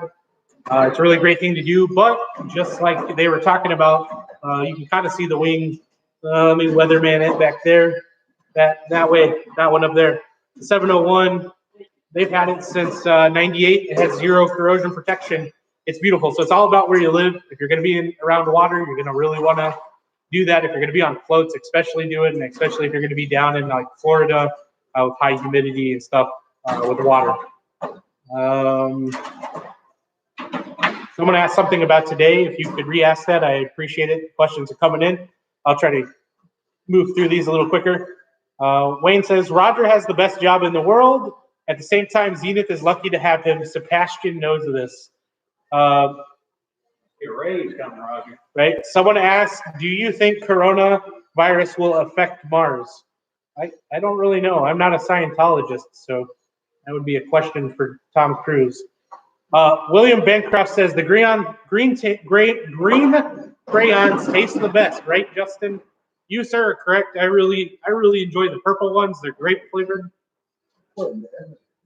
Aviator says his name was Neil Wood. The gentleman that learned how to fly was Neil Wood. Was he from Mexico or was he in the CPT program? So is he in the CPT program or from Mexico, Missouri? We're eating lunch now. The answer to the trivia question from Wayne was Fahrenheit and Celsius are the same at -40. Yeah. Speed unit says no, 32 Fahrenheit is 0 degrees. You sir are correct, right? Ian Goldberg says -40 C is also -40 degrees Fahrenheit. You learn something every day, boys. This is why you go to people for knowledge. He was from Mexico. He was. So they'll probably do some thinking here in his mind. Roland Ashley says, probably missed this earlier. Who are you building this wing for? They're just building it for themselves here at the factory to show you guys how to do it. just something to do, you know, why everything's shut down. Kenneth Stapleton says, remind Roger that he liked my home brew beer. Which, Like any beer. I think Roger went to the bathroom back there, I think, or to grab a drink, one of the two. Not a beer. There's no drinking during this. You don't want to be drinking while you're building. I'm a firm believer in that. Wait till you're done and then enjoy the libations. Fahrenheit is way much more easier. Fahrenheit is much more complicated. 0 is the freezing point of water. Minus is below that. Plus is above. It's simple. You're not wrong. So I don't know if you heard Kenneth Stapleton said to remind Roger that you liked his homebrew beer. Mm-hmm. So there you go. What kind of beer was it? Do you remember? Can't remember. Okay. Get more temperature trivia. 16 degrees Celsius is also 61 degrees Fahrenheit. So there you go. So if you guys have questions or comments, or you have something you want to do, feel free. These guys are taking a break here while they eat. I'll try to answer anything I can for you guys. The drilled holes are 1/8 inch and 5/32 because the size of the A4 and A5 rivets. That won't be going metric anytime soon. You, sir, are correct. But you have to do what you have to do, right? The plans, everyone was talking about metric and standard. The plans are all in metric. But when you get to rivets, it'll tell you A4 or A5. It actually won't say 1/8, 5/32, or it'll say A4, A5. So it's really good. And the one major question I have, a daily question is, when do I rivet? When do I cleco? And you're going to do the same sequence as when you built the rudder. You're going to build your skeleton first. You're going to take that skeleton apart. You're going to deburr it. You're going to put it back together, and then you're going to rivet. If you're not sure about riveting something yet because you don't want to get boxed in, just leave that cleco or just rivet a few rivets there. You don't have to rivet the whole thing. There's no right or wrong way how much you rivet. We really leave that up to the builder. Aviator One says, best cleaner for removing the pizza grease. Uh-oh, somebody's telling me to get back to work. Uh-oh. That'd be Ian Goldberg. He says, I love these videos. Good job, guys. Francisco says, thanks to all the people from Zenith. Jono Lind says, should we clamp and level the wing before drilling the main spar as shown in the assembly drawings to ensure that there is no twist? It's pretty much sitting naturally on the table. The leading edge is sitting naturally, the trailing edge. With this new matched hole, it's pretty hard to get it, a twist. Yeah, you might have a little bit, but nothing that's going to really change the flight characteristics. So that's why you want to use the 2-inch. 2-inch beam. Yeah, we got a nice steel table here. It's very true. So I'm not concerned about that at all. All right, there you go. And I think he's building a Super Duty, so his wing is exactly the same. As long as you have it on a nice flat table, look at the front here, same distance here as the other side. Look at the trailing edge, same distance between that edge and the other. You're fine. There you go. There are a lot of guys like Herman down in Florida that does a builder. Says he builds on sawhorses. He makes sure both of his sawhorses are level on both planes, and then he goes to town building it. He has extremely good luck. Is Herman still online? I don't know. I haven't heard him talk. I'm sure he's probably working on something. Did I wear him out? I don't know. He asked something. He's probably mad that I didn't get to see it. I'll have to call him later and try to talk to him. Like, hey, I'm sorry. So, maybe we should go back down there for a couple of weeks on the beach. Oh man, I enjoyed it. So if you guys know, Herman's from Wheels and Wings down in Edgewater, Florida. He did a fly-in in Rudder Workshop, and it was a lot of fun. I drove down there just to grill. I wasn't even a part of the Rudder Workshop. Really to just grill and hang out. And I'll tell you what, that guy's got something special down there.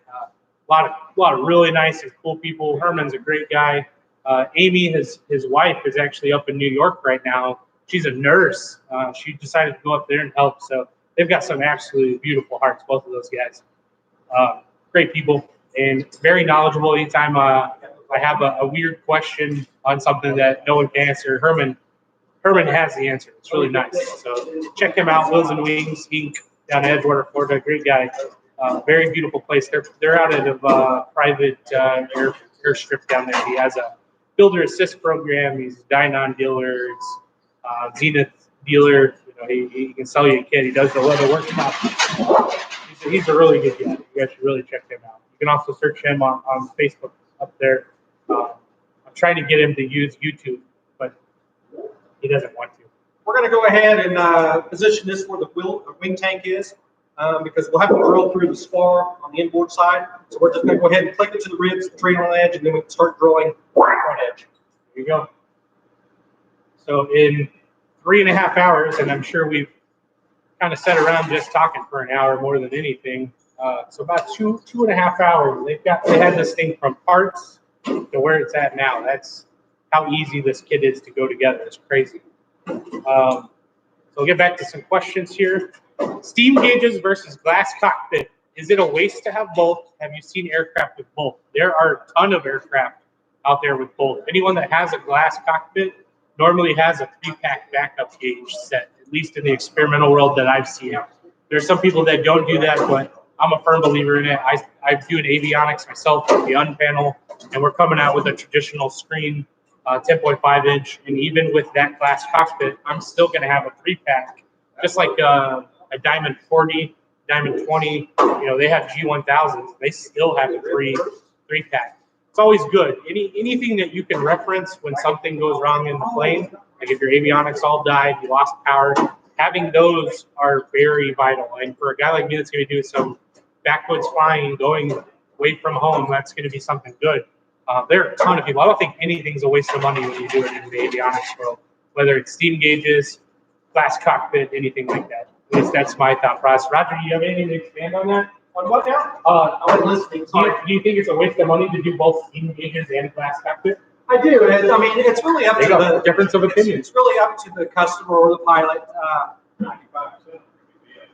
Right. Yeah. You're flying VFR. You know. Yeah, I mean, these glass screens anymore, they just don't fail. I've never had a Dynon screen fail. Yeah, it's just it's really up to your comfort level. Yeah, I'm a new pilot. Take it from the guy that's got 20,000 demo flights. Don't take it from me. And you know, that's the guy. I mean, you can still fly the airplane without the glass screen. Yeah. You can still, you know, yeah, you won't know your airspeed, but if you know how to fly the airplane, it won't be a problem to make that one landing. If you're flying in marginal or IFR weather, and you're only VFR, yeah, then that's a whole different thing. Yeah, you would be. Yeah, you'd have to be. So there you go. Difference of opinion. I do not have as many hours as that man. So to be honest with you, everybody's got a cell phone on them, and they've got GPS or artificial horizon on their cell phone, or emergency situation. So there you go. Or flight, Or flight, yeah. or most of the GPS have a fixed pack.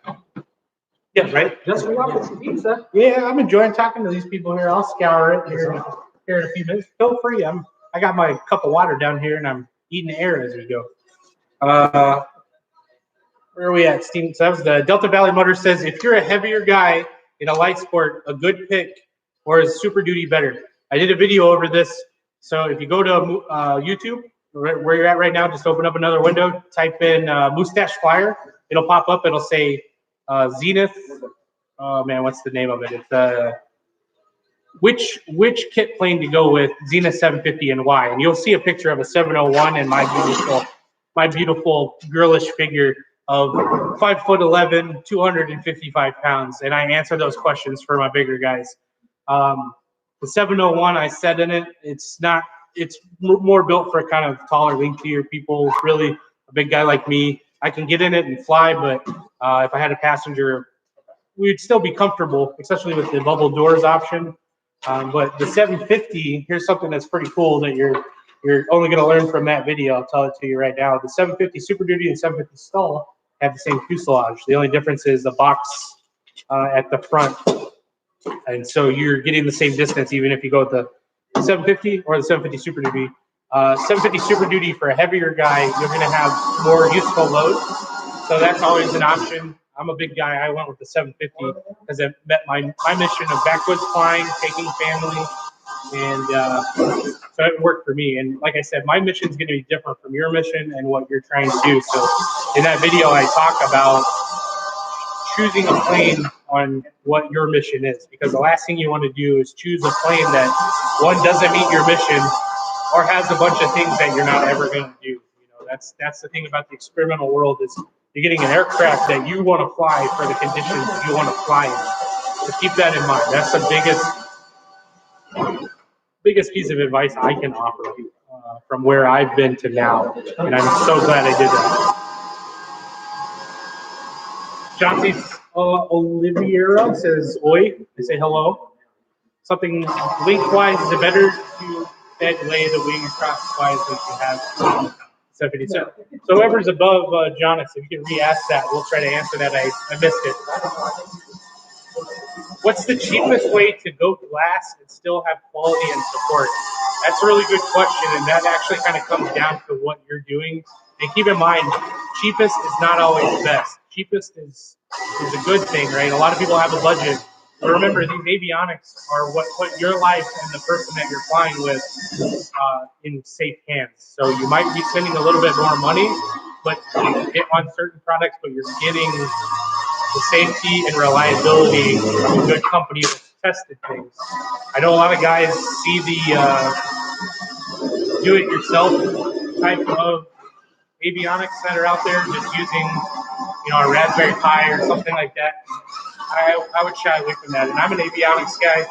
I do the unpanel, the Super Duty, and we're coming out with a traditional panel that's glass.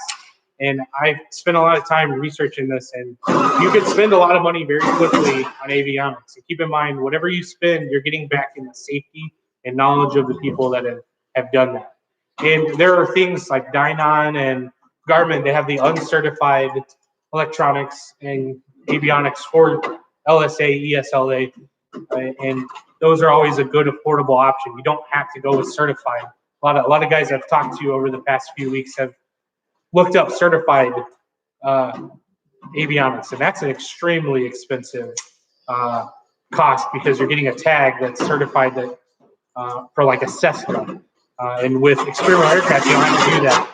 They still have a certification that they have to meet, the MSTA standard, I believe is what it's called. Roger, do you know if it's the MSTA standard? ASTM. See, there you go. And so they're still certified to a point, just not certified for use in like a Cessna or something like that. And they're not really any difference. From what I've noticed with Garmin and Dynon, the chipset's a little different. Like there's a little slower processing, but we're really just as good. And then with Evolution, we have the unpanel that you can put in, and then also we'll have a 10-inch 0.5 traditional one that you'll see me installing on. All right. There you go. This is the wing tank. We kind of got this already prepared. We put some cork on it. We put the drain. We've already secured the drain in there. We've cut the hole in the side of the tank, the sending unit, with a fly cutter. It's a 59-inch hole, and we cleaned it out. And all we have to do now is secure that, and we're ready to install the tank. So here's a question: if someone wanted to do a sender unit on top, could they? And we're working on doing sending units on top, and maybe a different sending unit. There's pros and cons to everything. Yeah. The sending unit would still be right in here, so you'd still have quite a bit of fuel in the tank, even if the sending unit started leaking. And it often goes with what type of sender you're using. Correct. Because if you're in a slip and you have a hanger version on the side, it's going to be more accurate than the one that's on top. Right? Sure. And you don't want to truly. Also, the arm pressure would be correct. Yeah. Right. And you always want to go by time when you're flying with fuel. Make sure you don't always go by the fuel gauge. Yeah. Always have a flow meter. So we're ready to. This is the long range tank, which is 15 gallons. It's all welded, pressure checked, ready for installation. And like I said, the customer that commented earlier didn't have a very good tank. Man, just send me some pictures, and if it doesn't look good, leaks, we'll send you a new one. Not a problem. So, and we used to have a young girl here working here, and her name was Kelly, and she really had beautiful welds because she had small hands. These are still beautiful welds. So we're going to work on putting the tank in here in a minute. You guys wanna, probably can't flip her around the show. Yeah, we'll do that. So what they were talking about was if you have if you get a part that's maybe not to the standard, there's something messed up, just call Roger. They'll take care of it. I had a similar situation, not with the tank or anything like that. It was just a Spar, and that happens with match. Sometimes a worker might put in the wrong piece, and that's what happened on mine. We just put it in wrong. It happens. Very rarely, but I was one of the ones that had that happen. And I called, and then within 2 days, I had a new part. I mean, for free, you know, because that was their mess up. And that's the good thing about Zenith is they'll take care of you no matter what's going on. So, turn it around. So they're going to turn this around so you can see this. Ian says, the summer I will be buying a kit. Will it be coming from Ontario or Mexico? He lives in Canada? He lives in Canada. No. He says, I will be buying a kit. Will it be coming from Ontario or Mexico? So I imagine it'll be coming from here. He comes from here. So it'll be coming from Mexico, Missouri. Maybe let's slide it down this way. Do you guys well, because even if in Canada, you send the kit from here. Yeah, we still a Zenair. lot of the parts will still come from here.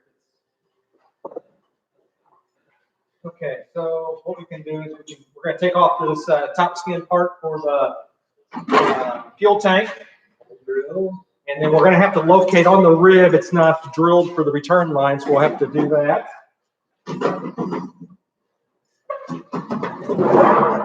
John says, what is the name of the avionics company you're with? The idea of backup is really exactly where I was going with that. So I'm my own independent person, but the software is Evolution. It's the same thing that the unpanel runs off of. It's in the Super Duty here in Zenith. If you come up and fly in the Super Duty, you'll see the unpanel.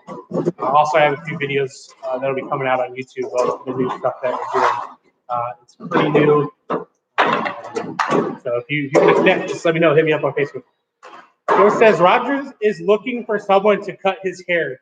Since the virus and everything has everything closed, are there any volunteers to give him my haircut? Miss Joyce. Oh, Miss Joyce? Yeah. The same guy that's bringing that snake over to your house. Yeah, right. Right behind you. See, Joyce is home on the weekends watching me work at Zenith. Yeah, This is the crazy one. So Miss Joyce does the distribution of parts and sells. She's in here in the office. She's a very nice lady. The whole reason I came up to Zenith the first time was because of Miss Joyce. And I tell you this in one of the videos that I called and I asked her if I could fit in a 701 as a big guy, and she said, "Honey, you just need to come up and set at him." And you know, it's probably the most underrated statement I've heard this year, because as soon as I came up, it was perfect. I figured out which one I needed, and you know, I hopped in my Jeep and came up here literally that day. Drove 6.5 hours during the nighttime, stayed in a hotel, and then came in the morning time. Met Miss Joyce and the other girl, and man, it was some of the nicest people. That too loud? No, not at all.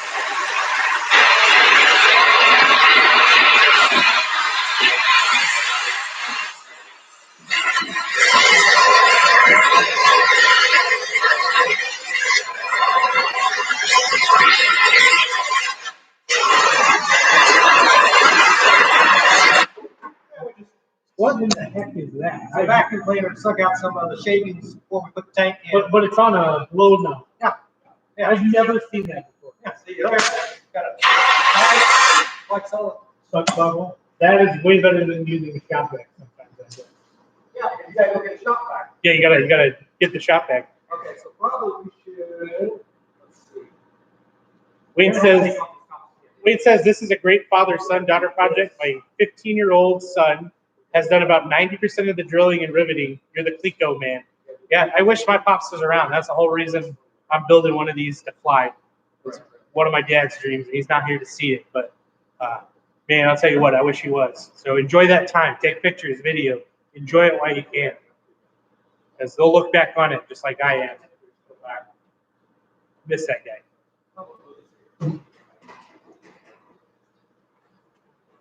Yeah, it says when Charlene and I tested a new nose rib, made a little tool from a small stick with a screw on it. to act as a hook that reached into the wing to move the nose rib. That's actually a really good idea. I never thought about doing that. That's it. I'm going to take that and use that. I hope you know that. Jim says, you guys are making this look so easy.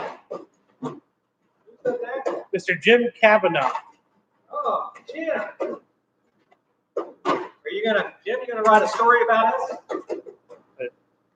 Roger's asking if you're gonna write a story about this.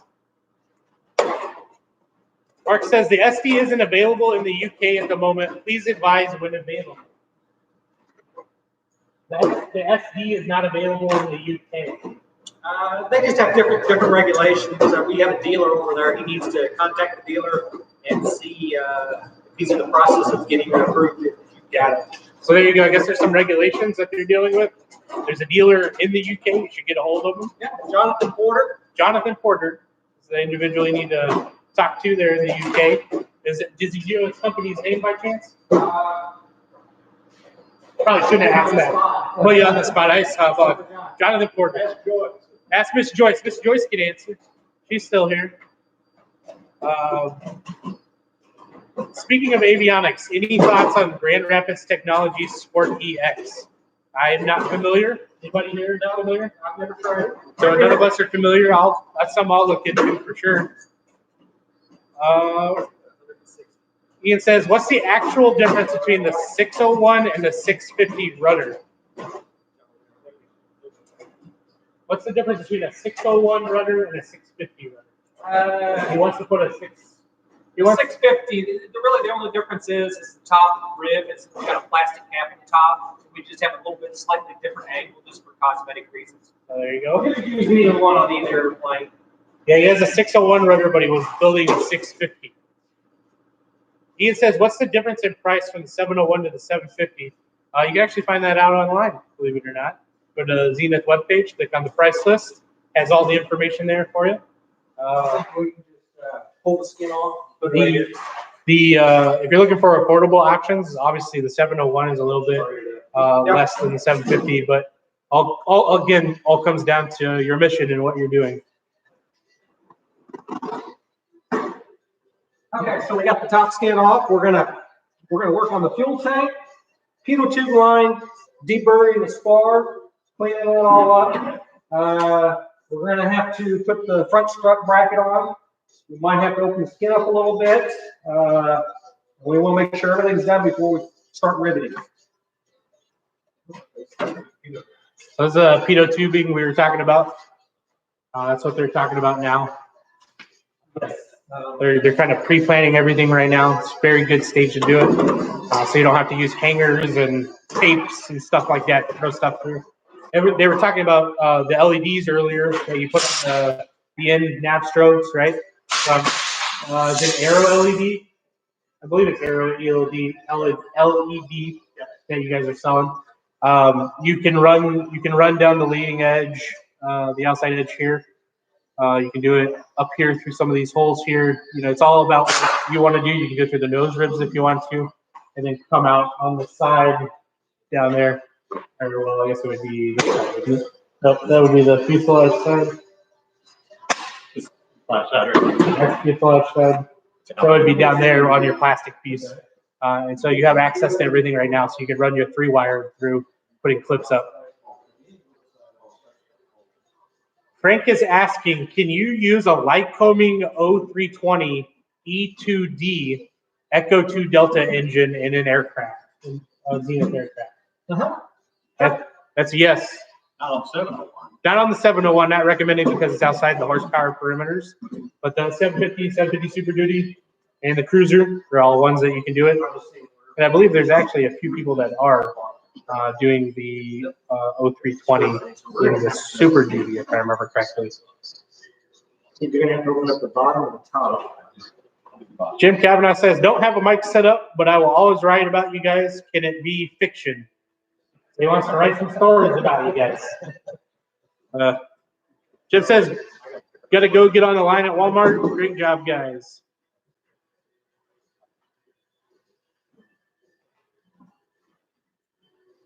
So it looks like Noel's getting authorized in Ireland to sell the Super Duty from what it looks like.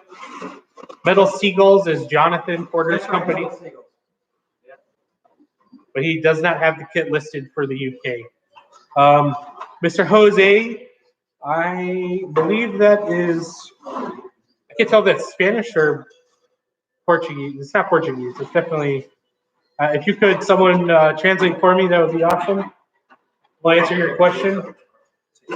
Mark says, thanks. Aviator wood. What material are the strips on the side of the fuel tanks made of? That's corking, right? Or same stuff that comes in wine bottles. Yes. This cork. It's got adhesive on the back. So if you just drink a lot of wine, you got your own cork system there, I guess. But it all comes in the kit. When you buy the wing kit, you get the tank, you get the corking, so you can get everything done. Self-adhesing cork. So it has glue on the back that I'm guessing is a strip. And you just put it on the rolls. You know what? I should know this because I've seen mine 30 or 40 times. John says, yep, that's cork.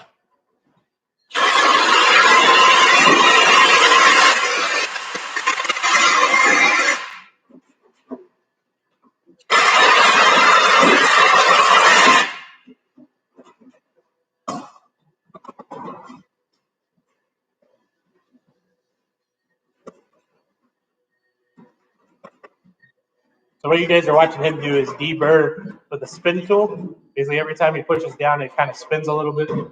It's just enough to get the outside metal from drilling clean. So he's not actually putting a countersink in. Roger was saying earlier, he's seen a lot of people that have over deburred and really actually honestly countersinked some of them. So, and these kits are designed really, you can take just a scratch brite and go through until you do like the leading edge here, you're going to have some deburring you really need to do. Those are the critical points to deburr, like your leading edges, things where they overlap on finish points. And then Roger is working on the sending unit, tightening up the fuel sender that comes in. Those are VDO, right? Right. So I'm not tightening up the final, I'm just trying to get it so it doesn't interfere with anything. What I'll do is I'll pull each screw out and put some sealer in. Yeah, it's called fuel lube. It's like a wax base. so it doesn't break down. Yeah, so the fuel doesn't seep through the threads. Fuel-proof lube. Got it. Kind of trying to locate where the return fitting needs to be drilled. We're not sure if this airplane is going to have a fuel injection engine or not. And these are all things you need to decide when you get to this point. But the nice thing is, there's a piece of metal, basically, that you'll rivet on final over the fuel tank. So you can make the decision after, but it's really good to make that decision before you start building the leads, so that you're already ready to go. And you can see he's taking out the plug. That would be for the return line, right? Correct. And so then the bottom one is a test port, and then also if you're doing, we'll save it. There's fuel sump there at the bottom. Fuel drain. Fuel drain, yeah, the sump. There you go. That's the word I was looking for. The sump. And then the one on the side would be your outboard to your pump. So if a guy wanted to do fuel injection, where should he start really figuring that out for while he's installing this? What would he have to do different? Yeah, you just still go ahead and run the hose and everything, and if you don't have a fuel injection engine, you can just cap it off. Yeah. So, and then if you ever decide to change to a fuel injection engine, you got the hose there.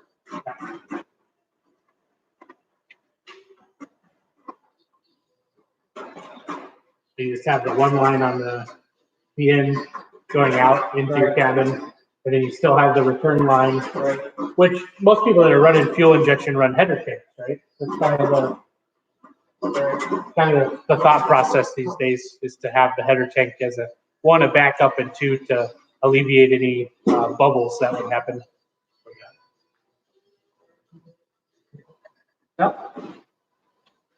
Oh, Bill says he's not selling it, but he is looking to get approved as a kit aircraft so he can build them. All the other Zenith aircraft are approved so far, but not yet the SD style. Alex says you guys are going to have to pat Justin down when he leaves to make sure he didn't didn't get any 5-finger discount. I haven't found anything in here I really want. I mean, if I did, it would be a whole plane. I got everything at the house they have here. John asked, what holds the tank in the wing? What holds the tank in the wing? Because there's no clips, there's nothing. There is a bracket. I mean, there's a press in the wing, but there will be a bracket that goes in the back. Got it. It will push it all the way forward to some supports that are in the front. So it's just, I mean, it's just laying in there, but it's laying in there under tension. Yeah. So would you recommend anyone maybe like welding or doing anything like that? Probably not recommended to do your own welding unless you're a certified TIG welder there. I don't think there'd be a need for it. Yeah, you just, because this is kind of, you gotta realize, like, so they went through a lot of designing process and a lot of trial and error. So the things that they have going to now, you know, they have that knowledge, and this is the easiest way to do it, and makes it really easy for a home builder. You know, and the tanks come pre-welded. You know, they're done when you order the kit. So really, you're just hooking your lines up. So it works out really, really well. Because I know I'm a terrible welder, and I would hate to have to do that. Aver says, if you're building in a shop specifically for this build, what size would be included part storage and adequate elbow room? Good question. So I'm actually building in a 2-car garage that's 24 by 24. And actually, if you go to my YouTube page, Mustache Flyer, shameless plug again, right here, Mustache Flyer, you'll see a workshop video. That's my garage. It's 24 by 24. There are a lot of people that are building in a 1-car garage, and you know, it depends on how big you are. I'm a big guy, so more space the better, I suppose. But I mean, you have people that are building, you know, the components in a container. There's a guy that we showed on the webinar, that Sebastian showed on the webinar, that's building. He's got 2 Connex trailers that he's building the fuselage in one and building spars and slats all in the other one. Really cool to see something like that. And you have guys like me that are just building in our 2-car garage, 1-car garage. And then, yeah, Randall makes a good point. There's a guy building in a bus, a school bus. That one's probably, and the fuselage fits in there. You know, he's built the wings, he's done everything. Now, you can't put the wings on in there, obviously, but when he gets to that point, he'll have, you know, an overhang outside, I would assume, or a hanger. You have room to move around the bench in a 2-car? Oh, yeah. Go to YouTube real quick. Do this for me. Go to YouTube here. Go to type Mustache Flyer and watch the workshop video and watch it and see how much room I have. Or go to the builder's page and look at some of the stuff I've posted. I have plenty of room. And the thing is when you buy, I don't think there's one out here. There's not one out here. But when you buy this kit, it comes with a 14-foot box that they build and put everything in. So it comes as one unit. So what I did is I took the top off of that 14 by 4 that they send me and took all my parts out, laid them out, you know, cataloged them, did everything I needed to do, put the wood back on, and that became the bench that I built my fuselage on. And, you know, because they recommended a 12 by 4 table here. And he has even push it a little bit. And so basically what this table is a 12 by 4 with these 2-inch angle iron, and that's what they're building the wing on. Now, you don't have to have that. Let's see if we can get this thing to redo it here. There we go. So you don't have to have all this. Some people that build on sawhorses, but it's really recommended minimum a 12 by 4 table like this, and then having a couple of 2-inch pieces. I use wood. I actually don't have the big angle pieces. You're having trouble finding me on YouTube. Uh-oh. Is there anybody that can help him? Alex, if you're still here. It's just Mustache, M-O-O-S-E, Stash Flyer, right there. It should pop up, I hope. If not, then I need to figure something out. I think there's one out there with space between moose. Is there? Yeah. Oh, that might be what's causing it. Okay. Yeah, so Mustache, no spaces. Let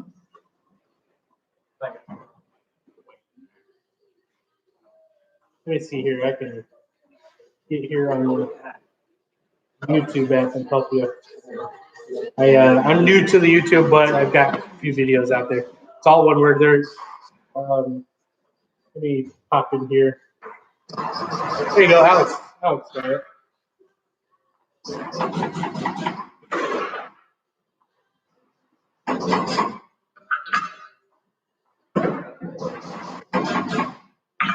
That should work. Well, just exactly when you get to it. I'm going to put it down here. There you go. I don't know if mine's showing up or not. You can, I just typed in there. You can also click on my picture there and it'll take you to it. So, yeah. But they're just adjusting everything to get it where they can show you a little better while we were talking. So they're getting all the metal shavings and everything out. They're deburring. It's kind of what you saw. They push the table over so they get some of the metal shavings out. Make it a little easier. We're on some sleep. John Heibel says it's still up. Peter says, got it. Thanks. Yeah, hey, I appreciate it, man. Thanks. I appreciate you looking at my channel. But you can go look there at that workshop video, and it'll answer a lot of your questions, I'm sure. I'm just in a 24 by 24 shop. You don't have to have all like we were saying. There's a guy that's building in a bus, in a school bus. That's crazy.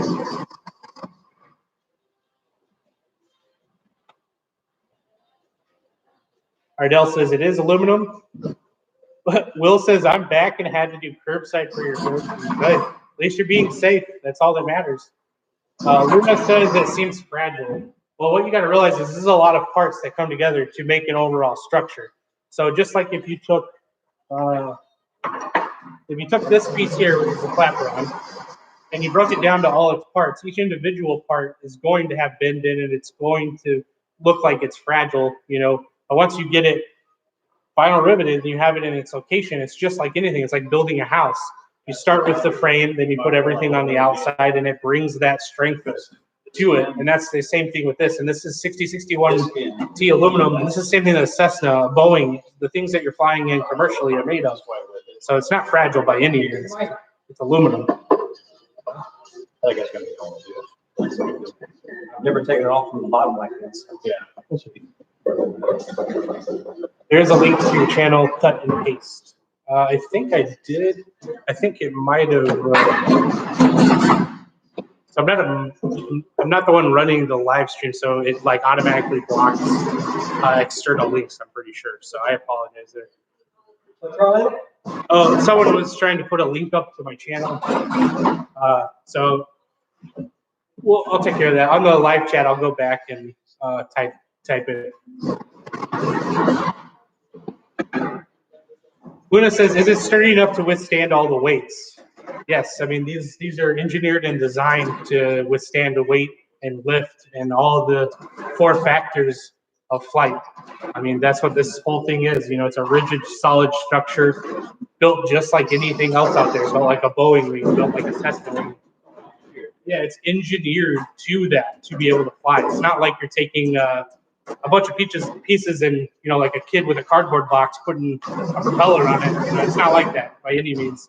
And I know a lot of people have that view of a thermal aircraft, which is crazy. And I'm not going to lie, I did it first too. When I was looking at kits and buying, the first thing I said, I'm going to buy a Cessna. I'll buy a Cessna 150. I'll be done with it and go.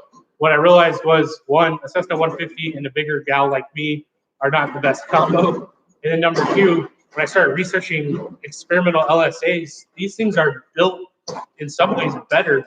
Not just that, it is way less expensive to fly this type of aircraft than owning one of those. Because you got to realize when you get done with this, you built 51% or more, you know, by the FAA standard. As long as you built 51% or more, you get the repairman certificate for this aircraft. So you can work on, you don't have to pay an A&P $1,000 an hour or whatever. What do you get charged for an A&P? $1,000. There you go. That would be great. Yeah. I mean, I don't know. I don't. $700 or $800 on like a 150. Yeah. If there's nothing wrong with it. Yeah. And then that's the side of it. You know, if something messes up with this, you know, it's not going to be the airframe. Mostly, it's going to be something else. You know, engines, avionics, that type of stuff. And you still have the ability to work on that because you have the repairman certificate. So you're within the FAA guidelines and standards to work on this when you get this done. It works out a lot better. It's a lot less expensive to fly these aircrafts. And, you're spending almost the exact same amount as going out and buying a Cessna 150 and then dropping a new engine. Because that's what the caveat for me was. I said, I'll buy a Cessna 150. So I started pricing them out. And they're anywhere from like 30 grand to all the way up.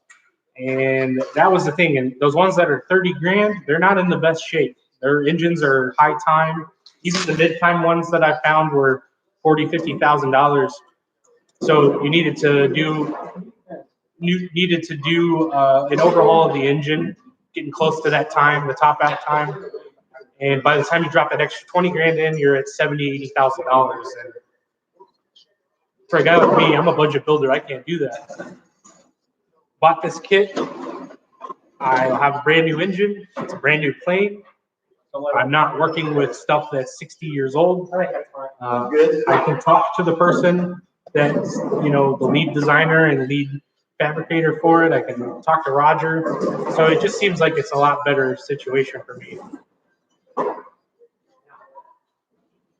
Can you comment a bit on the options for corrosion protection? Yes, we can. So we were talking about this earlier. Cortec is what they use here. Cortec is a water-based corrosion control. You have that zipper up on. They have zinc chromate, which is spray on most cans. You can find that it's outboard engines. That's what I'm using on mine. And you always want to do corrosion control if you're going to be in a wet environment, high humidity, a lot of water, so like Florida, around the beaches, if you're going to be on floats, that type of thing, you can do it. Now, keep in mind the 701 that they have here in the shop was built in '91. It has zero corrosion control, and there's not a bit of corrosion on it. Now, they did paint it. This thing is done off-port landings down on the river. It's gone to Florida. It's gone on long trips where there's water. There's not an issue. But if you were in that environment, you would definitely run into it.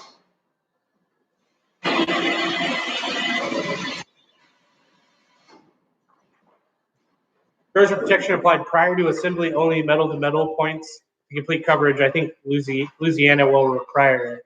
So here's the thing.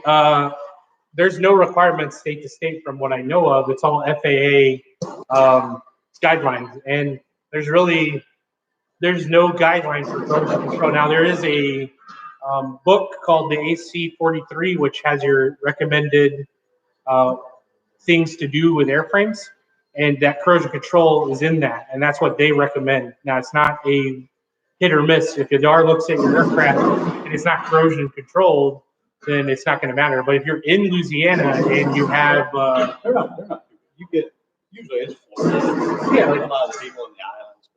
So what about the guy in Louisiana? There you go.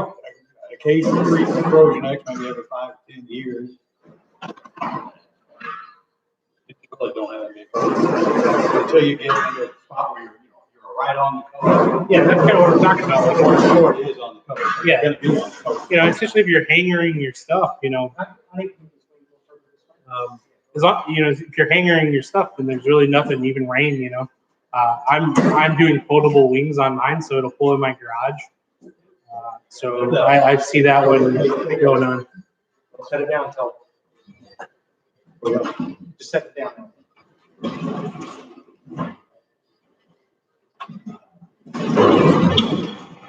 Did I ask that? That was Aviator, the gentleman with the dad that came up here. Lowell says, "Hey, Mr. Sharkey, great guy I met at the rubber workshop. He is very far along in his build, a lot farther than I thought he was. He put some pictures up a couple days ago on the Zenith Builder page. If you guys are wanting to check out what people are doing, that's really good, real good thing to do." He says UK dealer is Metal Seagulls. They make a nice tail skid kit at a fair price. He's got one on the way, and the guy is a real nice guy. I will have to look into that tail kit. I'm not sure how to read that Russian name, Sepriero. I'm sure that's not how you say it. He says, hello from Russia. Randall says, I like Corrosion X. Good stuff. Yeah. Mike says, can you show what they are doing and why they're making that noise? They're drilling I don't even know what that is. The Spar down there. He's working on just a rib down there that he wants to make some adjustments. Right, so he's making adjustments on the rib. I think they're getting ready to push her back over here. It looks like. We'll put it back over here in a minute. Yeah, he says they're about to. Aviator says, mentioning foldable wings, how difficult are they to build? They're not at all. From what I saw, it's the same thing. There's a lot of people that come from a different mindset. You don't have to have foldable wings. You can just remove them. As long as you've got quick disconnects on the fuselage, take your wings off and store them. There's a lot of people that do that. The foldable option is a couple bolts that mount up to the frame up there. It's really not hard from what I saw. I might still not do the foldable option. I might just do it where I remove my wings. But I am going to be storing in a garage, so it is going to kind of stink to have to go out there and remove all the bolts. So a foldable option would be really nice.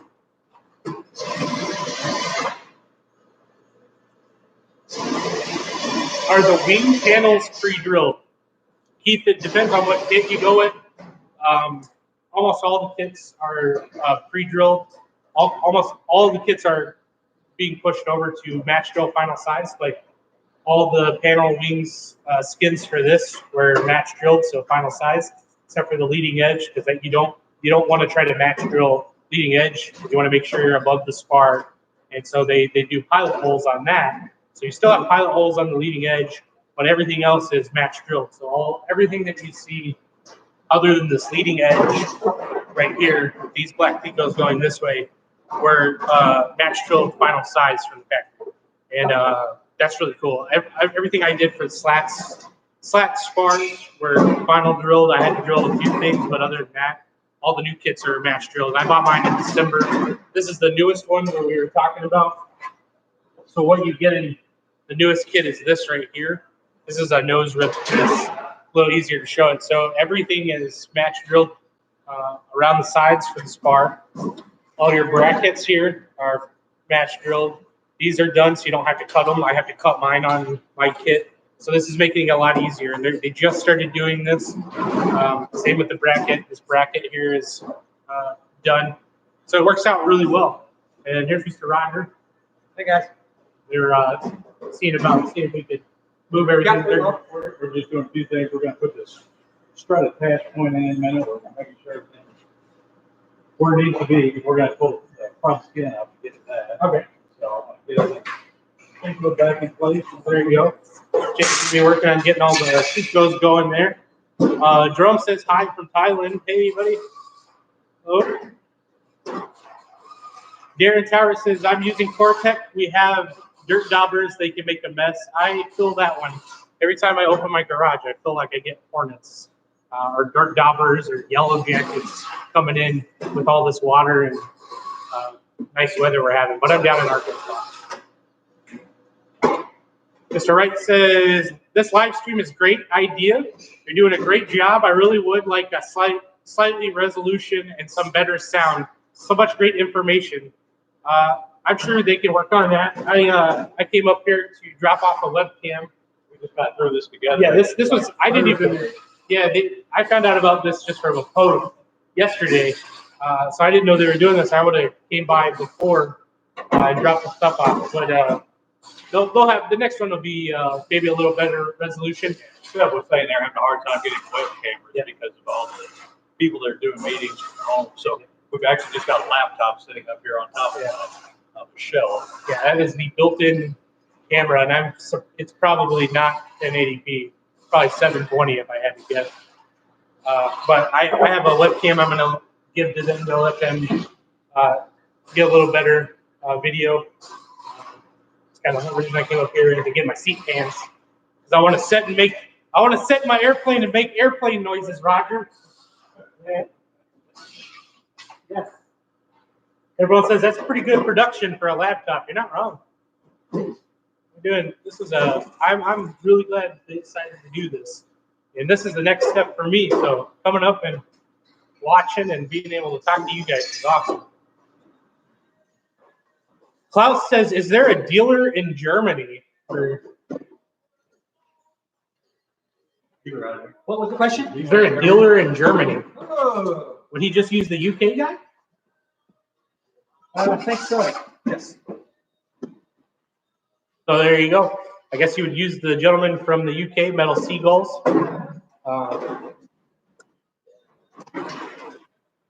Joe says, don't forget to tell the builders it's important to run your wiring and pitot tubes before you refit the wing. Saves a lot of time and gives you a better job. That is actually what they're doing right now. They're getting ready to do the pitot tubes. They're going to flip this guy around and show you guys once they get to that point. Roger's working on a spar down there, a rib, just to make sure that everything's good to go for you guys. It's kind of what we were talking about. You want to run your 3-wire for your LED. You can run it through the nose rib. Through, that's right here. This would be your nose rib, and you can add a clip here and run it, or you can run it on the leading trailing edge of the wing. Through there, there's a slot you can go through, and they give you little clips to do it. From what Roger was saying with the Aero LED kits.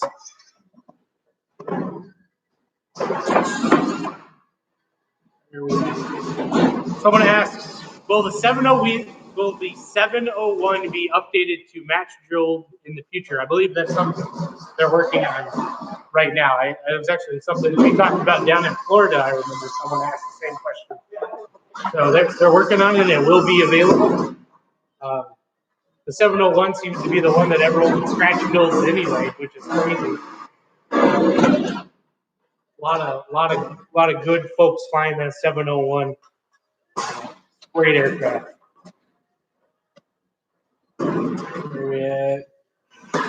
Mr. Wright says, I'm not complaining, just see the potential. You, sir, are correct. I agree. I think the best thing you can do is offer the best production value you can. I come out of that world from a few years ago, and that's the better you can make something and show someone, the better it is overall. I agree. Mr. Joe says, I've been using Mason aluminum primer. Great stuff, very light and dries in about 10 minutes to the touch. About $10 a can.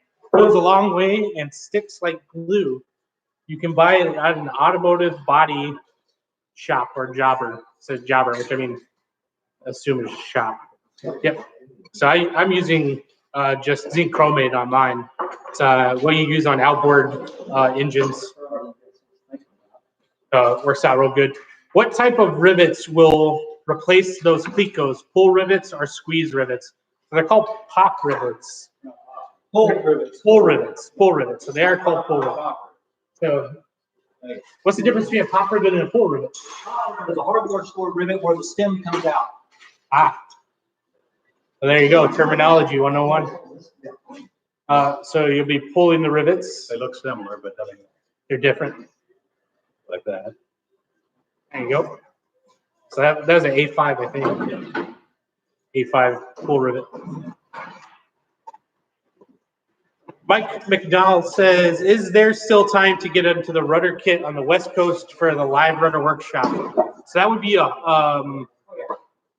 Ivan question, but I'm sure there's still time for them to get into the workshop out at Ivan's, right? Oh, yeah. Well, it all depends on this. Corona, true. Yeah, the best contact for that is probably to talk to Ivan out at Cloverdale. Great guy. Him and his wife and kids. I met them at the fly-in. Absolute great guy. He took over a company out there. The new guy. Who was the older gentleman that started? Doug. Doug. Yeah. And I sure hope I get to go in May because I get to go salmon fishing out in the Pacific. Oh yeah. Well, there you go. So Doug started it, and then Ivan took it over. Doug still is there, kind of seeing the overall operation, I believe. But Ivan's your main contact for that, so you're really going to want to get a hold of him. You can find them on Facebook, or you can call the shop, Google him. Great guy. If not, you can call Roger on Monday. He can get you that information too. Same thing, if you guys are interested in doing a rudder workshop, there's a virtual rudder workshop coming up because of all the corona on the 23rd. You need to get with Roger this week and get your rudder sent to you if that's what you want to do. So make sure you want to do that. But you don't have to buy the rudder to be part of the class. You can join in just like this. And they'll be going over how to build the rudder and answering your guys' questions live. It'll be really cool. It's open to everyone. But if you want to build a new shop, it's a great opportunity. Call Roger on Monday, get that going because they need to get that to you this week before it's too late. Paul Wan says, I'm very interested in making this aircraft. Well, give Roger a call, send an email, let them hook you up, tell you how to get with it. They'll answer all your questions. They'd love to see you in a Zenith. They'll love to see you building. Is there anyone that has done a 750 with a constant speed prop? Yeah, I think Mark Spencer. Mark Spencer. So there you go. It's out there. But you're not really going to gain anything. Right.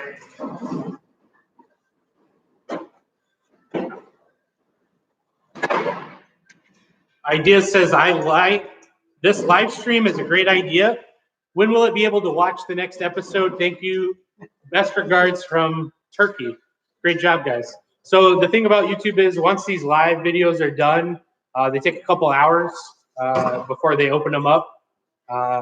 Just kind of how it works with YouTube. So in a couple hours after this stream is ended, you'll be able to go back and watch everything. And then the next live event will be the rudder workshop. They might do something else in between now and then, but on the 23rd, there's a live rudder workshop. Be sure to get on the Zenith Facebook page and also the Zenith Builder page to find more out about that. It's on the 23rd. Everyone's able to tune in like we were just talking about. If you're needing to order the rudder kit because you want to follow along with it, do it this week. Roger was talking about this is kind of the last week really to do it so they can get it to you in time with no problems in the mail with everything that's going on. John says it is really neat to have questions answered on the spot. I didn't know anyone personally involved with this aviation thing, but it really helps me out. COVID-19 ruined my first EAA meeting. I feel that one. My first Sun and Fun and my first Oshkosh right now the Sun and Fun was ruined, but Oshkosh, we still don't know yet. Charlie Becker came in and said they're making that decision on May 1st. Okay. Well, this is the first time I've had to get out a tape measure. There we go. So I'm locating where to position the hole for the pitot tube. And it shows us in the drawing, 80 millimeters from the spar. Just measure 80 millimeters. It doesn't have to be exactly. It's just a recommended. And then 10 millimeters from the rib. So just, and from the rib. That's for the first edge. Turn that around for him.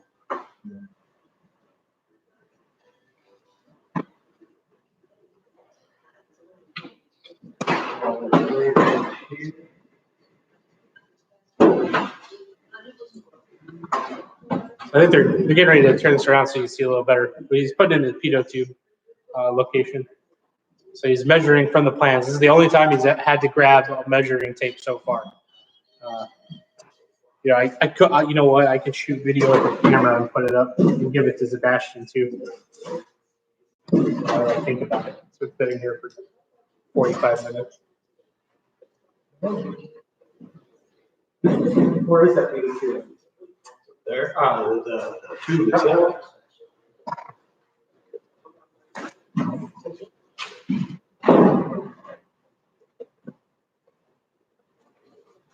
So this is the pitot tube supply link kit. It's just got the static line and then the pitot tube, and it's going to go right in here.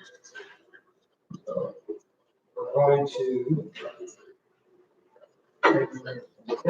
I'll put those pictures up on the builder page for anyone that wanted to follow along.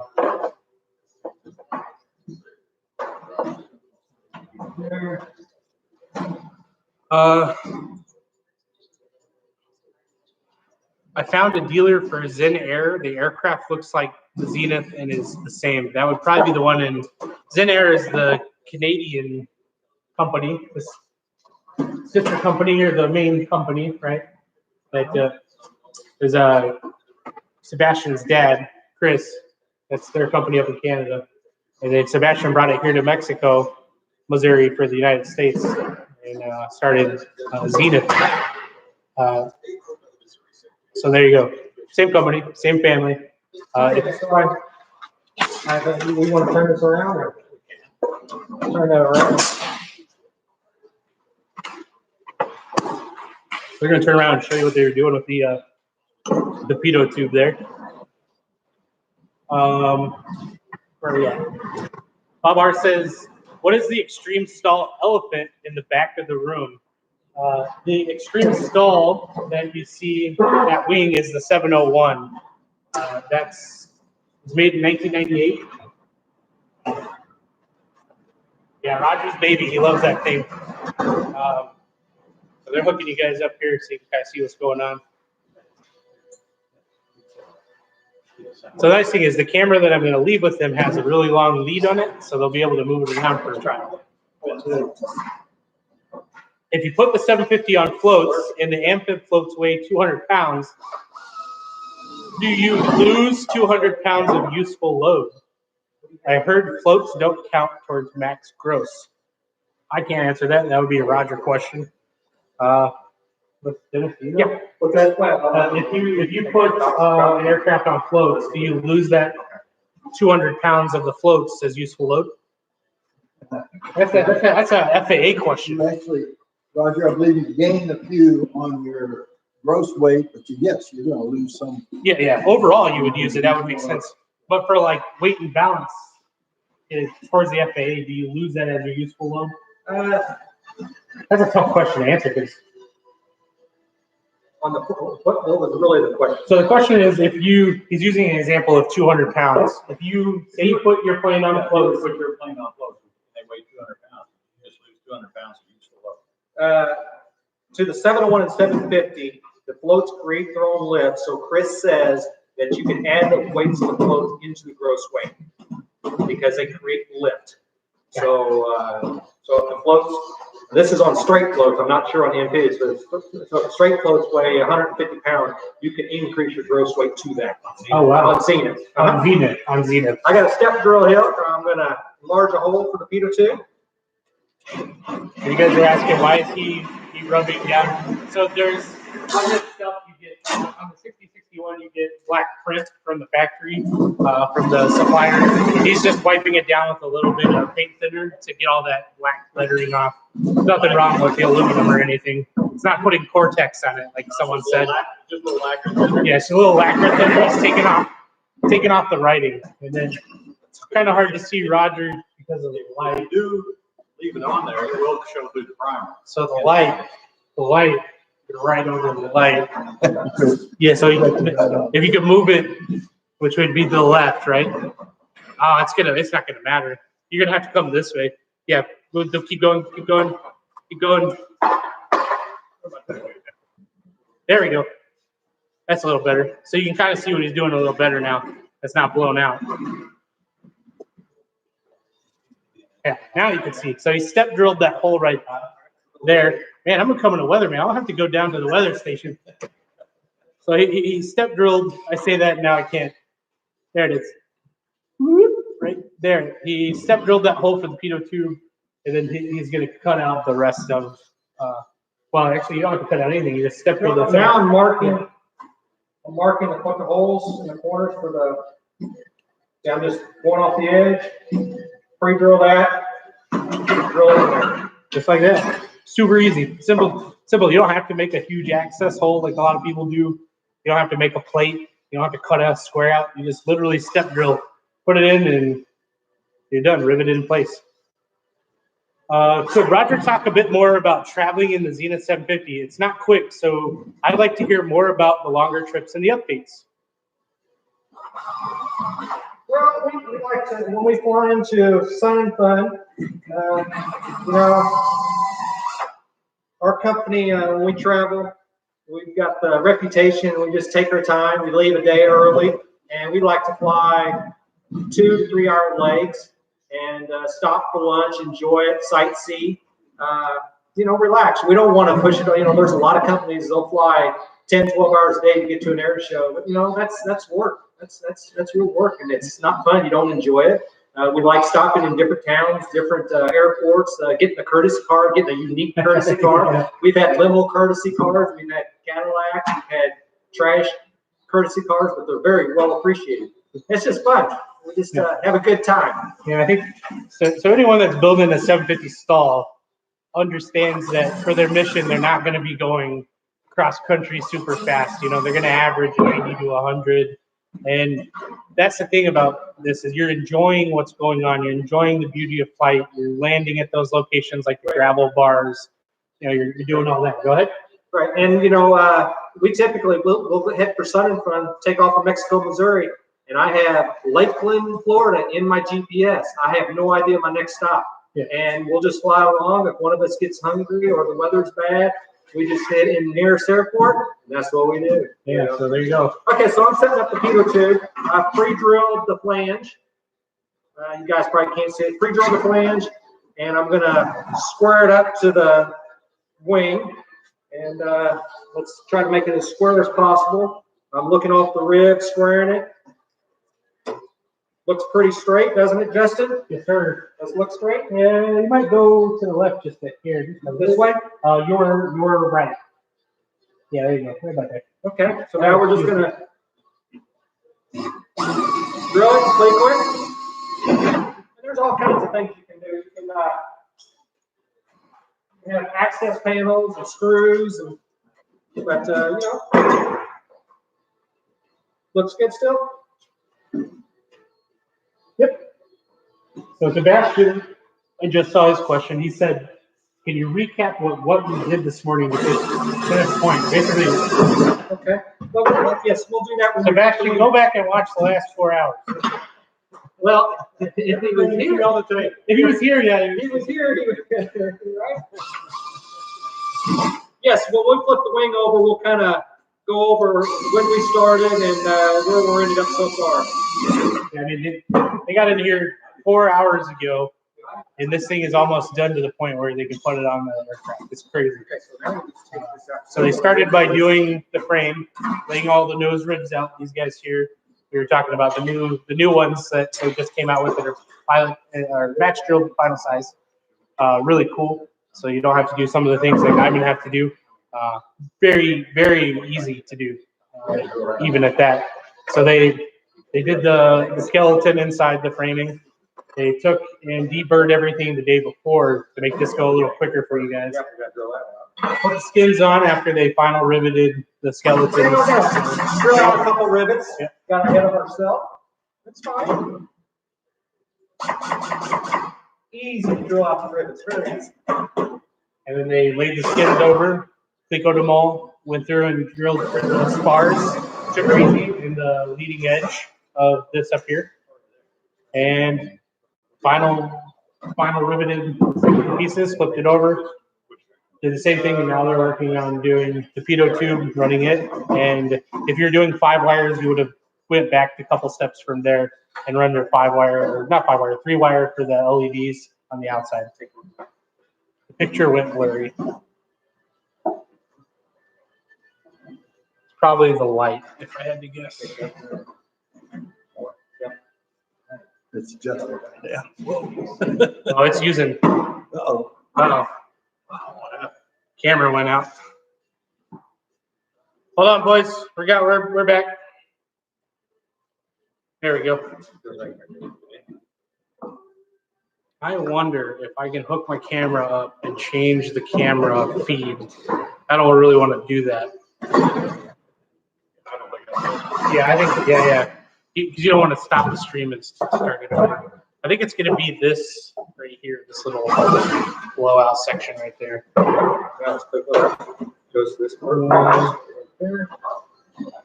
It's tough. That's the light that's coming. I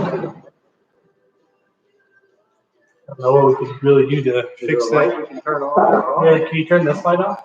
I can't turn that one off, but I can turn this back row off. I don't think the back row.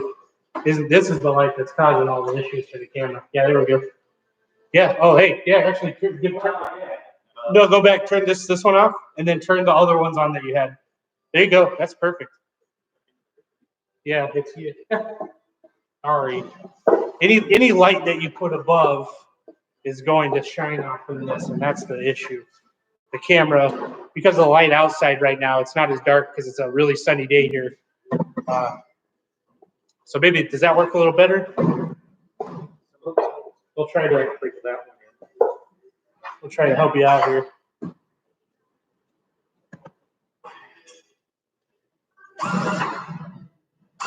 This is a gear strut doubler.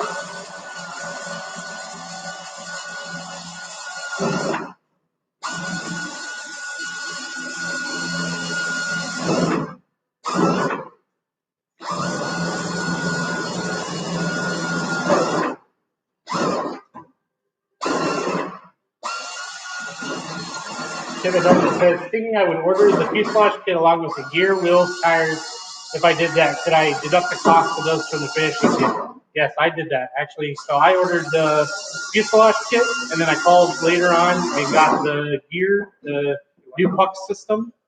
The new puck system, gear, and my wheels and tires. And if I go and buy the finished kit, then obviously they're not going to charge you for the parts you already have. So they'll send those to you. Are you shipping parts during the Corona circumstances? Yes, you guys, they are shipping. Yeah, they still are shipping out stuff. The only thing is there's not a lot of people here. That's kind of the thing, only essential workers type thing. But they are still shipping parts. And Rock Drop on Monday, if you need to order something, they'll be more than happy to help you.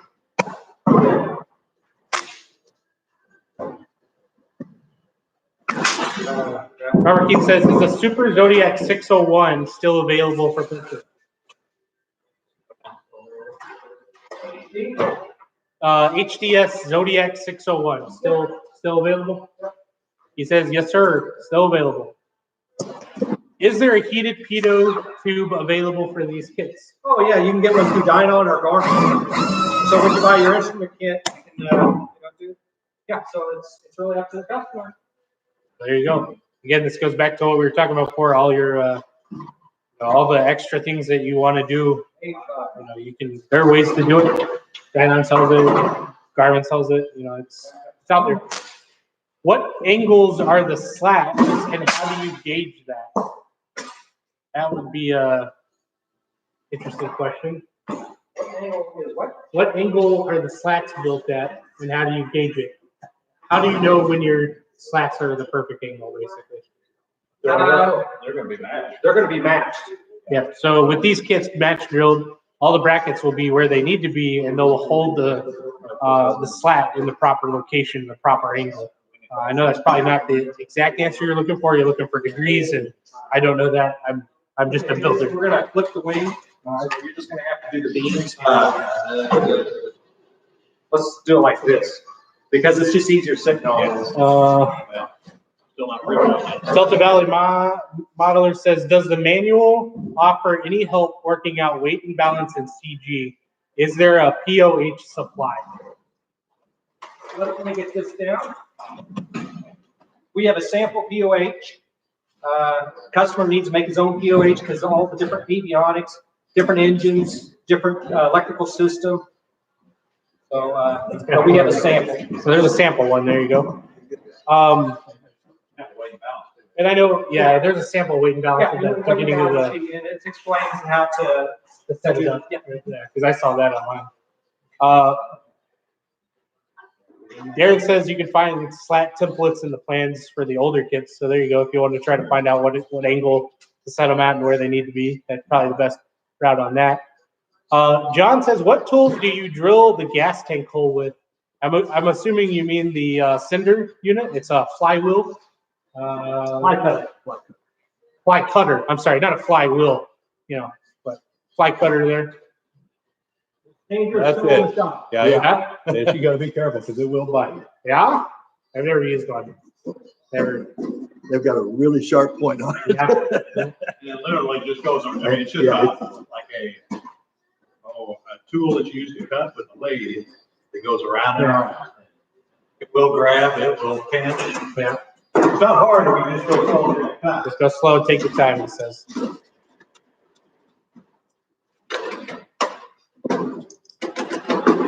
We're just backing up until we can be able to put the strut bracket on.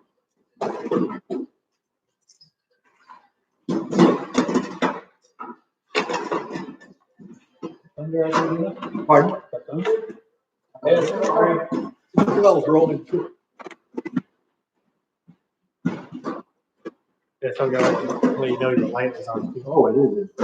Oh, wow. Yeah, we guys saw that it was supposed to storm tomorrow, but I didn't know if it would do it today.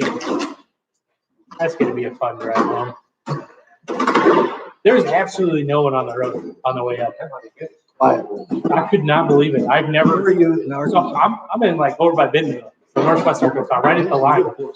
Oh, there you go. Yeah, 45 minutes. You know, yeah, I live up by kind of Fayetteville. I live in a town called Siloam. No one knows that town unless you go to the casino. You know, great area. I love it up there. It's becoming very Beautiful. Yeah. I mean, we have the Ozarks. You know, that's why I want to get out and fly. Is I want to go and see all those places like the Buffalo.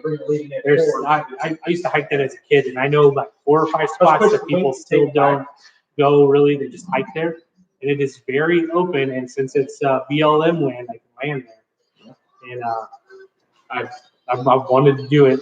And you know, Baird's opened up out there. So this is the main strut attachment, comes pre-drilled, ready to install. And we probably jumped the gun a little bit. That's why we had to open up the leading edge and we're going to bolt it in place. So Does that come in the finished kit or does that come in the wing kit? Yeah, but wings, it's attached to the wing spar, so the wing kit. Okay, I just making sure. so we jumped the gun because we've done it before, we had to take it back off. After everything. Oh, there you go. Well, You find some good places to explore down there, let me know. I'll fly down. Mr. Jeffrey's asking, do you sell a bungee alternative kit for the 801, much like the puck system? Is there a puck system for the 801 yet? Well, we're having customers put in the puck system on the 801. There you go. I have a puck install video coming out soon. Be probably Tuesday actually. So you can remove the bungees, use the puck system. It's really cool. It's just like the puck system that I saw on the what was that? It was a real old aircraft. Like the engine was mounted to it, and then there was pucks under it for where the wheel was. I cannot remember. It was I cannot remember what that was. when he used it on theirs.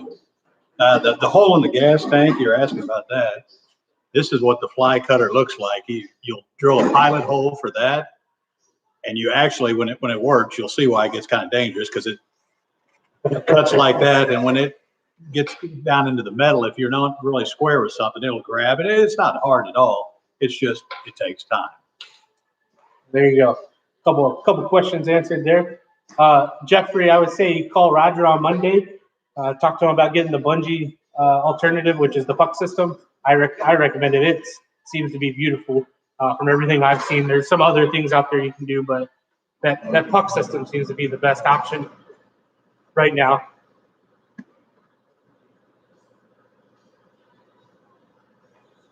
Does the tool for the gas tank come with it? No, you'll have to buy a fly cover. Yeah, you could get those. I mean, probably a hardware store even. I mean, Lowe's or Home Depot. Yeah. Of course, aircraft screws or something like that. Yeah, so you'll have. They're kind of handy. I mean, they are adjustable. You can set it for whatever size hole you want, or you'll set it for half the size hole. If you want a 4-inch hole, you set it for 2 inches, of course, because you're cutting from the center. So it can be used on a lot of things, but I wouldn't use it in a replacement for like a little stepped hole saw. Yeah, right. All right, there you go. It's a great job though. It cuts really clean edges. Keep my better side. Right. Aviator Wood asked, do match drill come on the 801 as well? Will the 801 come match drill? That's all done up in Canada, so I don't know. I mean, I said eventually, but right now,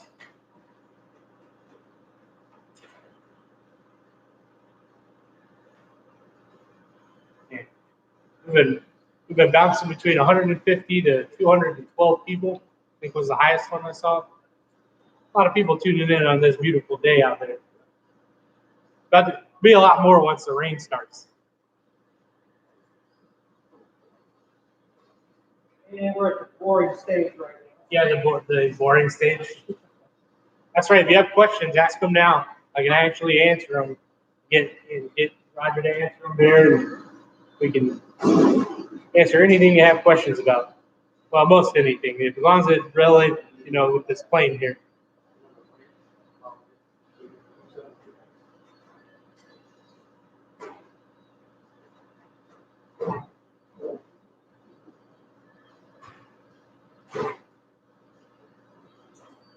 Mike McDowell says, is the Rotax 215, is that a good option? I think you'd be 915 IS. I don't know of a 215 IS, so I'm imagining 915 IS, right? Yeah, I think John has a 915 IS and the Super 701. It's a great little, is it not? He's a 912. John? No. Yeah, no, he's got UL power. Oh, is it? Oh, yeah, he's got the UL power. He's got the UL. Oh, that's it. That's right. It's not Rotax, it's UL. Robert Holmes, out here from Lake of the Ozarks. Yeah, he says 915 IS. Yeah, there's a ton of people that have the Rotax platform. There's tons of options, and we were talking about them earlier. You got Rotax 915, the 912. They came out with another one. UL power with the 130. The turbo one, yeah, the turbo one was the newer one. Yeah, that's crazy. I don't know if I'd run personally. I don't know if I'd run a turbo on such a small basket. 400 hours on my 912S. Yeah, is it with the turbo though? No, just a regular 912S, and it's a beautiful machine.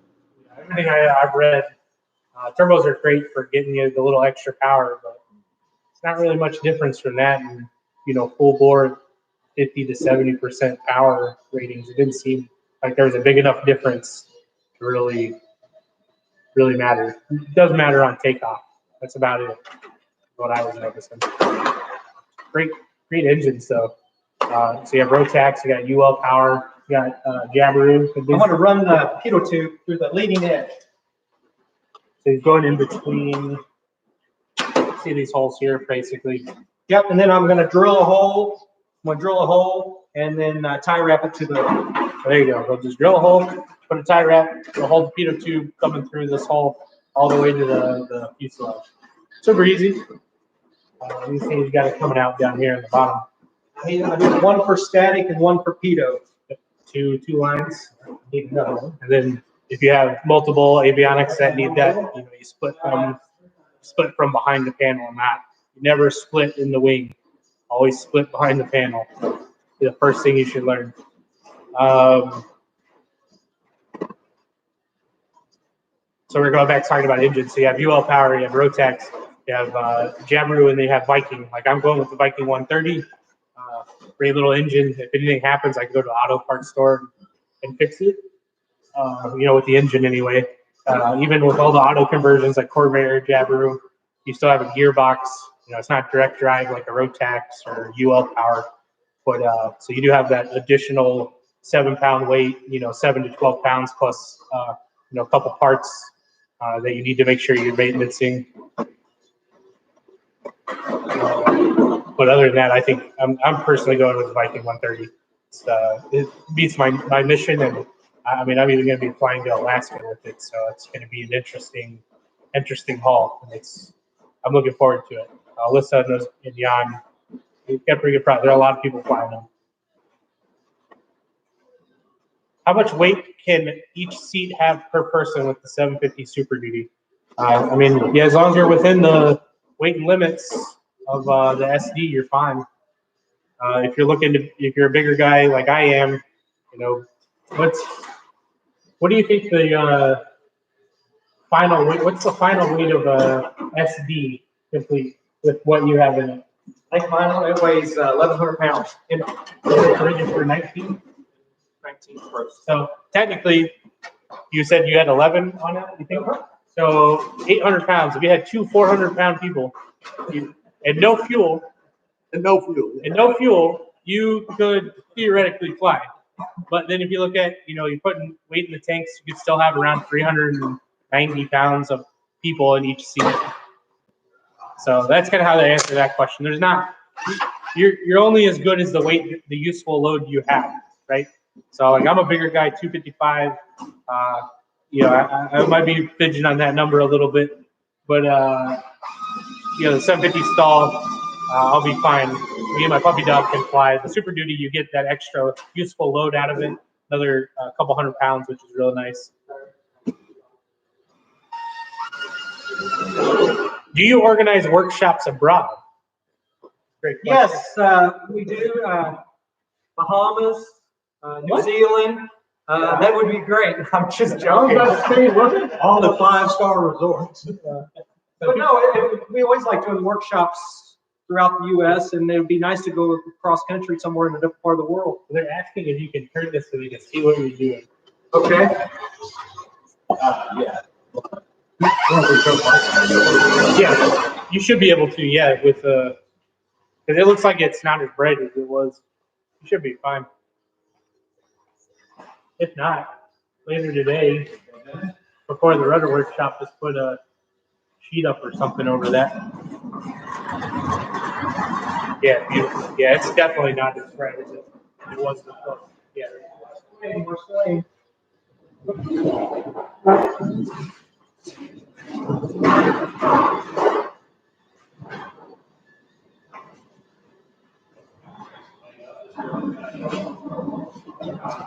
There you go. Yeah, perfect. Perfect. You got tires?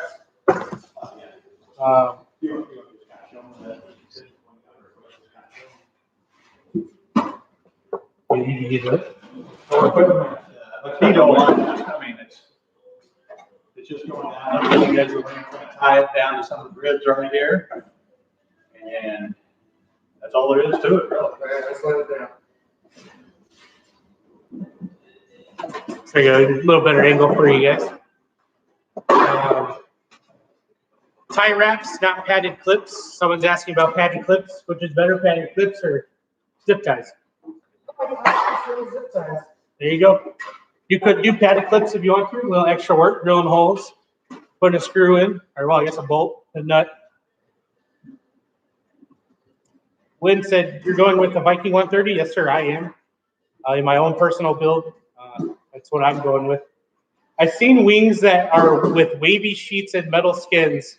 I've seen wings with smooth sheet metal skins. What's the secret to keeping everything so smooth? How do you prevent getting waves? Work from the center out. There you go, work from the center out. Temperature, big one. Yeah, I found that out the hard way. Yep, I found that out the hard way. It was the first thing I read about was, you wanted to build somewhere in the neighborhood from like 60 degrees up. That time, you don't want to go super cold, build one when it's 30 degrees out and build one when it's 80 degrees out. Yeah, and so I found from all of the reading that I did, like between like 50 degrees to like 80 degrees is. Sometimes you find out too, we put a spin on like a big area. Pull some of the clegos out and rework them in after you've got them all in place. It really takes a lot of tension out of the wing. Because, I mean, you find out if you're a 32nd of an inch difference between one side of the wing and the other, I mean, it's going to put some stress on everything. And it'll show up in a big piece of skin. And also, you'll know it because it'll start getting a twist too. That's the biggest thing. That's why I bought a heater during winter. I bought a kerosene heater, one of those blowers, put it in my garage because, it's like 20 degrees outside. Made sure it was right around 65 degrees in there, let it set for about a day like that, and then I went ahead and started doing everything. It seemed like it went a lot better because I did kind of put a couple pieces together and I noticed that you wouldn't think it would be that much difference, but it was crazy. I say that, but I still got waves in my slats.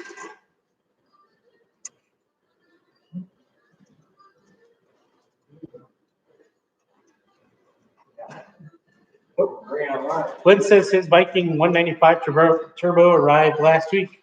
Hey man, good luck. We'd love to see some pictures of it. I would at least put it on the builder forum. I'm gonna lot of people switching over. I like it. Mr. Goodrick says, sorry, great job, guys. I hope this will be available later and going to fly before the West Texas wind kicks up. It will be. These live streams are recorded and put on YouTube, so it'll work out. It'll be a couple hours afterwards. Not even really that. Maybe like an hour, and it should show up as long as Sebastian's around to post it. So let's just recap. We started at 8 o'clock this morning. We started with a 750 wing from a standard kit.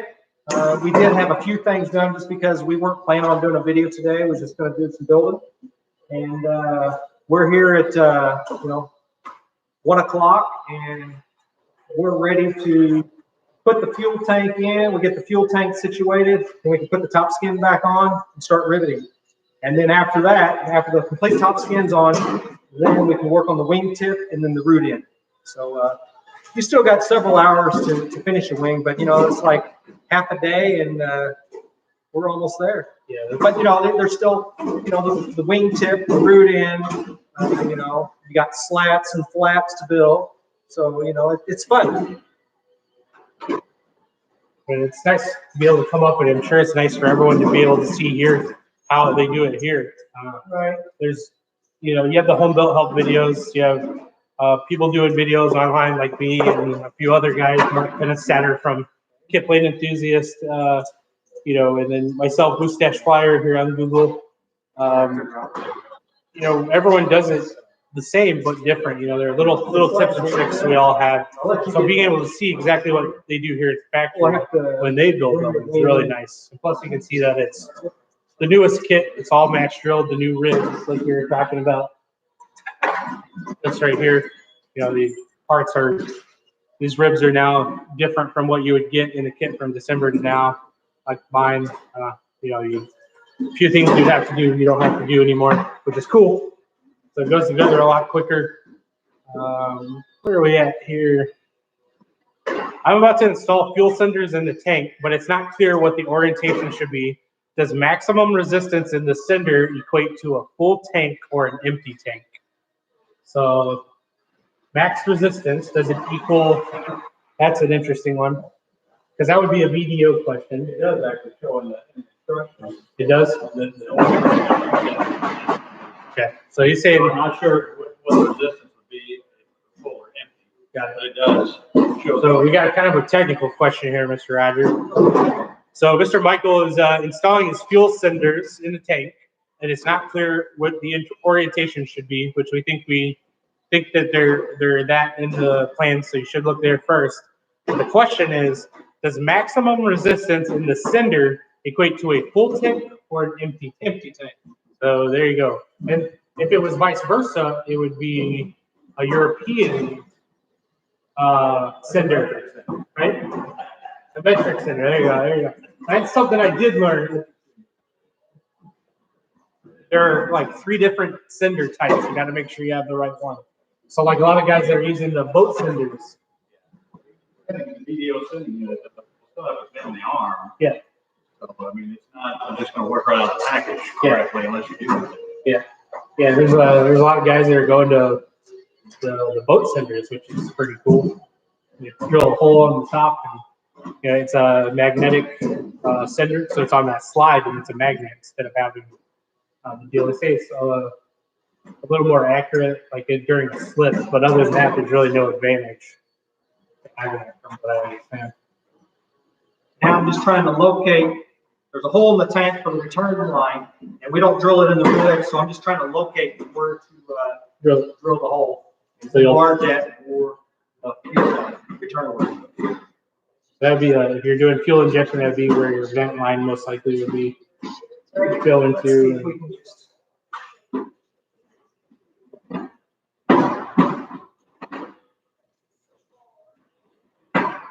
After the large plug bit.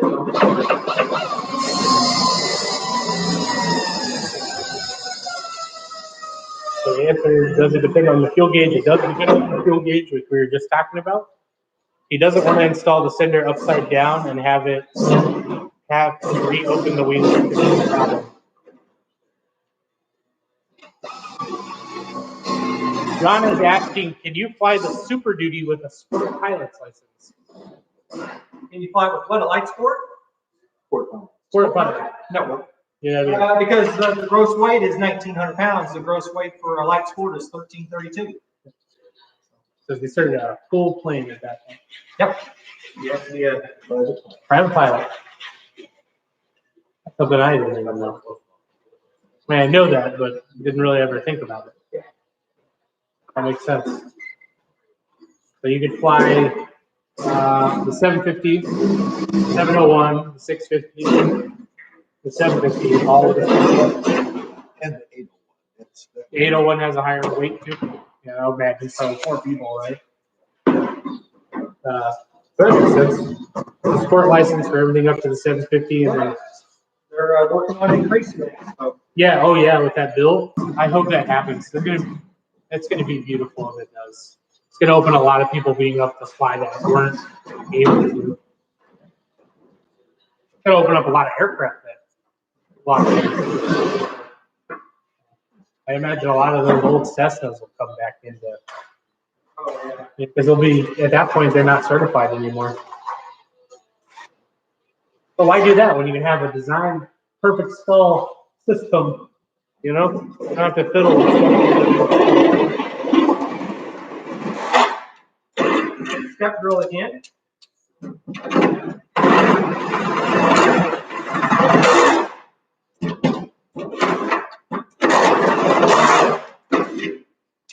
So there is a question. It says, will there be a cruiser version of the SD? Someday, yes. Someday. They're looking at it from the sounds. How did you start this job? Do you have any aviation background education? My question is for each of you. So, Mr. Roger, how did you start in all this? That's a loaded question. That's a loaded question, huh? Okay. Actually, Jay and I, we both graduated from Central Missouri State University with an aviation technology degree, career degree. It's a very broad degree. A lot of maintenance, engineering, management into the degree. And then after I graduated from there, I started at Zenith in '93. Zenith started in '92, and here I am. There you go. Jay? Well, obviously Roger said same thing. I went to school, same place he did. He went to the same place I did. I started flying when I was in high school. Got my private pilot then. Got my commercial multi-engine instrument, flight instructor, and everything when I was in school. I've been the airport manager here for almost 19 years. So who has more flying hours? Well, I have more flying hours than like these light planes, 7,000 to 8,000 hours. But Jay can handle, bigger, heavier airplanes than I can. He's got a, Stinson, he's got Stinson Reliant, 182 Mooney, and I just don't have a lot of time. I don't have a lot of time. So if you're on a commercial flight and all of the people there and the pilots wind up getting sick, you're the guy you want behind them. I don't know about that. Okay. Well, I mean, they had a blow up. You know what I'm saying. Such a good movie, Airplane. Yep. That's very good.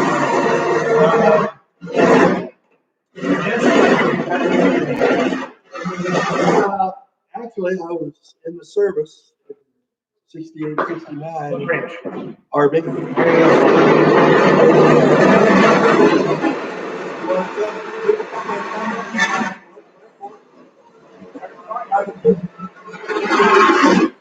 That's I don't have an aviation background. I do not have a degree. I was just a redneck that decided this is what he wanted to do. I went into the Marine Corps after being in fire and EMS. Got hurt in 2011 and always dreamed about aviation. Been looking at it for a long time and finally pulled the trigger on it, so to speak. And that was back in September until here we are. So I have zero background in building.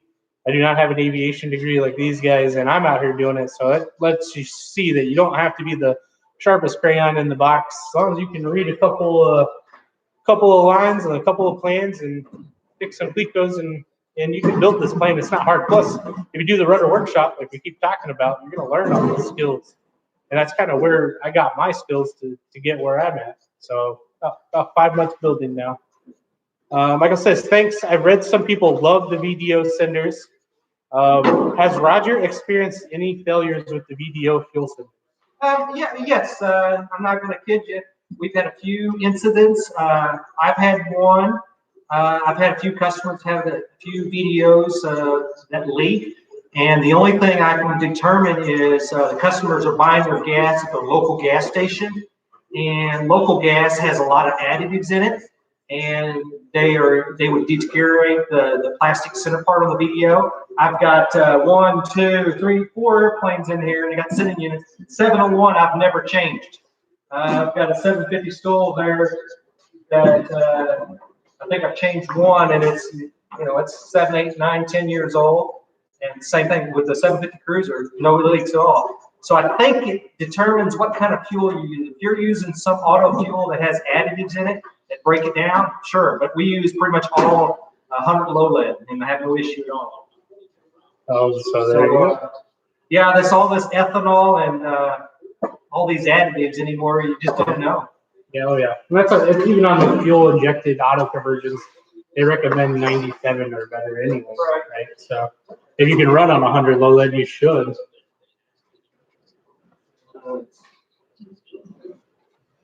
Mark says he's back. Welcome back. Mark says, are all of you guys in pilot? So everyone in here is a private pilot but me. I am not a private pilot. I don't work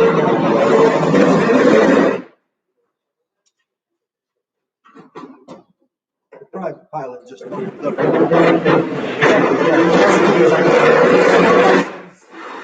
medical background. It's better to be able to get to class 3 or some of the basic med and be able to continue to fly with a sport license under my driver's license. So it just made more sense. I'm a private pilot, but I'm flying as a sport pilot. Yeah. Because I'm a paramedic. So there you go. And if you ever wanted to go back, you would just go basic med, I would assume, right? well, since I haven't had one in 10 years, I'd have to have a physical +3. And then that'd be something to look at. Yeah.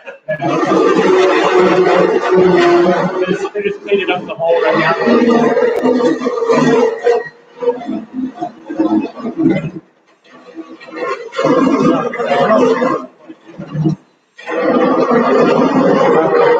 I'll have to ask a question here in a minute. That's going to be a Roger question.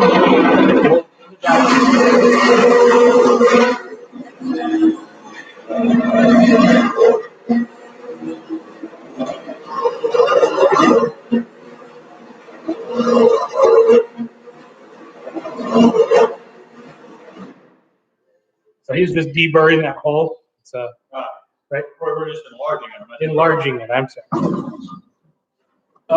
So Anthony's question is this. This might be a question for you too. You probably might have a better answer. Can I get 14 CFR 91.319 limit flyover congested area lifted with a 750 SD? I have no idea. That's an interesting. I don't even. Limit over congested area. It's just an open. I mean, That's not a problem with flight sport. SD over congested area. That's just with ultra. It depends on your. Take that back. It's if your program letter or your. Well, they don't call it program letter anymore. If your help me out, Dennis. If your operating limitations.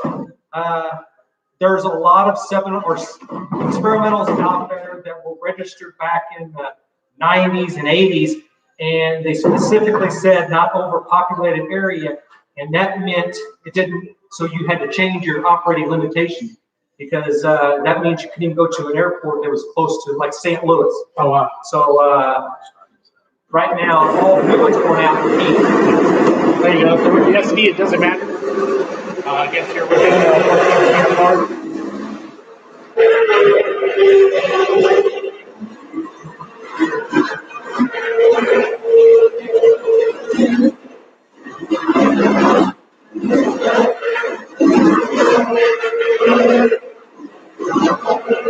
Kind of like watching paint dry.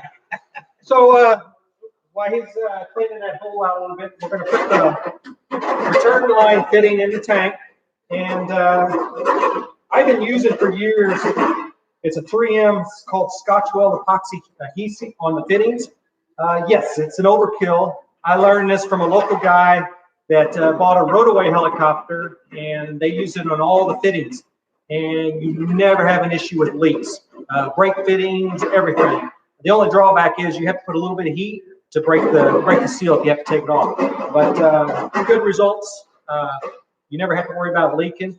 I used to always have leaks on my brake fittings. No, I never have leaks. So this means that it's above the 592 equivalent. Right, Yeah, right. so there you go. Yep. You're past the standard. That's right, yeah, that's right.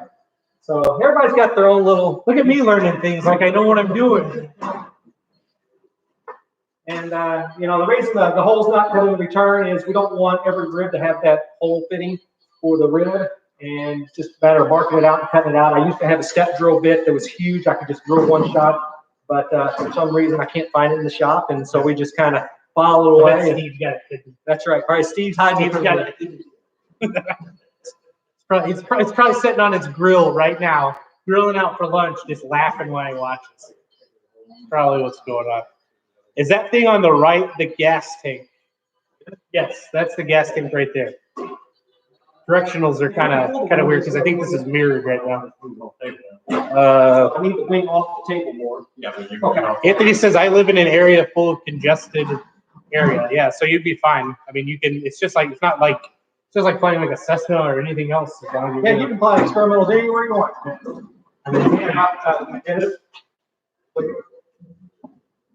And we're just taking it off the edge of the table because of the fuel drain. I might have to open up the hole a little bit just to make it centered. There you go. He's trying to make sure without something. Now, smooth the whole table this way, we're on it, so you're back on it. You know, hang on. Do we need to move it that way, son? Gotta let the engineers work because I don't know what they're doing. We're just hanging on. And we're moving the wing more than you normally do, but the reason we're moving it more so you guys can do different views, different looks. So, okay, Dave, you can try to position that tank, and I'll see where. What do we want to do? I'll try to get that. Just, Which way do you want to go? well, it needs to go forward.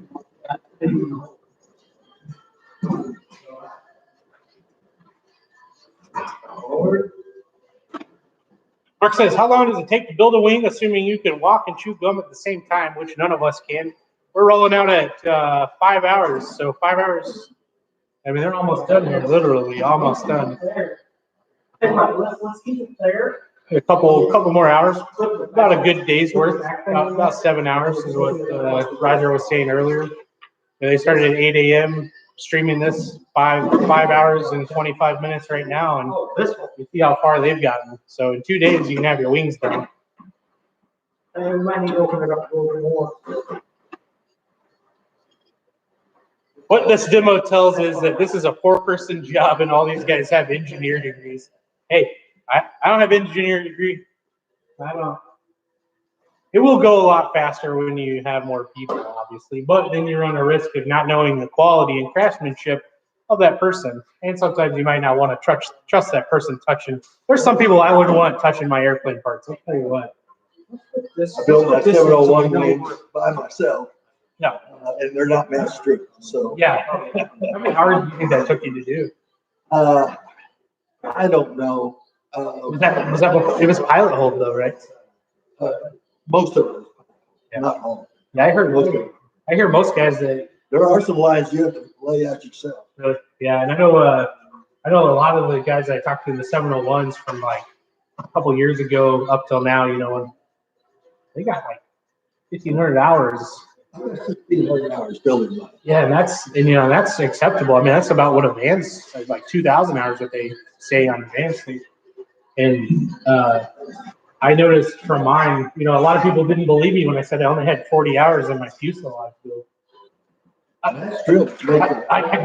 And I assume I was probably eating tacos and pizza and smoking cigars, for at least 4 or 5 hours of that. It's just so simple. Literally, I just had, and I sprayed a little primer, a little not Cortex chromate, zinc chromate, put in the clicos, tested it, and I realized on that first part, I'm like, I don't even have to clico this. As long as it matches the drawing, it's done. And so that's what I started doing. And then I started doing the videos. That exorbitantly took the time up because you're trying to show people what to do. But if you take those hours out, I really only have about 40 hours on the fuselage build, and that's insane. I'll talk to other kit builders that they're doing their empennage and all that. Yeah, a couple hundred hours almost. And I'm like, I couldn't do that. I don't think I could be one of those guys. I couldn't do it. So I love the match drilling. That's absolutely the best. I enjoyed the build. I was really looking forward to flying it. Yeah, oh yeah. So there's a little angle that comes in the kit, and what it does, it keeps the tank from coming back. And we're going to install it on the back of the Spar and back drill it, and it'll hold it in place. So I'm just going to center it. There's one on top too, right? You're talking about earlier. That's it. That's the one. Oh, that's the one you're talking about. Got it. Because people are asking why they're not straps to hold the tank in. And the skin will hold it in place. Yeah, the skin will hold it in its place. This is its own section. I don't know where it's at, but it's its own little panel. A lot of guys take and put put an access panel by taking all of those holes and making them. What are they called? I can't think of what it's called with the screw. Nut plates. Nut plates. There we go. They put nut plates. And so they can access the fuel tank if they have an issue or anything like that. I personally am going to do that for mine. Roger, you guys sell nut plates if someone needed them? So there you go. Another thing you can pick up here at your local Zenith supply. A couple nut plates. We're going to open it up. Roland actually says, what size are those metal tubes you're resting the wings on? Those are 2-inch steel tubes.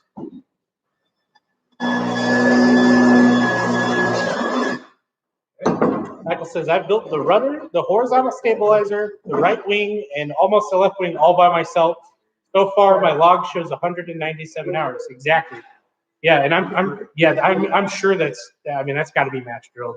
It's got to be a recent kit, and that's what we're talking about is.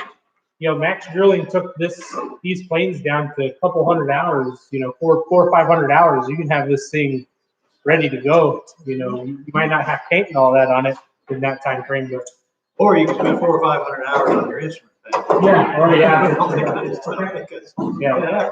Yeah, that's the thing. A lot of the hours, like those people that are quoting like the 800 hours, it's them running avionics, it's them running fuel lines, it's them working on the engine. And that does take a lot of time. And that's why the quick build kit is considered less than 51%, because you still have a lot of stuff to do. I'm just going to open up this hole a little bit. Oh, he finally got some safety glasses. I was waiting for someone to mention it, by the way. I wanted to be the one. I thought you were our safety inspector. Did you see my video on the time? Do you want me to be that person?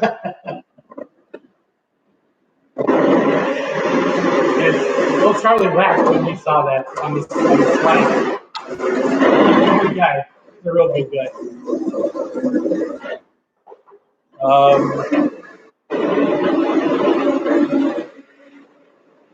Anthony says, can the aircraft be on a tie down if you don't have a hangar? It's a good question. That is a yes. So you'll get tie down points if they put on here.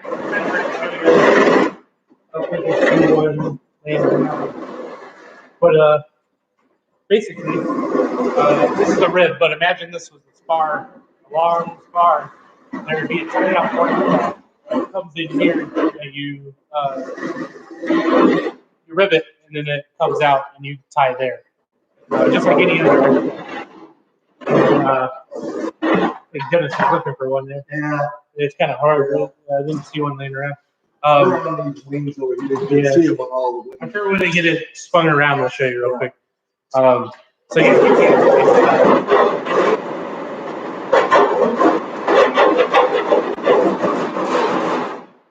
Make the holes in the skin for the quick drain just a little bit smaller, just because when the tank is welded, it changes shape a little bit. So we'll have to fine tune it.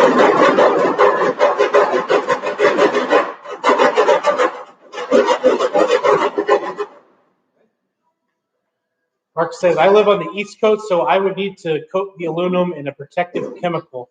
It all depends on if you're at the East Coast by water or not. Cortex is a good thing, kind of like what they were talking about. Zinc chromate, everything like that. Yeah, what part of the East Coast are you on there, Mr. Mark? He says, I bet having an experience in auto collision repair would be useful in this enterprise. I mean, I have no background in any of this stuff, and it's easy. So, I mean, you don't have to have an automotive background. I mean, I'm sure it helps for sure in some ways. Oh, yeah. But when you do the rubber workshop, you learn all that stuff. And that was kind of, My best customers are a customer that has never touched a tool in his life. because you can teach Train them. them. Yeah, exactly. I've got customers that are A&Ps, IAs, and yes, they know the right way, they know the correct way, but they're hard to retrain. So, Because they're used to going to so far out for so long going, we use the same mentality in the Marine Corps. The best shooters are the ones that have never shot before because they don't have the bad characteristics, and I can see that. That's really, it's interesting. So there you go. A lot of women building. oh, yes. Yeah, I saw what's her name? She was posting. Oh, yeah, that is so cool. Like, she just decided to do it. She's like, I have a Super Duty. Yeah, she just decided to go out and build a Super Duty. That's awesome.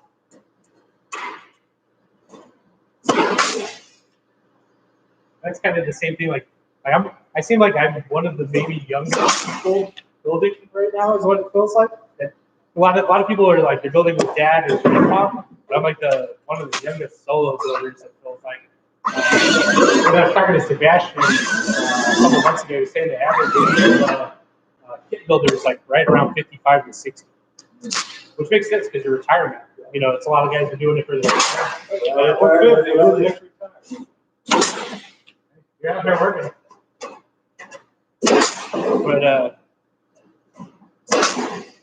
and someone asked a question about Europe. If you could re-ask that, I apologize. We got a couple questions coming in. For perspective, how many wings has Roger built? Good question. How many wings have you built? I have no idea. He has no idea. Are the difference kits sold now match drilled? We were talking about that earlier. The 750 up is all match drilled for the most part. The 701 is getting there. The 801 is getting there as well. So to answer that question, if you have a specific model you want to ask, let me know and we'll try to answer.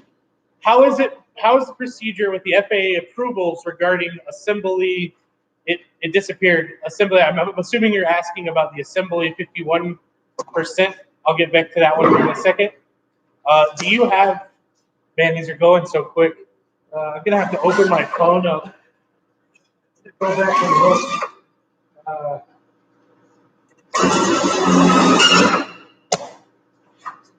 Sebastian, what is that?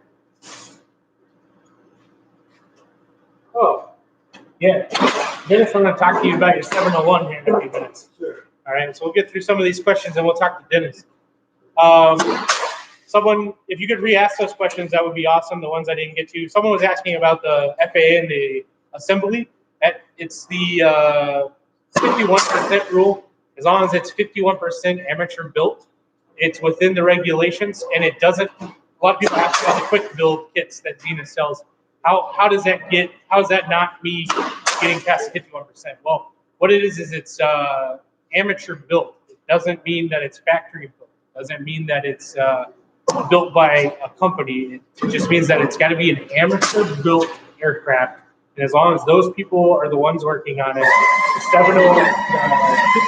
51% rule applies. So it's just like doing a builder assist program with like Herman down in Florida. You still have 51% of the plane to go, even when you get the quick build kit, because the quick build kit is not considered anywhere close to 51%. You still have avionics, you still have the controls, you still have all of the other things that go along with building the plane. So that's that question for the FAA. If you're wondering, someone was asking about the V&E. That might be back on the question that I missed. The setting of the V&E is pretty standard in the industry. It's set by the person designing the plane, right? How many horsepower, and the design of the aircraft, how much lift. So that would be probably a better answer coming from Roger. What's that? Who sets the V&E? Well, B&E is by the designer. Yeah, So the designer picked the B&E. So, he gives all these limits. I mean, it doesn't mean that the customer has to abide by it, but they should. Yeah. Recommended, that works. Someone asked about how detailed.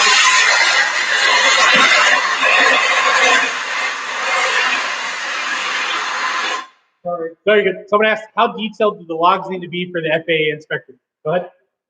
Detail logs, you need to have photos. So what you can do is you can stick up a GoPro, a video. It doesn't matter what format you have it in, as long as you've got log that you built it. So you can just have a video run and say, here, go ahead, watch it. And that's it. Yeah. Like Mark Setter and have detail.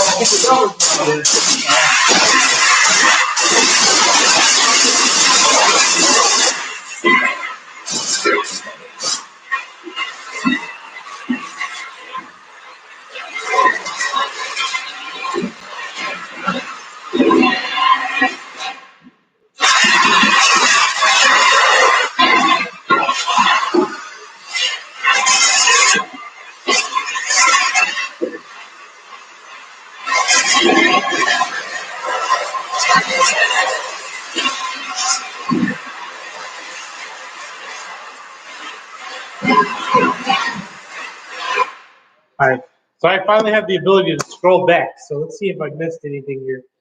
How is the procedure of the FAA approvals regarding assembly steps? We just talked about. The V&E we just talked about. Do you have the 2-week to taxi program, and how does it work? That's done up in Canada, Zenair. Zenair. So you go to Zenair, which is the parent company or sister company?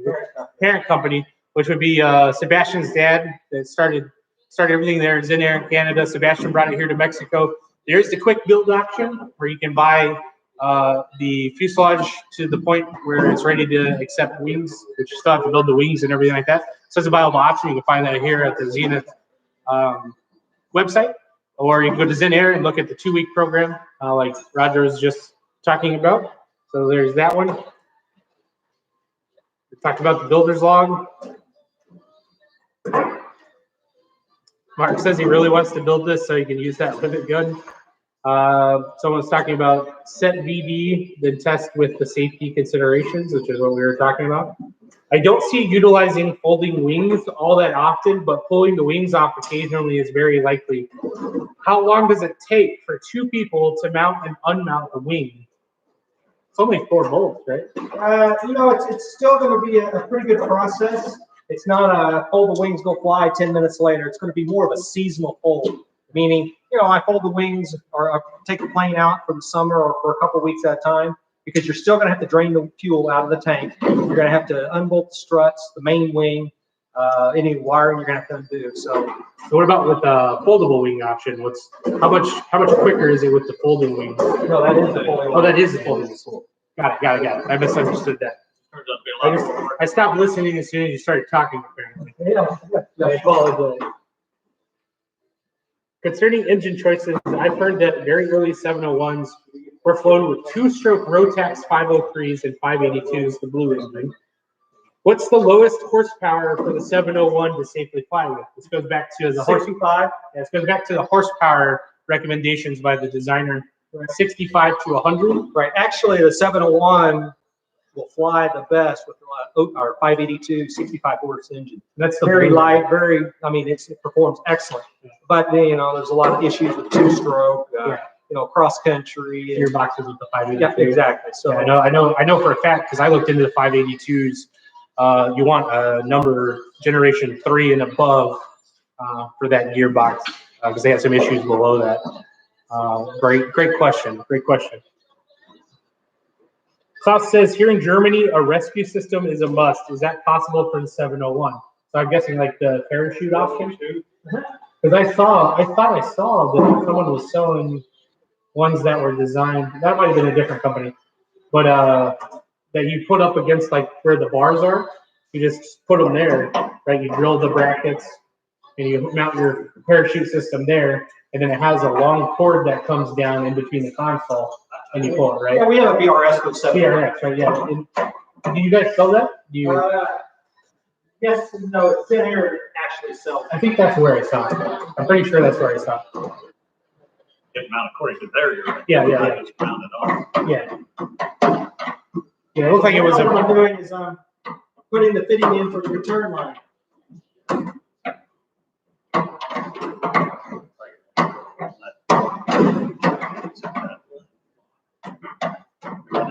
So go back down here. Okay. And,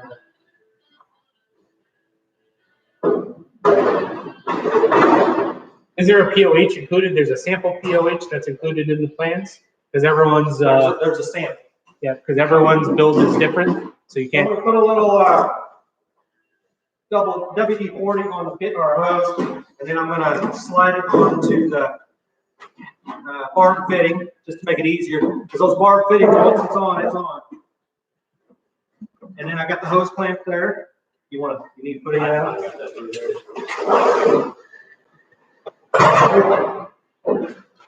And use the driver to do the hose clamp. Charlie's still on there? Charlie is. Charlie just chimed in actually. Wow. So we were going down the list. We talked about all that. What is the brand of vacuum? I need one. Your vacuum. Oh, ATI. ATI. It is a blowgun vacuum. Mini vac. Pretty cool. I never saw anything like that. Mark says, I'm going to need a hoist to lift wings onto the fuselage. No, you don't need a hoist. I saw a lot of people that build using wood, just 2 pieces of wood, basically a stand with a piece of wood on top, set at the correct height. These things are super light. They're not heavy. Charlie Becker says, I'm working on putting together a webinar on what to expect of the DAR inspection. I have Joe Norris, a DAR, working on it. It will probably be added to the EAA webinar list in the next 30 days. So there you go. If you guys are not an EAA member, you need to head over there. You know, those are the guys that put on Oshkosh. Great guys. They have the most knowledge of this experimental aircraft world. They've got some really great webinars. I was actually watching them the other night. I was like awesome enough to be invited to do a webinar over home building during the Corona pandemic. And I really do appreciate Roger and Sebastian and Mr. Charlie for allowing me to be a part of that. Yeah, it was great. And, you know, that was the first time I've done a webinar. And I'll be honest with you, I was a bit nervous. Yeah. And once I got here. You can hear your nervousness. Okay, good. Well, you know. Because your microphone was open. But, you know. Because your microphone was open. But it's fun. It's learning. Charlie does an excellent job. He's done that so many times. I don't know if you mentioned it. Yeah, hey, Charlie's got a great builder's log. Yeah, and that's the thing is like, so they have when you become a member of the EAA, you get access to the free builder log. So if you guys are looking to do something for the DAR inspection, of course, check that out. Plus, great membership for EAA because you get the ability to, you know, you can go to these chapter meetings in your local area and talk to those guys that are flying too, and they'll make you a member. You know, you can pay there, or you can do it all online. I did mine all online, and I'll tell you what, it's been one of the best resources for me. The webinars that they have, they don't only just talk about flight characteristics or this or that. You know, Charlie is bringing about the experimentation side about building with really good webinars over there. He said he's going to start doing those, and that's really awesome because you're going to be able to be like me, where I have no idea what's going on and where I need to go and what I need to do coming up to the inspection of building this aircraft. And it sounds like there's going to be a webinar over it, which is really awesome. Definitely check that out. I know from being a part of those webinars, there's only 1,000 spots on the webinars. So make sure that you're signing up and doing it early. Charlie, if you have anything to add to that, do it.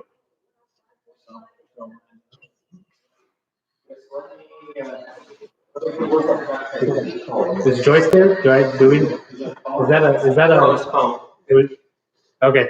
If you're watching, sorry.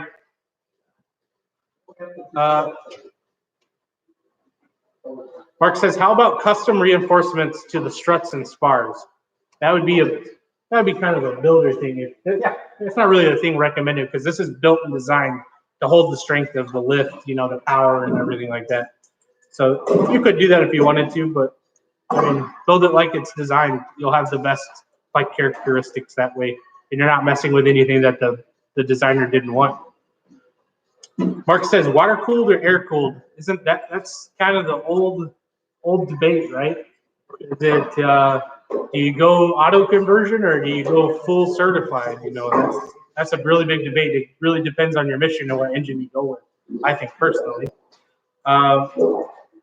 Mark says, any torque specification supplied in the assembly manual. So that comes from the Zenith standards PDF that you can find on the builder resource. Not just that, you can look at the AC 43. Well, I guess it would be the 43 AC 13, right?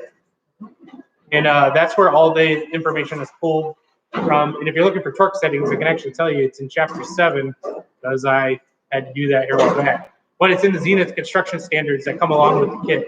So you have all that information. Is that rain? That is rain. I really hope my windows aren't down. Uh-oh. It's raining pretty bad right now out there, it sounds like. We're building today. Yeah, right? Heaven forbid you had anything else to do today.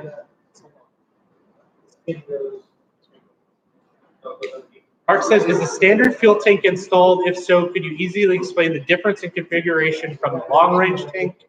So the question is this the long-range tank or the standard tank? Long range. And what are the differences? Well, the difference between standard tank, the tank comes right here, it's 12 gallon, and then you'll have a channel that goes behind the tank, and then the long range doesn't have the channel, and the tank goes clear back here, it's 15 gallons. So say I ordered standard, like I did with my kit, Right. Could I now come back, even though it's been a few months, but I put the extended tank in this? Yeah, because the skin's not drilled, so all you have to do is to change the tanks. Okay, so we need to. You couldn't have told me that 24 hours ago. You brought I know. Yeah, I was gonna bring some of that other stuff we were talking about. I forgot all about it. Charlie said he went shopping. What'd you buy, Charlie? Okay, so now we're ready to, we know the top skin's gonna fit over the tank. We got the fuel return, we got the pitot tube run.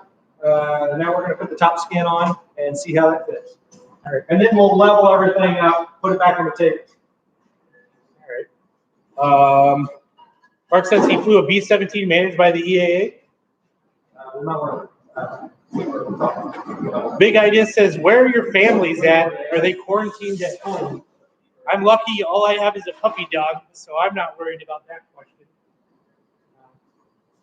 I think anyone in this pandemic's looking for a way to go and spend a little time away from the wife and kids. My 4-flight unit shows rain on Mexico. Yeah, you're right. That's what that just was. It just stopped, it sounded like. Dwight Hoover says, just started watching 701. That is actually a 750 STOL. Same aircraft I'm building. They're working on right now. Welcome to the stream, sir. Charlie says he went to find paper towels and TP, but none were in stock. Oh, wait, TP and paper towels were in stock at one point. Mark says it's about to get really heavy with the rain. I hope it's not as heavy as that. That sounded pretty heavy a second ago. So, Dennis, I don't know if there's a way to get you up here. You want to stand up here or just grab it? There's a radar, there's a radar. Okay, yeah. So this is Mr. Dennis. Sebastian wanted us to talk about the 701 really quick. So why did you choose the 701? And well, tell us a little bit about your background and tell us why you chose the 701. Well, I told you earlier that when I was in the service, I got The Army. He was in the Army, by the way. What did you do in the Army? I was the guy that sent the rest of you guys overseas. Oh, okay. I was the NCOIC of Can't talk about it. Blacked out.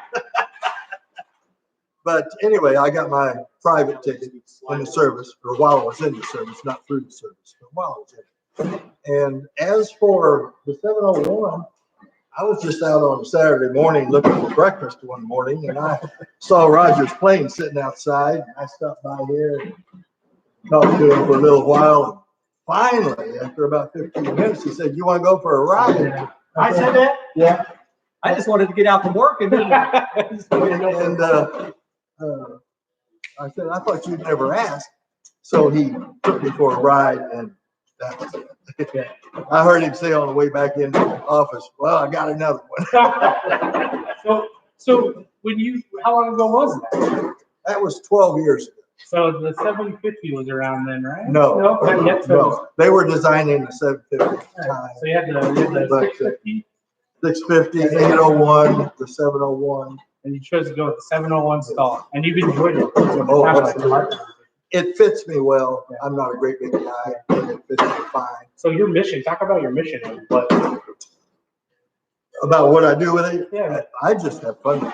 I love to play on the sandbars in the middle of the river. I like to get off airport as much as possible. Occasionally, Roger and I'll go camping in the 701. Yeah? You guys invite anyone else? No. That's cool. But no, we have a lot of fun with the 701. Yeah, it seems like a lot of the pictures I've seen from like the past 10 years, 701 was kind of the thing that started it all, right? Really, at least for the off-airport landing. It's the original SkyJeep. Yeah, exactly. And I've got almost 1,200 hours on mine. The odometer on my 296 GPS says 98,000 miles. So I don't let it sit. So what engine do you have? I've got the 912 ULS. That's It's a good motor. And so you've been flying this thing for 12 years. If you were talking to someone that was building and coming along, I know your kit was a lot different from match hole drill, kind of like. There's no match hole drill. Yeah, back 12 years ago, yeah. It's a pilot hole. What's something you could offer to the builder like me that's coming in, or a new pilot like me?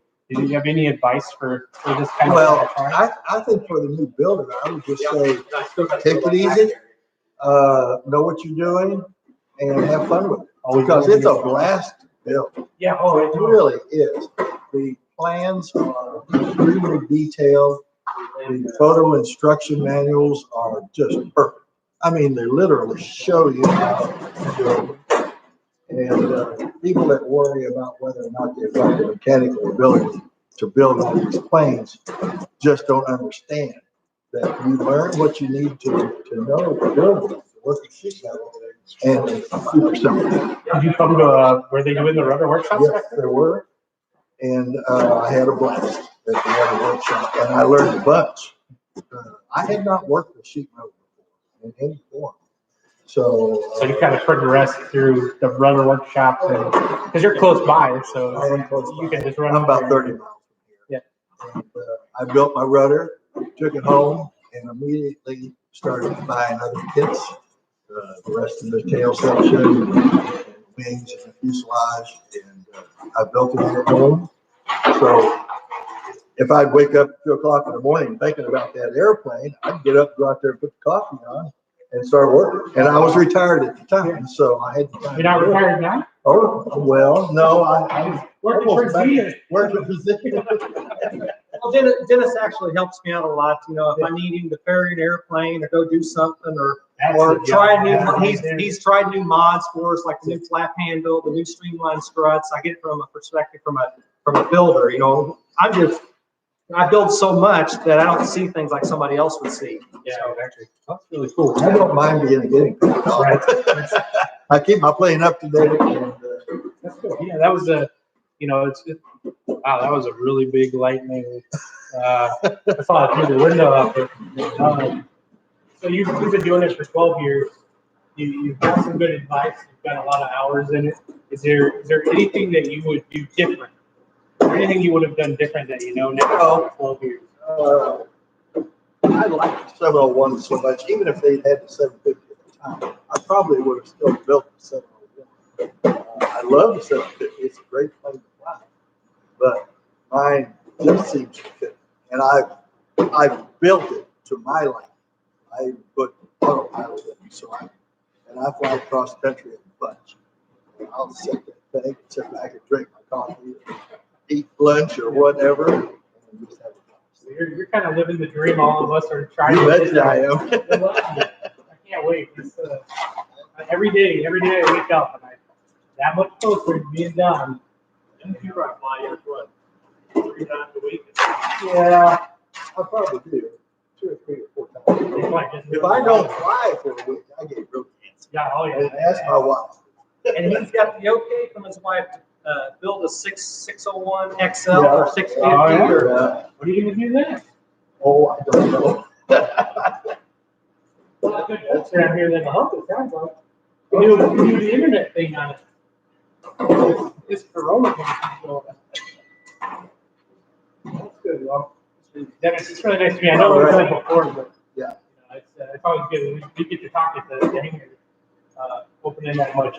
That's the thing is you run into everyone, it's crazy how small the community is, but it's so big.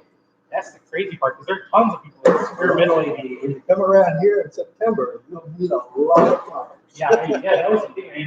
The Lizard, he was on, a couple of other guys. I bet Charlie, but Charlie doesn't remember me. I didn't look this good back then. I had really long hair.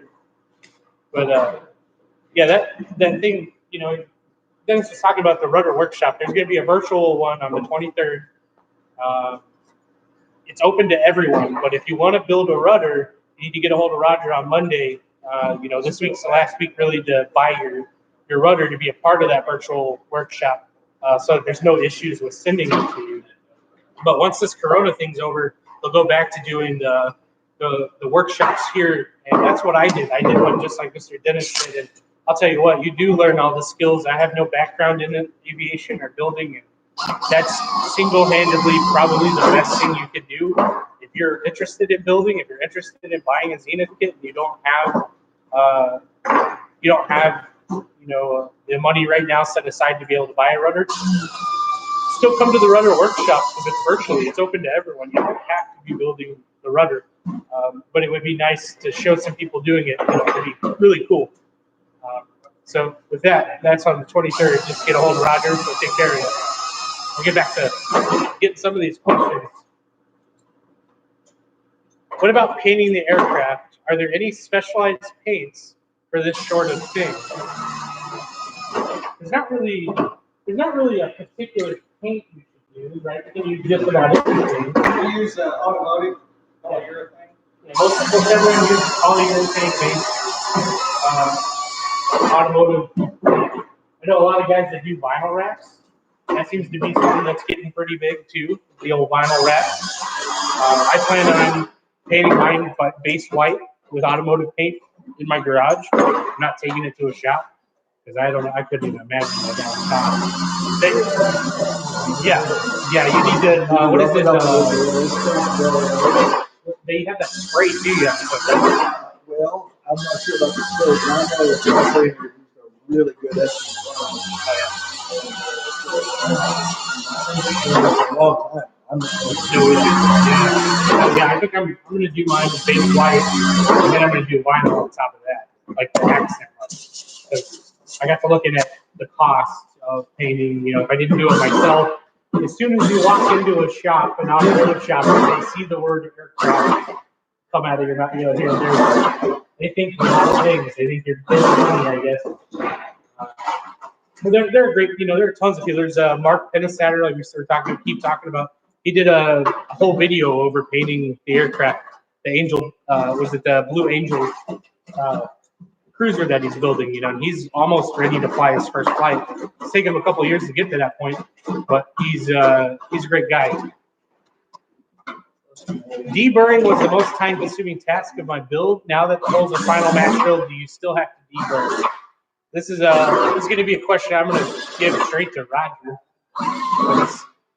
Roger, with match drilling, do you need to deburr?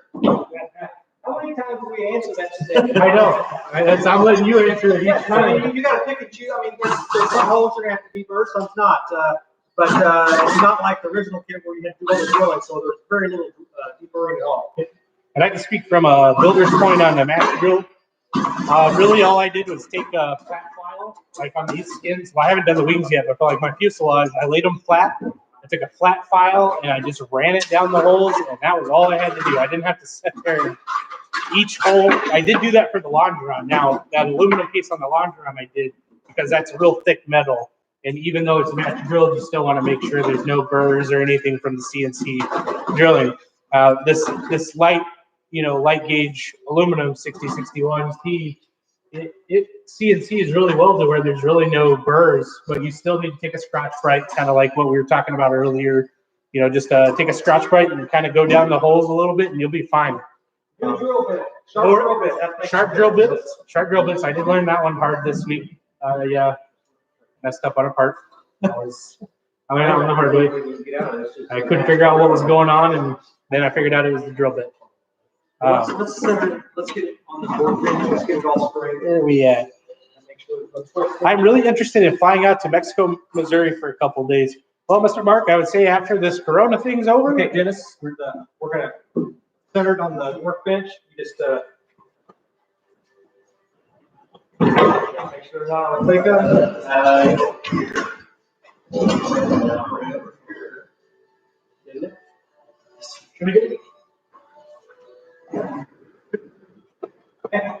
So nice and one way you can check is just measure different positions. See if you got a twist in it. Quickly, I mean, it's all sitting the same, and not all CNC. Probably be easier for me to move the cart then. Let's move these brackets, Dennis. Okay, towards the edge of the rib. Should be over here. Yeah, I would rather. So we've been answering a lot of questions while you guys have been putting the top skin on. Can you kind of recap what we're doing? Yeah, so what we've done is we had to drill the leading edge skin on the spar, and then we had to take the top skin off. We had to install the tank, drill a hole in the rib for the return line fitting, put the tube line in, deburred everything, vacuumed everything out, ran the return line fitting, got the tank, we got the fittings in the tank, fitting in it, and basically what we had left is to rip the top, flip it over to the bottom, put the strut fitting doubler on. We haven't done that yet, it's already drilled. And then we just been rigging. So in 6 hours, this thing has come together, and a lot of that's been talking, as you guys can tell. So that's pretty good considering you can have your wings done in a whole day if you really wanted to press through and do it.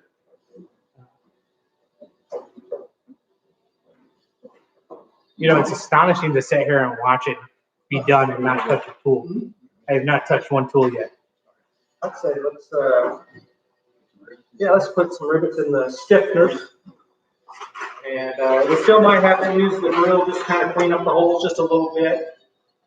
Looks good. I hope Sebastian doesn't want me to work this hard every day. Right? Well, I should probably, he was messing. He was tuned in watching, it looked like. He's learning.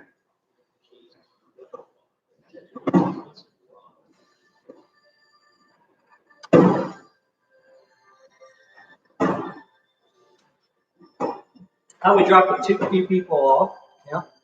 Yeah, oh yeah. Because we're kind of getting to that point, This is the fun part now. Yeah. no paint shops, no paints. Can automotive shop do it? Yeah, you could. I've had a quote done for mine. It was more expensive than I was comfortable with doing, but I'm sure Dennis, you said you had someone do yours, but that was 12 years ago. Right across the road over here do mine. That was about 12 years ago. Yeah, and they were used to working on aircraft. What do you think she charged you? Do you remember? It was about $2,500. Yeah, I'm sure that's right in the same ballpark as it would be now by every bit. I was quoted 100, but that was them also doing all the prep. He did all the prep. I took parts for the fuselage and the wings and tails. I know a couple people have talked about powder coating their whole aircraft, which that's insane because the heat is 400 degrees minimum, right? You're gonna find somebody with equipment big enough. Yep. So our Spencer 750, it's a beautiful, it's all paint, there's no decals, and they took about 2 months to paint it. It's 12,000, but it's beautiful. So that's top of the line. Yeah, that's. No, I'm a budget builder. You know what I can do with $12,000? That's a lot of whiskey. That's a lot of whiskey. I can go on a whiskey world tour. That's one barrel of Jack Daniels. Yeah, you're not wrong. It's like 14 grand for one of those. Same. Not that I would know. Yeah, I don't know that either. I just, late nights during this Corona thing, looking things up. Yeah. Do you have to plate the paint? No, you can polish it. There's actually a couple people that are polishing their aircrafts. If you really want to see some really good STOL videos with a polished aircraft, Dean Phillips out in New Zealand, Juliet Uniform Golf, 3-time, 4-time STOL competition. I don't know if I can say that word without getting in trouble.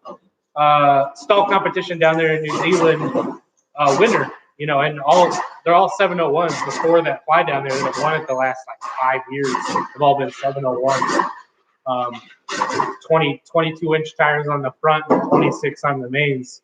Running Viking, running Road Tax, UL. All 4 of them have a different power plant. Doing absolutely astounding things down there. You can look at theirs. What they do is they have like an outer ring. You can kind of see on the back 750 back there. See if I can get it. They have like a blue ring that goes around that whole outer section, and then that whole intersection, like on that one, where that white meets that black to yellow, that's all polished. It looks so good. It's absolutely beautiful. He's got such a beautiful aircraft, and he just uses it to go and fly around. It's not a showstopper by any means, but it is in a sense the thing's beautiful. But he didn't dump a lot of money into the paint on it for sure at all. So how close are we to finishing this wing? Kind of like what Roger was talking about. We're doing the final rivet right now. If you were going to start, yeah, you're starting on the final riveting, so it's actually pretty goddamn close. Starting to lose a little steam. Yeah, right. I'm sorry to ask this question a third time, but is it possible to fly a little bit more aggressively with the 750-701, such as barrel rolls and spins? That would be a aerobatic situation, which I have no idea. +6, -3 Gs. Most of our airplanes, and that's ultimate. It just depends on how you train. Certain maneuvers you don't pull that many Gs, but you got to be ready that if you do it wrong, it's going to pull a lot of Gs. And these planes weren't designed with aerobatics in mind. So main thing is you need to be trained for it. And we've had guys, they'll do a loop or something like in the 701, but I strongly would just recommend it. Yeah. It's not what it wasn't designed for aerobatic. Right. Plus just that you have to have aerobatic training. Right. To technically do that, and you stay out of trouble with the FAA. So plus, when you do your program or your program letter for your terminal, it does say on there aerobatic prohibited, and I think it's anything over 60-degree phantoms considered that, and something else. Yeah, you just can't do that legally. So we're not going to offer you any advice for illegalness. We would say that, as Roger said, stay within the guidelines of the FAA. and the designs for the Zenith 750 and 701. Mark says the rain's about to stop. Another question, is there a difference between the EU model and the US models? Is there a difference between the European model and the US model? No. So the kits get shipped from here to the Right. EU.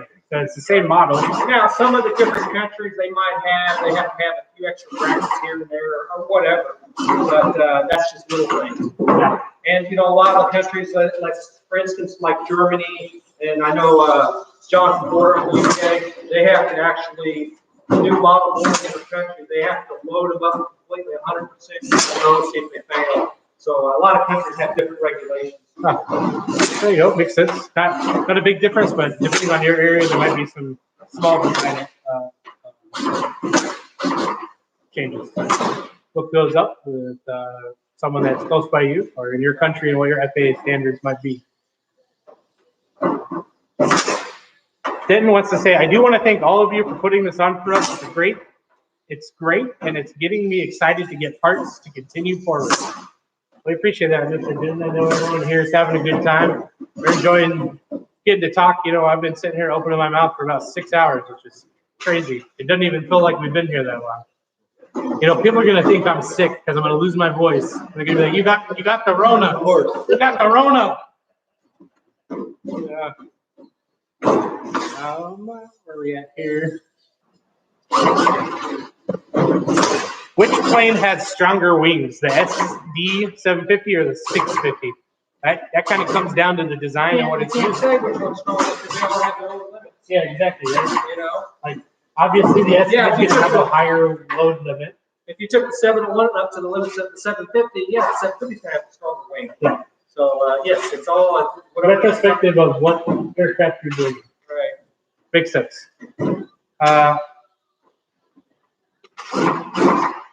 Ken says, I'm 84 years old and wonder how many my age have built a 701. How many people in their 80s do you believe have built a 701? In their 80s? Yes, sir. I have one of these customers. We had a customer that came to one of our rotor workshops, and he was like 90-some years old, and he finished his airplane. Wow. So I'd say typically most of our customers are probably 60 plus. Yeah, sure. We're saying the average age of a home builder is right around there, around 60. But guys like me are trying to change that. We're trying to bring that number down a little bit. You know, we're starting to see the qualities and the importance and really the better side of being able to do experimental because you can work on all this stuff by yourself. You don't have to pay the A&P. No offense or anything.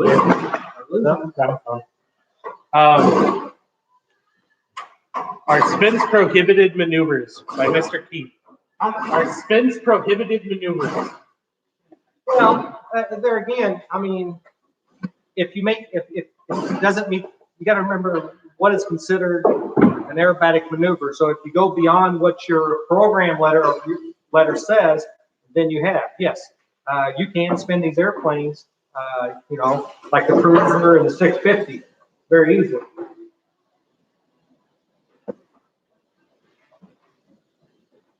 I don't know why I call it program letter, but it's operating limitation. I think back in the day, when in the early 90s, they called it program letter, I think, that's why.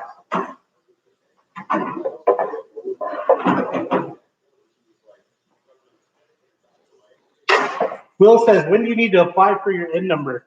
I can answer that. Anytime you want to. I applied for my N number in December. I had it held and I'm ready to go. And I just found out today from what Roger was saying that you can apply and even get everything up to the registration before your aircraft is even complete. So a solid answer to that. And the next thing is if you go to the FAA website right now and you go to do an N number, it's all electronic, and it will hold it for 2 years for $10. So that number will always be yours. I did 878 Delta Charlie. What else? I can't remember what it is. My buddy's that's actually my buddy's. 878 Delta Charlie is his. I did 78 78. What did I do? I did 787 Charlie Delta. So it's gonna confuse the heck out of them when we're flying together, I imagine. But I did that one, and I did a couple other ones that I thought were kind of cool. You know, $30, and I got my N number for 2 years, and whichever one I decide to use, I can, and then go release it back into the system if I don't use it. Vanity N number, yeah, exactly. Pretty cool. Center of the wing on the screen. Center of the wing? Oh, he sent me that. I moved this, I thought. Is it not? Got another hand watching. Felt hard because the laptop's up at the top. There we go. I could also move the top of the grill there.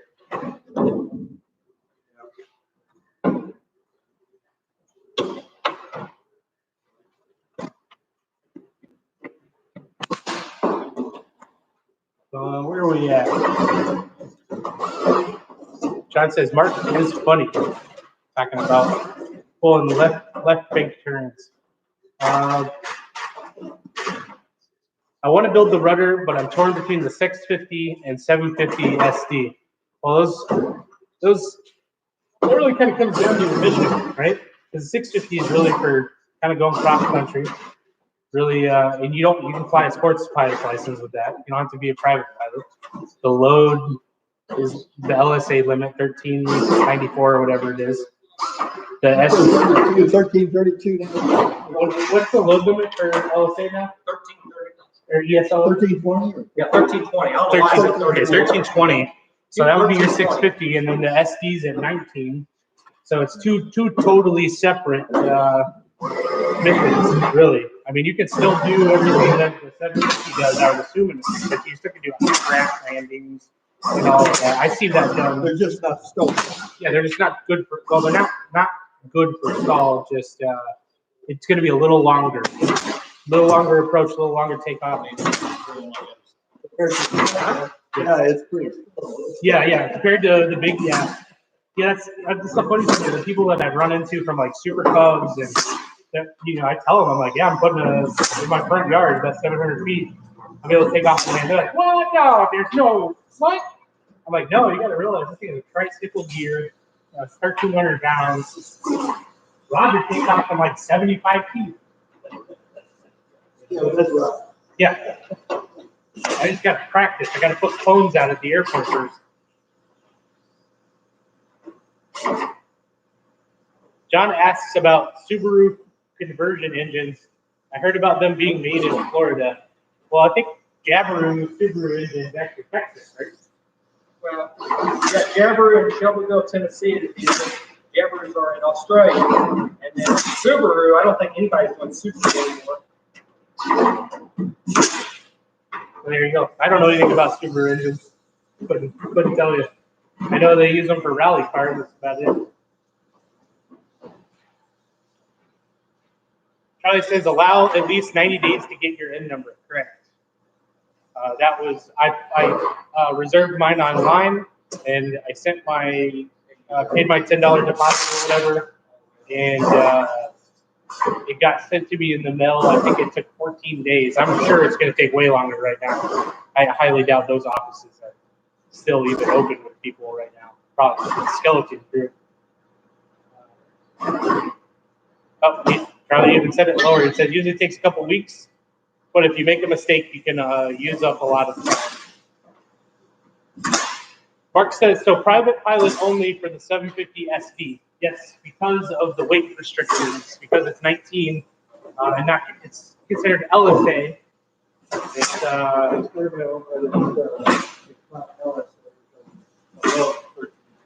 and it's not factory built, so you wouldn't be in that category like Super Cup. So ESLA, EP, experimental light sport aircraft. The LSA, for the Super Duty, you have to be a private pilot, but everything below the Super Duty, you can run with a sport license, which is about 20 hours to do, 20, 25 hours average. Minimum of 20 hours. Sport pilot, minimum 40 on. And by the time you get to even averaging out the sport license, right? It's good for some people in their situation, right? Kind of like what we were talking about earlier. My situation is good. You know, I don't have to do the 40 hours, but by the time you have 30 hours invested in a sport license, you're so close to the pilot license, you can fly so many more aircraft. Yeah, question? Just taking a breather. Taking a breather? What? Not paying you to sit around. You can earn a class of pilot. Yeah. No, so there are some, and that's kind of what we were talking about with Mr. Dennis was like, if you haven't had a medical in 10 years, getting the class 3 and then letting it go to basic med, as long as you have had the class 3, you can be dropped to basic med and still fly under a sport license. And that's really nice. I'm really glad they started doing that because it allows guys like me with, you know, prior health history to fly. Without that, I wouldn't be able to fly. And that's, I'm so happy, you know, and I have a pretty interesting story behind mine being able to even get it. I got hurt in the military. They had to look through all my paperwork. They had to make sure that, you know, I was seizure free for a certain point in time because I wound up actually suffered a stroke while I was in the Marine Corps after I got hurt. And so luckily they allowed it. They said, we're going to work with this. They told me I could go basic med, but they wound up giving me a class 3. But they told me the reason why was because they want me to have the class 3, because if you ever get your class 3 pulled, you can still get basic med.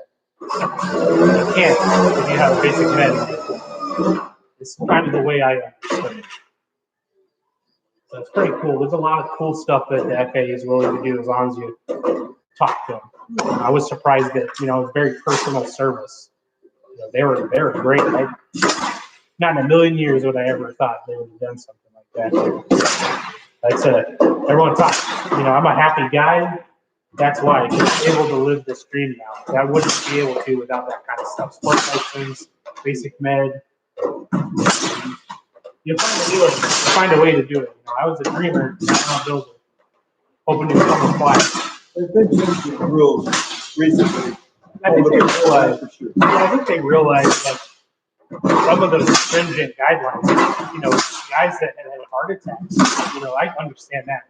But a guy he's only flying himself and he's not flying his passengers.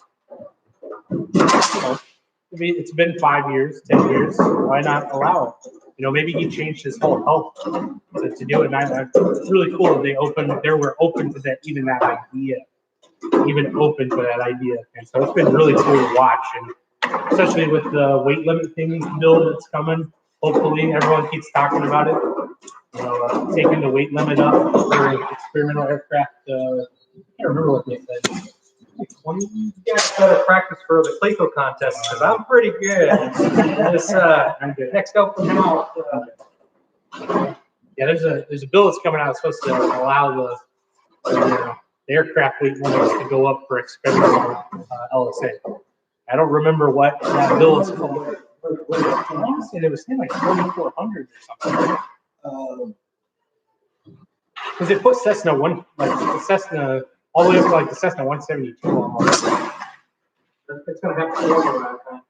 So depending on how many people. And, I think you'll still be limited to 2 people, 5 passengers. Yeah. Yeah. They throw the back seat of the Cessna out. Yeah, because I know it's going to put a lot of Cessnas in next year. That's what everyone I've been talking to is talking about. Which would be really cool. Because a lot of those guys that have a private pilot in the 150s, they'll go get one of those to kind of mess around with. I bet I'll make the market on the Cessnas probably just explode on the price.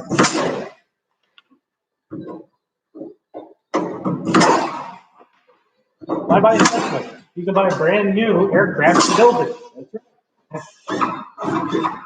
And when you're talking about certified aircraft, you can't even hang a camera on the outside of a certified aircraft. You can do almost anything you want to experiment. And you're the repairman, so you can fix everything. Because you met the 51% rule, you're able to fix everything. I finished my inspection last week. I'm like, good for another year. open it there. And you said it was only, you did it yourself, probably like a couple $100 probably, maybe, parts, oil filter. Less than that. Yeah, see, and that's crazy, you know. I talked to guys that are spending $1,000, $1,500, you know, that's, I can't do that, I'm a budget builder. Did you say Sport Pilot can fly the 750? Yes. All the aircraft models that Zenith sells, except for the Super Duty, can be flown on a sport license. It has to do with the weight limits from the FAA, from what we were talking about. 1352, 1320, and below can be flown on a sport license. Everything above needs to be private pilot. So the 750, 701, 650, am I missing anything? I don't think I'm missing anything. You don't have a model no one knows about, right? That we can announce. Something like a submarine. Can be flown on a sport license. It's pretty cool. Which means you can just fly on a driver's license. So as long as you have a driver's license, good to go.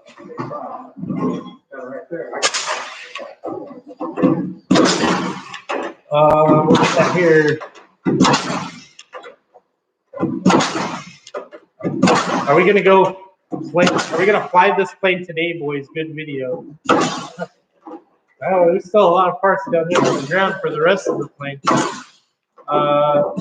Mark says all I need is another brain scan. At least 8 scans found nothing. Well, bless you, my friend. I've been there.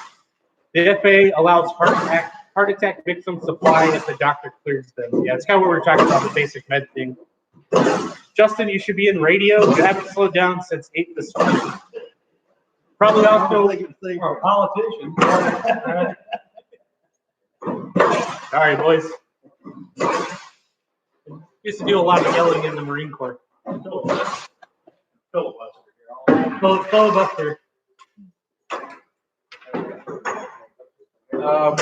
Where are we at? Hello all, they are doing a 750 wing. You sir are correct. We're doing a 750 stall. 750, 701 are sport planes, 750 SD, and 801 are private pilot. Yes, sir, you are correct. 1320. 801 requires private pilot. That's the one I was forgetting. 801.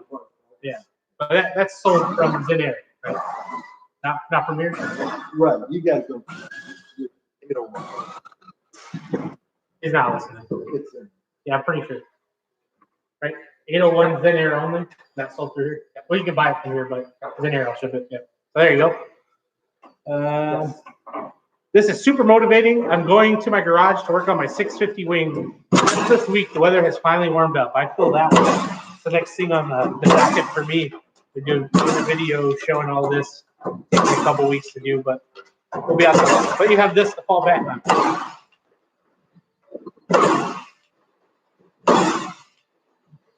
They're on the outer leading edge. I can't believe, you know, in 6 hours, this thing is almost done.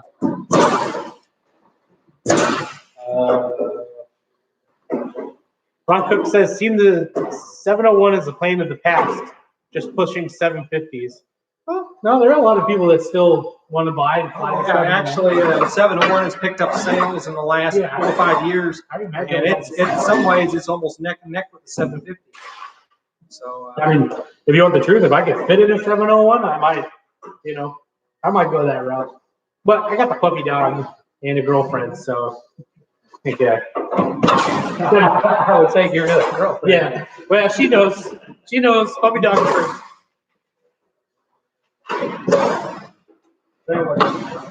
Right. I apologize. She's gonna hit you. No, she is so sweet. Yeah. So sweet. Yeah.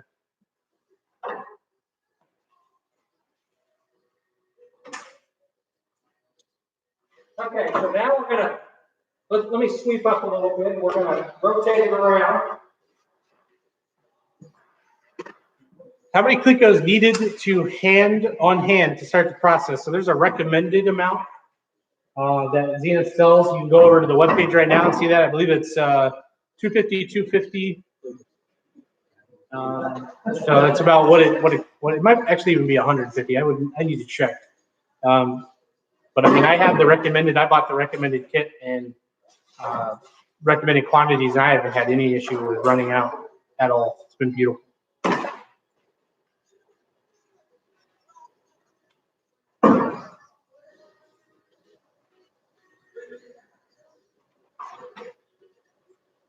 $650 is also a sport phone, right? Some of our vendors are what? Matco wheels. Yeah. We have Aircraft Spruce. We have Garmin. We have Dynon. We have Cincinnati Crops. We have QL Power. Who else is our supplier?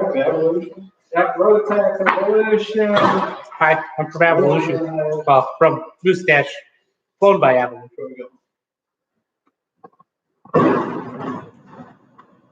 I see this. It's almost final rivet. Right. How's it looking? You want I can also move this if the we want. light? Yeah, that works good. I think that's pretty good. You want this light off? Yeah, I think so. For the final riveting, it'd be a little easier for them to see. I'll that webcam that I'm going to give you, you won't have to worry about that. I shouldn't have to worry about that. Yeah, beautiful. I know the resolution's not the greatest, but that's, you got to realize they just set all this up today. Thought about doing it, and so they're using a laptop camera, which I believe is only probably 720p. It's not even 1080, so it's probably not the greatest resolution, but it definitely, you're still able to see everything that's going on. Okay, so we're getting ready to rivet the leading edge. I like to pull those ribs with a hand riveter because you can pull it very slow. A pneumatic riveter pulls it very fast, and it just gives you a better leading edge. You don't get an indentation or anything. So, Well, I wish I would have known that one. yeah, Probably would have saved a lot of the hassle. just the old tech. I mean, it's just my old technique. Yeah. Let's try hard to change. You built more of these than anyone out there, right? Other than Steve. Well, I'm sure there's some other people that's built. We have one customer that built 5 of our airplanes.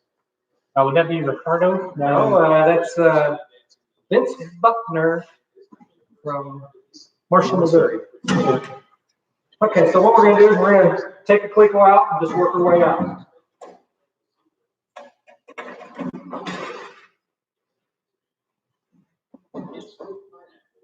Mark says a 4K webcam would be nice.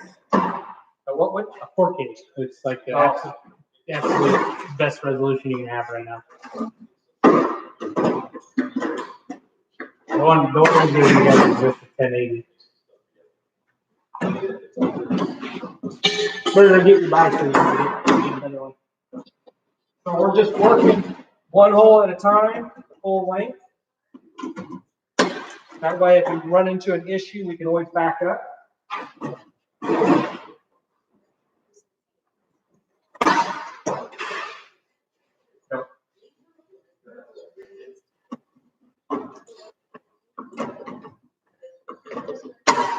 We're not going to rivet the root end rib just because we have the skin to install later.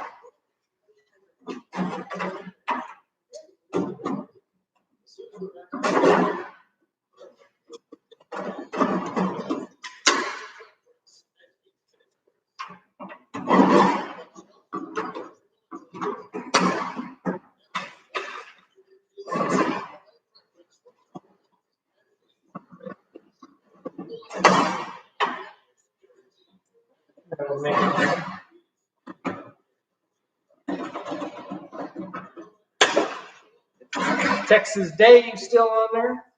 There you go. You out there? I'm sure he's still on. Dave, you still around? Still right here.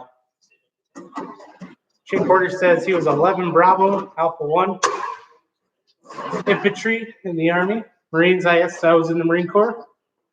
Sparrow says, Mustache Flyer, what recommendations do the boys have for engine choices for the 750 ST? Good question. I think we say 160 to 240 horse. We have the Aero Sport.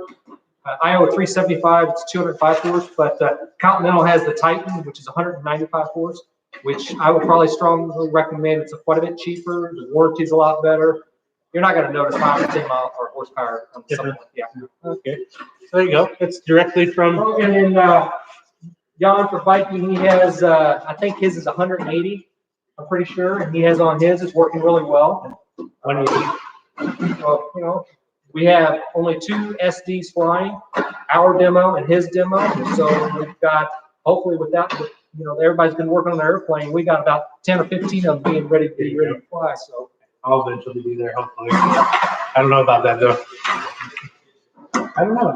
I think I'm gonna really enjoy the 750. Like it just, I mean, oh, you'll like the 750. you know, I was able to save a little bit of money here and there by choosing that kit. I think it's going to be, I think it's really going to fit my mission. That's kind of what we were talking about when I came up anyway, was, you know, like, should I go with the SD or the 750 STOL? And really, there wasn't much difference from the 750 STOL. It's the same fuselage. The bubble doors, I get the same amount left to right, laterally, inside. So all the things that I was really concerned with, the 750 met that for my mission. And I'm not going to have a third person in the back. You know, I might have my dog, but that'd be about it. I can make a little wooden piece that I throw back there and throw it way down. You know, she's a good dog. Randall says, I just checked Estates Freight and my wings are in Birmingham. I guess it will be here in Boaz Monday or Tuesday. So he's getting something. I'm sure some of the routes have been slowing down from the pandemic here. So I'm sure that's probably it. Chris says, I'm planning on 200 horsepower plus IO 360 Alpha 2 Alpha custom build for my 750 SD. So IO 360. That's a pretty heavy engine. Yeah, it's 180. That thing's gonna burn. 9 gallons an hour. I'll be excited to see that. You better be posting some pictures up, Chip.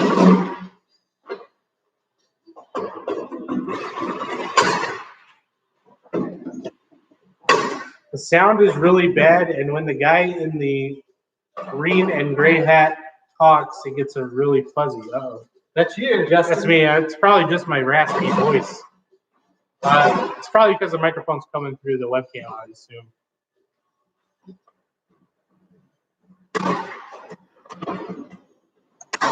Well, and the reason we're doing this YouTube is we're just testing it before we do the rudder workshop.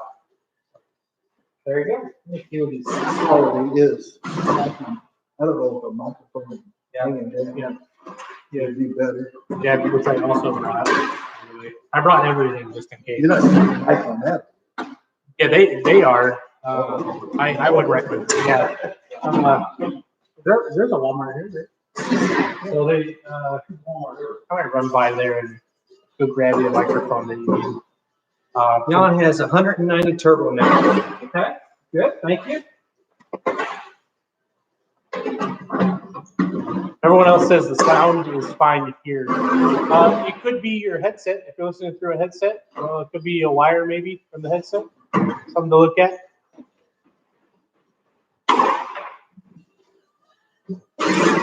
Man, Ideas is coming out here with all the FAA questions.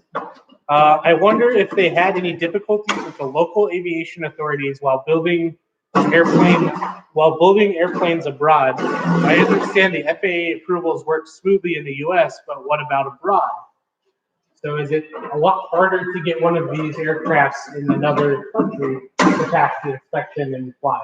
Oh, well, yeah, I mean, every country has its own rules. So if I'm not mistaken, you know, let's just take, for instance, like the country of India.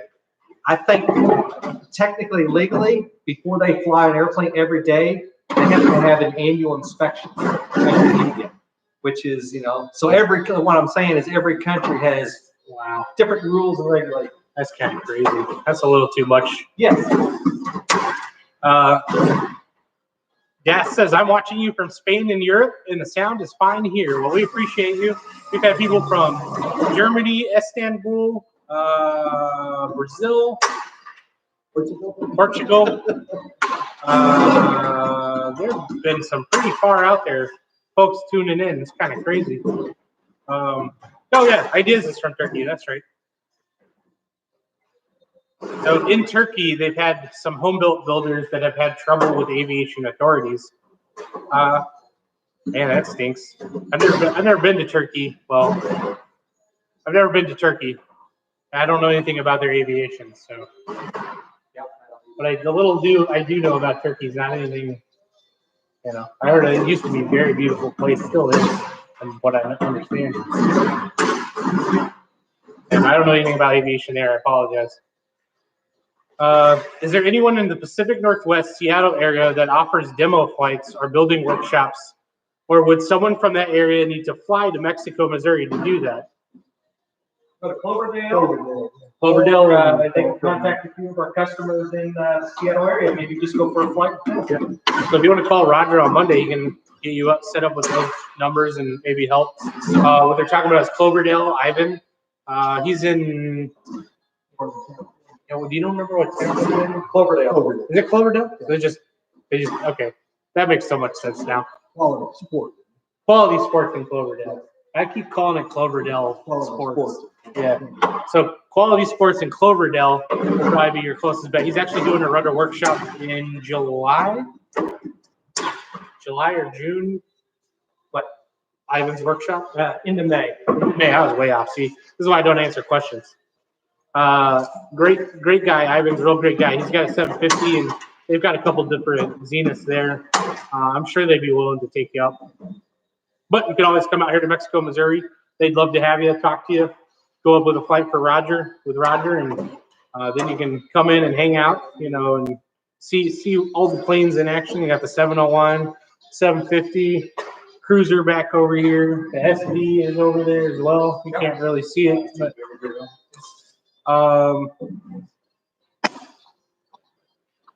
Ron says he's a 701 and the second one flying with 100 horsepower. Randall says YouTube, Amazon, and all the other streamers have narrowed the brand while we're in sheltering in place mode. Envelope on an HD camera will only give you 720p. Correct. Missouri shelter in place? Yeah. What? Missouri what? I didn't know that. Okay. That didn't matter. You know what I mean. What are you doing? You have to have 10 people or less.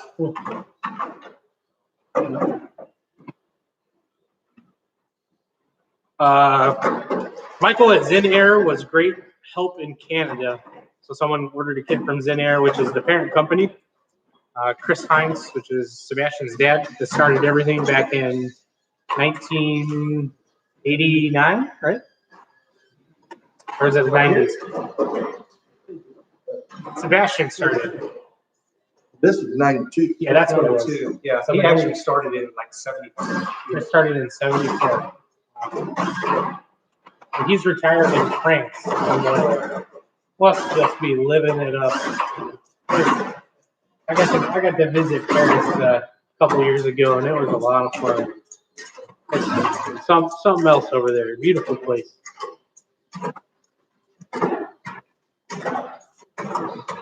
Shane said Stefano, he emailed him, the owner, which I'm assuming is Sebastian, and he gave me contact information for a guy in the same area as him.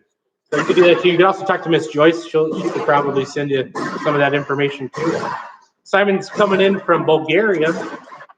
Darren says sound is no different than every meeting I've had at work all week. Yeah. Darren, how your flap arms coming? You done yet? You better post something here on the Zenith Builder page. Who's that? Darren from Texas. Him and his wife. They're building a Zenith there. I met them at the STOL competition in Gainesville. Absolutely. They sat around and talked to me. It was raining the whole time. They just sat around and talked. Yeah, it was awesome. We just we didn't want to be out there in the rain, so we just hung out inside and talked. It was awesome. Went to dinner and lunch. It was a great couple. The wife. That's the sweetest lady. What is the cost of a 750 cruiser? You can actually go to Zenith here on the website and go find the prices there. The price information is all there online, updated all the time. So the most current information. So you can check that out and get all your prices for the cruiser, everything like that. Bill says, don't forget about Ireland. We know that you're checking in from Ireland. Are you re-drilling every hole before riveting? Nope. Well, yeah, we're just kind of cleaning them up a little bit because the CNC is a very close tolerance hole, and then the rivets, they'll have a little burr on it on the side. So sometimes you just got to run it through again a little bit. You're not creating any burr. You're just kind of fine-tuning, cleaning it. And we're still within tolerance on the hole. There you go. You're not drilling. You're just kind of just cleaning it out. Douglas says sound got better. Thank you. That we got you figured out. Sounded like it might have been your headset. Any prices that are on the webpage are not including engine. That is only the airframe. Airframe, tires, and wheels. Aaron says he's deburring, and thank you very much.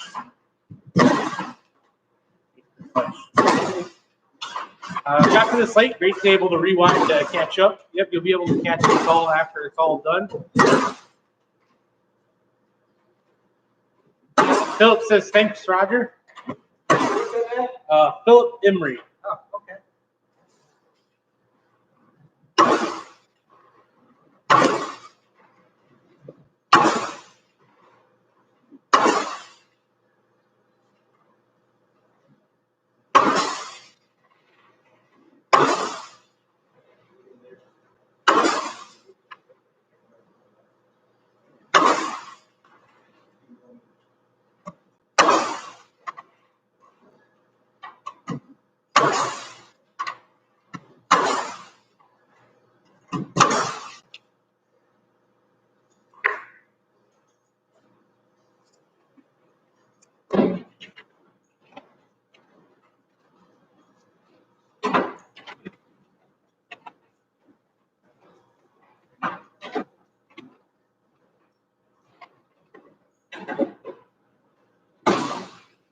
Practicing for the Plato contest in September.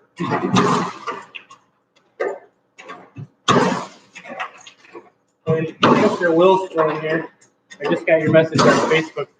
I'll check it to the Zenith Builders page and send you my information.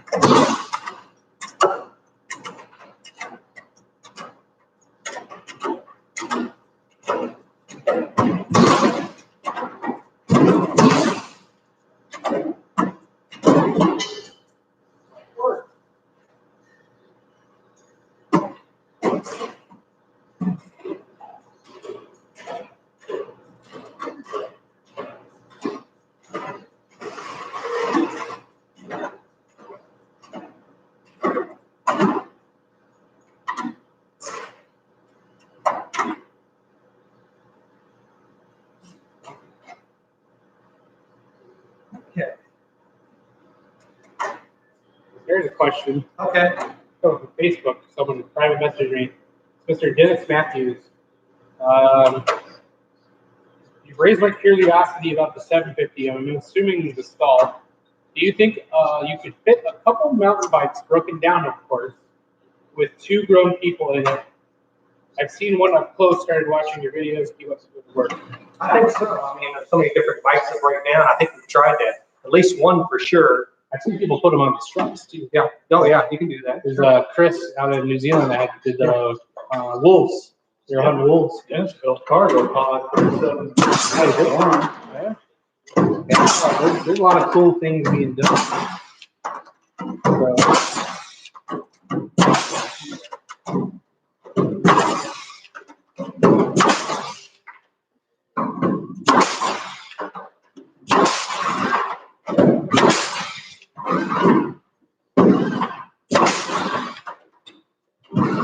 They're just kind of going through everything.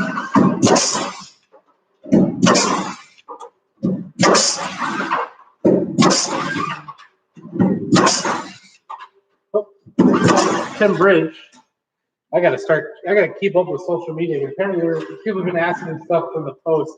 I apologize, y'all. I did not even think about it. I just kind of figured everyone would tune in on the old YouTube.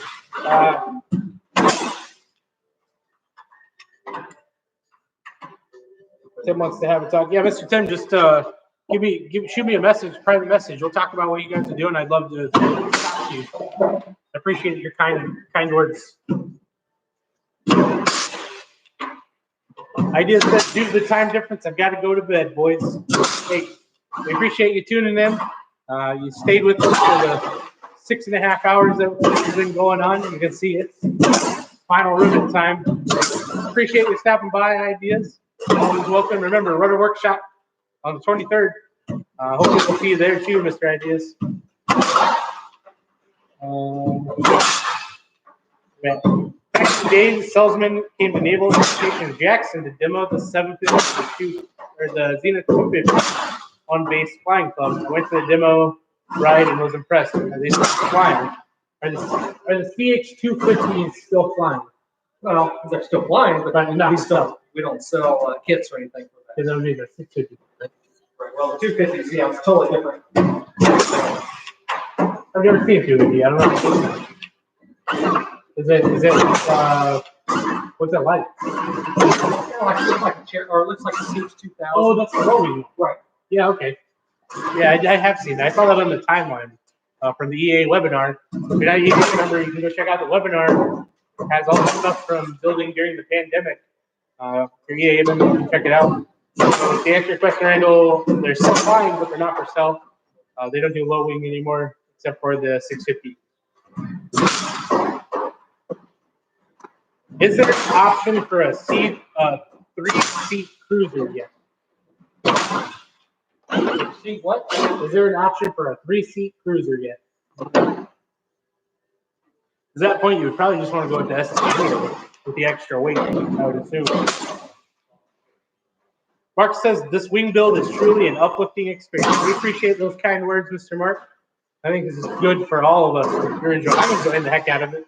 I did not even think about doing this. I just came up here to hang out. So this has been pretty fun. The jump seat in a 750 SD looks like it could potentially fit 2 small people and 2 young kids under the weight specifications for flight seats together. 2 seat belts and harnesses. We'll ask them.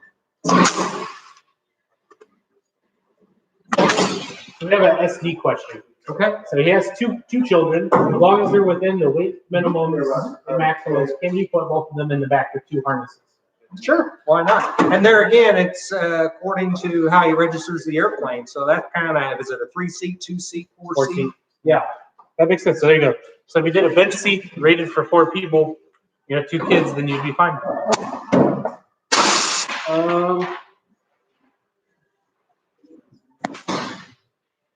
They make folding bikes to fit in a cargo pod. I'll have to look that up. That's pretty cool.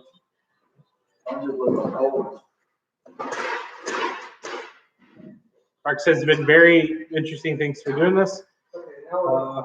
Mr. Wood wants to know what % of the rudder kit participants go on to build the entire kit. That's a really that's a tough one, right? No, that's a real easy one. So when we had the rudder workshops here at the Zenith Aircraft Company, probably 80–90% will continue on and build the airplane. And the reason is they've already seen us at Oshkosh or Sun and Fun. They've already been to the factory, had a demo flight, a factory tour, and they're just trying to the next checklist off their marking their next checklist. Oh, there we go. We got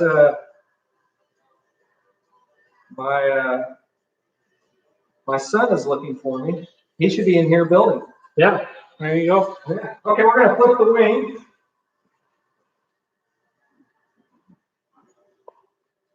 Let's do it on the trailing edge and then just fix it.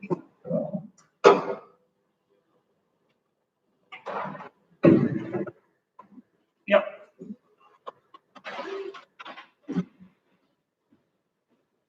Works pretty close to ridge. Yeah. Dennis, we got a rivet L brackets, and then we got it. Let's go ahead and rivet these. While the wings like this, they can see that, and then we'll have to drill them out a little bit.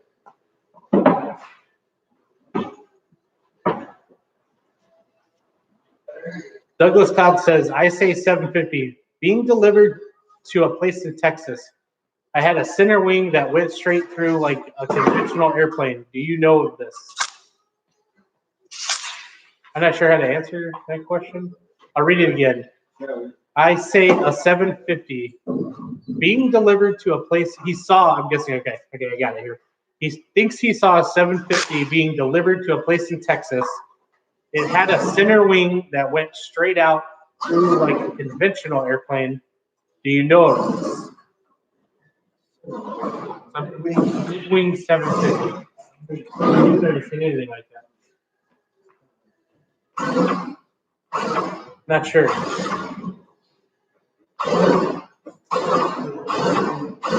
Mr. D. Gill says, is Dennis the quality inspector right now? Tell him absolutely. Got a pleasant treat today, Dave? Hi, Dave. Does Zenith still sell the 640? At least Zenair does. Zenith doesn't sell a 640, Zenair sells it. All right. So there you go. Zenith doesn't have the 640. They're pretty much the STOL Cruiser SD 701. Your 801, your 640, and all those other models will be up at Zenair, parent company of Zenith. That'll be Sebastian's dad, Chris, started that one up there. Then Sebastian came down here in the 90s, started this, and that's all it does. And just so you know, I will be the future president of Zenith. It's already been decided. Sebastian told me. CEO. Everyone's got to start somewhere. Absolutely. We'll start at the top. Start at the top. We're just joking, by the way. There's going to be someone out there that's going to call and be like, is he really...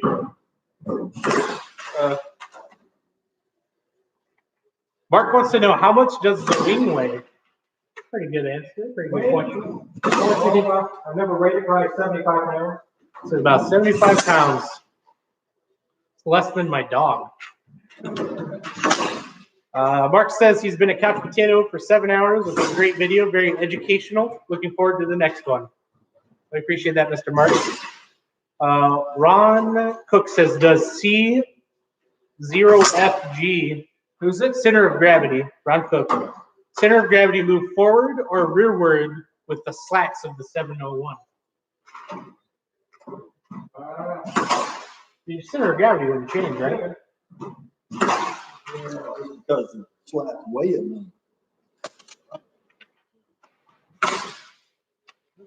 It's not as much as effective as you think. Yeah. So he probably doesn't have slats and is looking at doing it.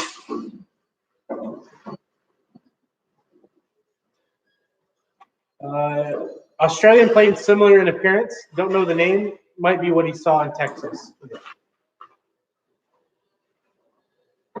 Dave says, I really like your hat, Dennis. That's his, his. that is. You mean this hat? Can anybody guess how many antennas Dave has on his 701? I'm going to say 7. No, Dave knows how many.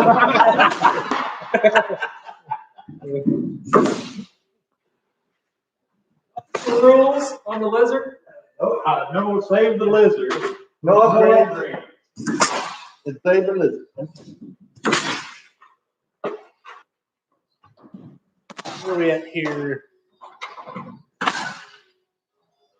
Douglas says, talk to Viking, he delivered the modified airplane.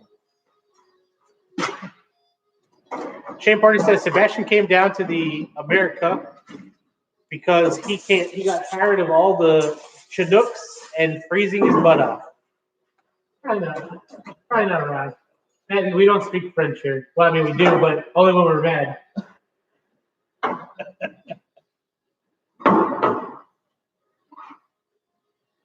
Larry says, this is my first live streaming event. The wife thinks I'm crazy. Well, you can get a plane. And he's watching a bunch of guys. Yeah. She probably thought he was watching a bunch of girls. Yeah, yeah. What are you watching? Just a bunch of guys. Yeah. Well, appreciate you tuning in. She has some questions about aircraft. We'd love to answer it. Same with you.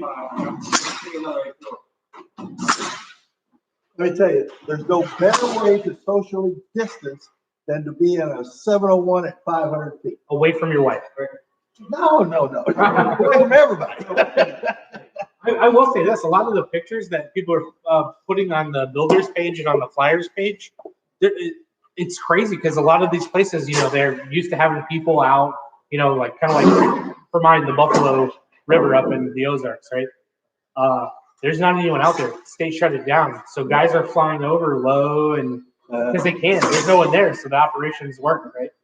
And it's just beautiful to see. You know, there's no tents. It's just beautiful area. The water, some of the water is cleaned up. I don't know if you've seen some of the pictures coming out of like Italy and everything like that. That's crazy. Like, yeah. We thought the younger generation, this antisocial was a crazy thing, and now look at the younger generation saying, see, you don't need to talk to anybody. You don't need a phone. Just watch the live stream at Zenith. Mark says, is the 750 Cruiser rudder the same as the 750 SD rudder? No. Not even close, right? CG should move to active for removing the slats. They are mounted forward of the CG, is what Chip says. So that makes sense to remove them. David says, awesome. Frank says, I think it is important for you all to know that after 6+ hours of watching, I am finally out of my bathrobe. Sounds like you might be in the shower now, this guy. Big Lizard Zenith 701 flew last week with ADSB out, working great. Now ready for Bravo airspace. We'll check flight aware to make sure it's fine. And there's 12 antennas. 12 antennas. Hey, 12 antennas? What do you need 12 antennas for? You can't tell. You gotta see that thing. You got a CB in there? You trying to attack the truckers? Like, He's a retired electrical engineer for Honeywell. And he loves electronics. I kill you. jeez. We got a hose there. You got a hose.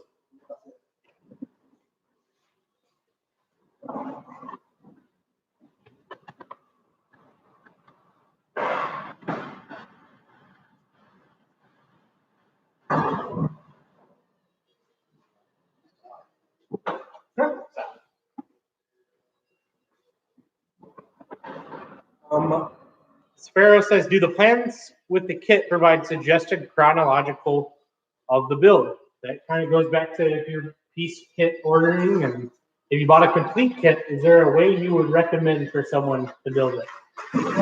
Tail first, and then if you have plenty of space, then I'd go with the fuselage, and then the wings. I'm gonna work on this. So there you go. I pretty much followed that as well so far. Started with the fuselage, working on the tail now, doing the nose gear, and starting this next upcoming week, I'll be doing the wing just like this. Actually, I'll be doing the horizontal stabilizer, and then the wings. And there are a couple other people that have done it. Like Mr. Scott Gallant did that down in Texas with his cruiser. Seems to be good. It also depends on how much room you have, kind of like what Roger was saying. So I'm going to work on the strut, front strut doubler. Going to go a few of these Playcos. It's already pre-drilled, but it's not matched, and we're just going to line it up there, back drill it, and go on. There you go.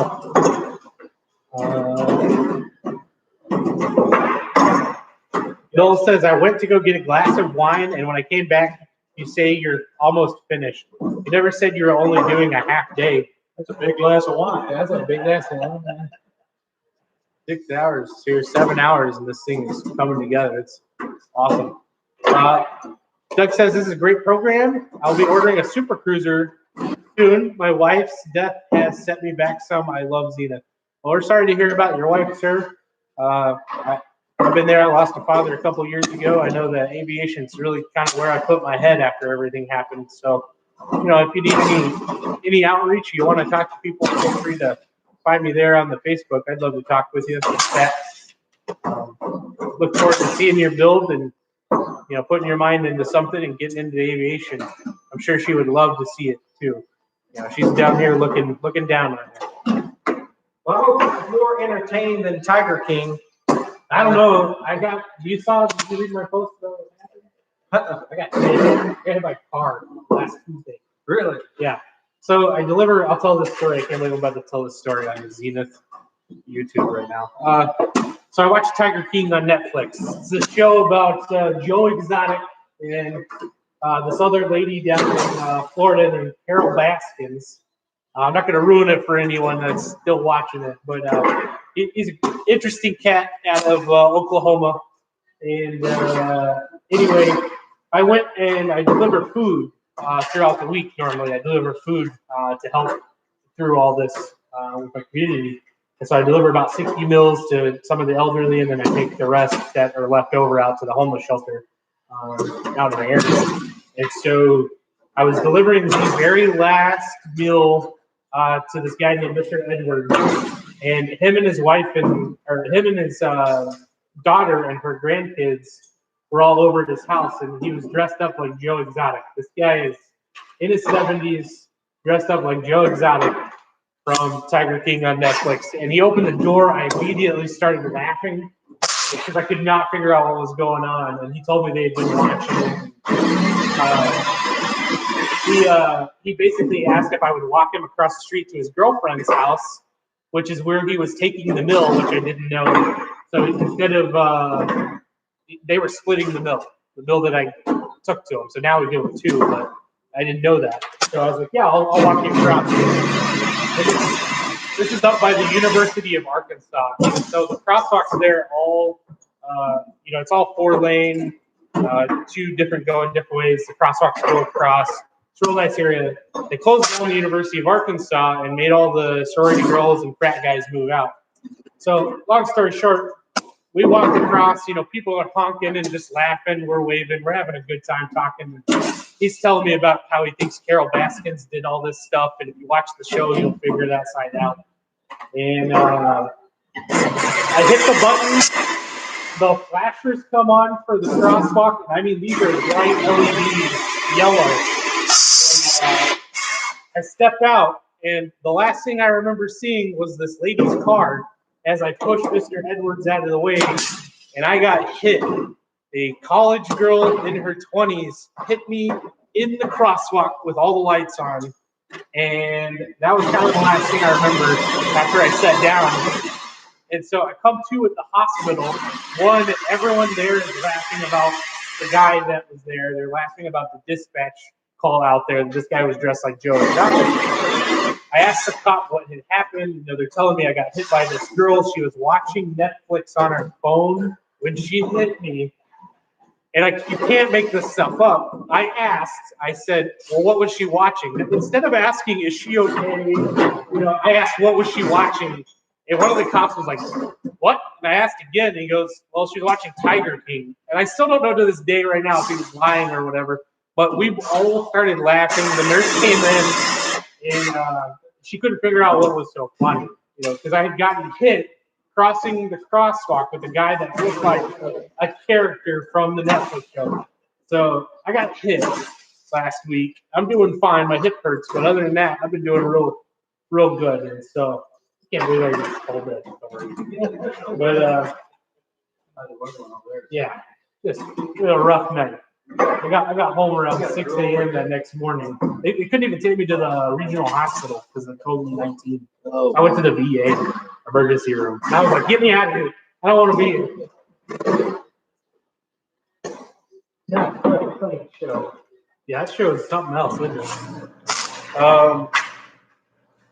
Larry's asking, were the lighting wires installed? We talked about that a little bit earlier. You can run all that stuff. This is, they're not running the wires right now. They did run the pitot tube, static lines, and everything like that. Peter says this live video rocks. Really enjoy watching the wing build. Great show, fellows. giving me a real incentive to finish the 701. Big thanks to everyone for the great tips. We'll be watching the upcoming streams. Is this a cruiser wing or ST wing? It's actually a 750 STOL wing. Regarding earlier discussions on what kit airplane to buy, the only real important decision is buy Zenith. Factory support is awesome. I agree, Mr. Dave. I actually did a video on the Mustache Flyer YouTube about that, why I chose Zenith. If you're wanting to figure out this or that, you can always call Roger here as he deburs this bracket. And they'll help you decide which one is right for your mission, or you can go to shameless plug number 7, Mustache Flyer, no space, and you can watch the kit plane. I have a video on there. It's got the most views. I think it's like 2,000 views now that I did in December, saying which kit plane and why I chose Zenith in the 750. Good video to watch. Feel free to hang over there and watch the video if you want. Kumar asks, can I order 35? Can you order 35 aircraft? He says, sure. Lead time is about 6 to 8 weeks on single aircraft right now. I imagine that might change a little bit if they got a 35 order. Shane's asking, are you guys planning on building the fuselage anytime? Well, he says tomorrow, but I imagine anytime live stream. Next week. Next week, for serious. No. I said no. Sorry, I apologize. I didn't catch the sarcasm. Charlie says, thanks, Jay, Justin, and Roger for doing this broadcast. Really good stuff. He's signing off. Who said that? Charlie Becker. You have a good night, Mr. Charlie.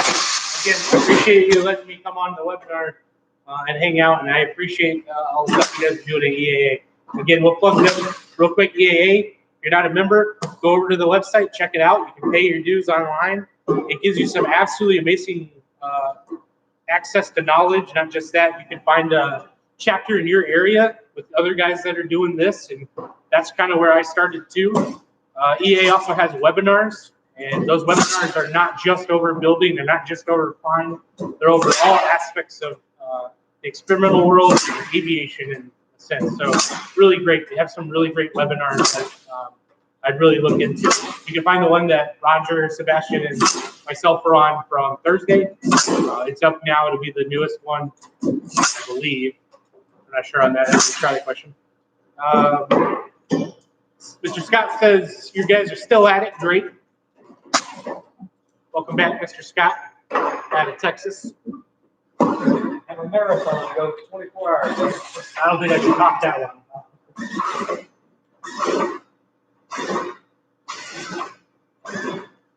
Jack Owen says, I'm Jack up in Maine.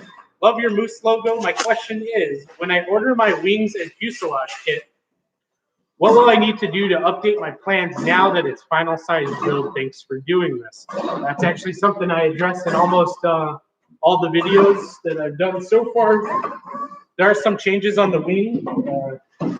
Talk about that. They've taken and redone the inside here. So where this is already cut for you, so you're not drilling and riveting or filing out that profile. These are actually tabs now. So that's really cool. You have these that are going to come along final size, so you're not using L angles. And then what else? Hey, Dennis, can you turn that light right on? Pretty sure that's it on the nose ring. For the wings. Everything else has gone together the same way it was on your plans. If you watch any of the videos that I've done, I talk about and address all the changes from my kit version, which I think is 4.7 and on. So December 2019 to now, and real cool. Also, you know, I'm going to try to get a list together. I'm working on it right now of all the changes for all the kits.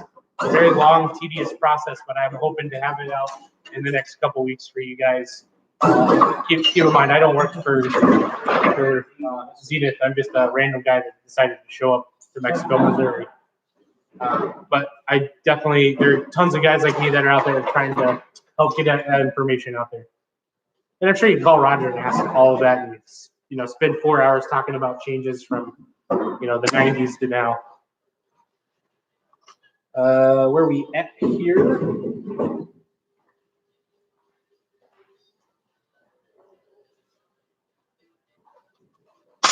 Tim Roberts says, Roger was talking about Scotch weld epoxy and what exactly is it again? So he was talking about Fuel fittings on. yeah, the fuel fittings on that.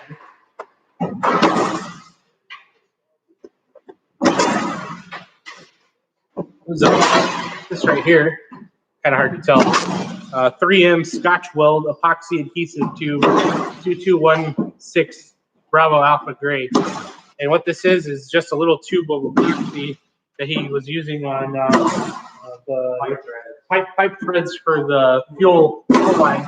And he says he does it on everything from brake lines to that.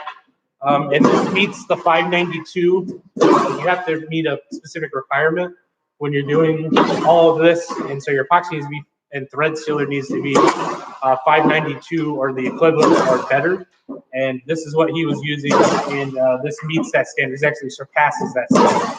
So this is a really great product. I don't know much about it, but he said he's been using it for years. It was it was an old ACC or something that told me about that? A guy that used to travel around the world building rotorway helicopters. You know, they got, yeah, and they got a lot of fittings and stuff, and that's all they use. So there you go, 3M Scotch weld epoxy adhesive tube kit is what this is. I also use that on holding the brake line fairings on the landing gear. What Roger uses that for. Really? That's interesting.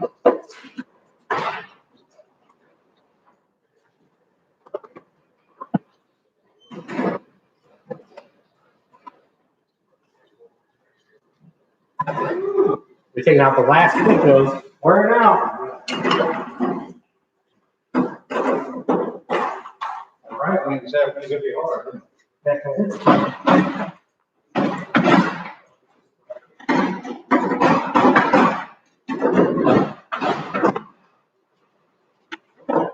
How many we got still on? Over 100. It's, I'm picking up guys because yeah, you get what is some- it? New Zealand. It's tomorrow, right? Yeah. But it's Easter over there now. So. Yeah. Oh, and there's, I'm sure there's a lot of people getting out work now. You know, being Saturday. It's true.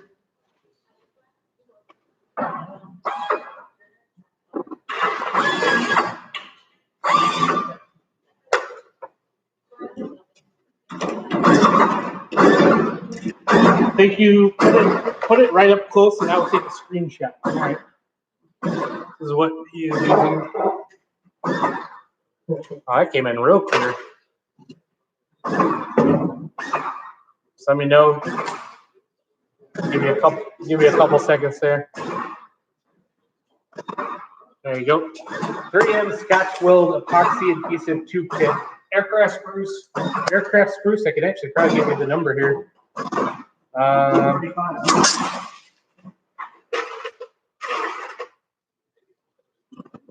Well, part number 02-00045. I'm assuming this is Aircraft Spruce's logo or label. There you go. They call it the 3M Scotch Weld Adhesive 2216 grade. Part number 020045.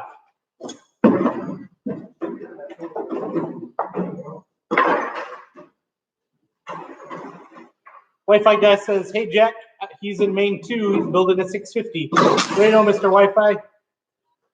He came in and watched. I was doing the firewall installation live on YouTube a couple days ago. He came in and hang out. Real good guy from Maine. Sat there, kept me busy for a little bit.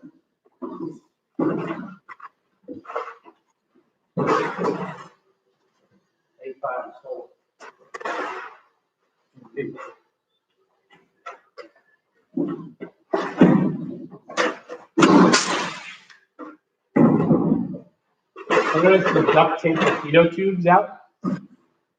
I just so they don't fall out because I didn't want to put the pitot tube on there because it's going to get bent. Messing around. So would you wait to do the pitot tube until you actually install it on the aircraft? Correct. After you paint it.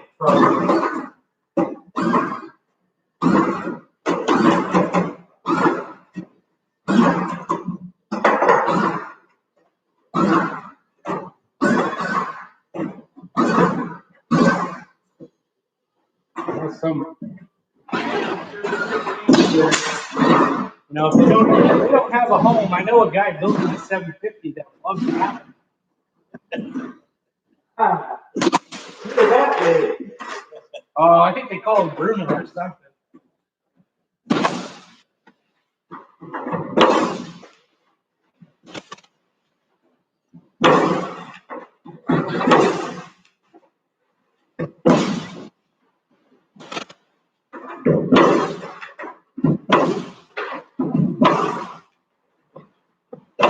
Still have to do, you know, the jury cert brackets, inspection code. Never done until you get on the airplane.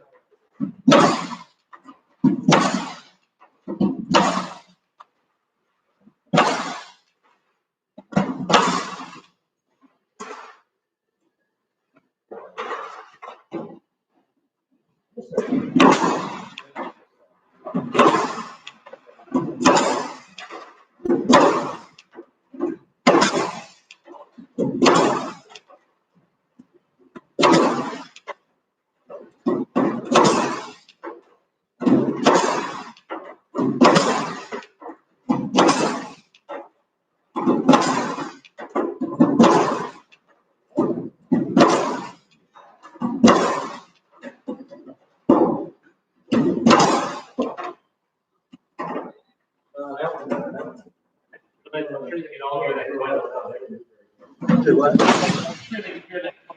No.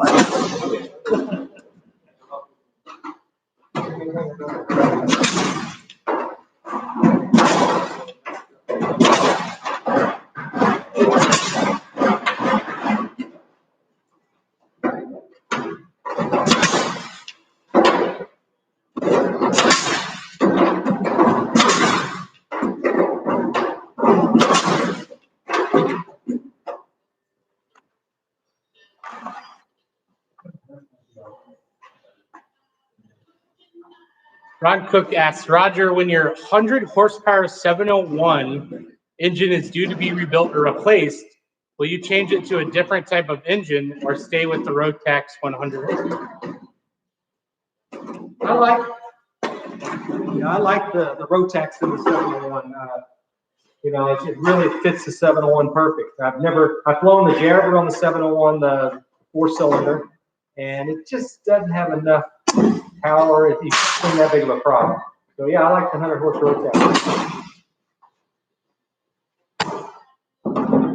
What do you think?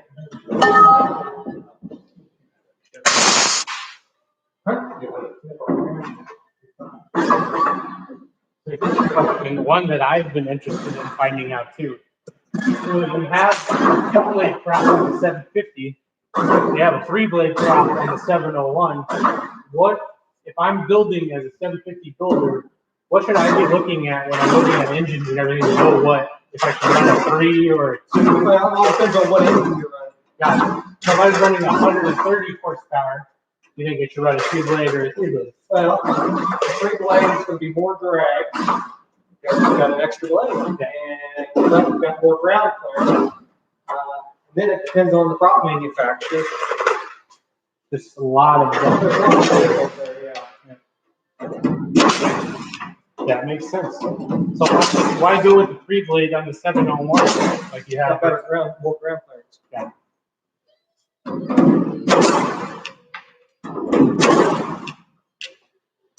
Oh, here we go. The guys from Australia, New Zealand checking in. Down under stall. Hey, I actually managed to get this to work. Hello, all Dino, New Zealand. Well, you know, Mr. Dean, great guy. We were just talking about you a little bit ago, believe it or not. If you go back to the, I don't know, 6-hour mark, we talk about you and Jug and paint schemes, somewhere in there. Great guy. It's actually the guy I was talking about earlier that did just the blue outer ring and polished the inside. Beautiful, absolute beautiful little aircraft there. Great guy. Winner of the STOL competition down there in New Zealand, I think 4 times or 3 times. I think it's 3 times, right? 4 times, and then Chris won this past year. I can't remember. Great guy. I met him at the STOL competition. Real good guy. Enjoys a nice pint of beer. Good guy down there. He was supposed to be down at Sun and Fun and had to go back to New Zealand because of the Corona thing. Yeah, he's going there now? Yeah, he is. That's down under STOL. And he says he's won 3 times. So he's a 3-time world champion STOL competition. Dino Phillips. I like to challenge Dino. So that's the thing is, I think it would be kind of fun to have like a Zenith fly off. Like, He said he'd fly a 750 over. yeah. So there you go. Oh, and he don't forget the whiskey. He does like whiskey. He likes really good whiskey. We're trying to keep it PG, guy. Just joking. There you go. Roger's calling you out.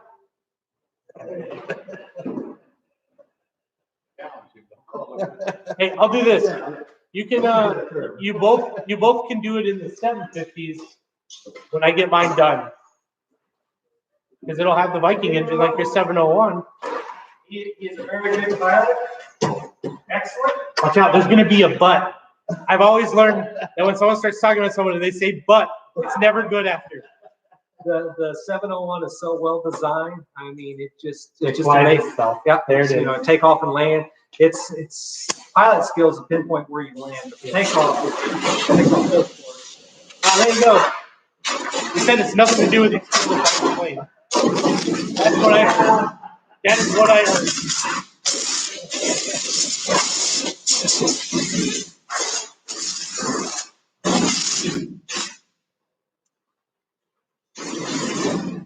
I actually talked to him about, he imports a lot of planes over there, and we were talking about how much it would cost to send a Zenith over. Yeah, the better one. Oh, Dean says to fly the planes, and we're on.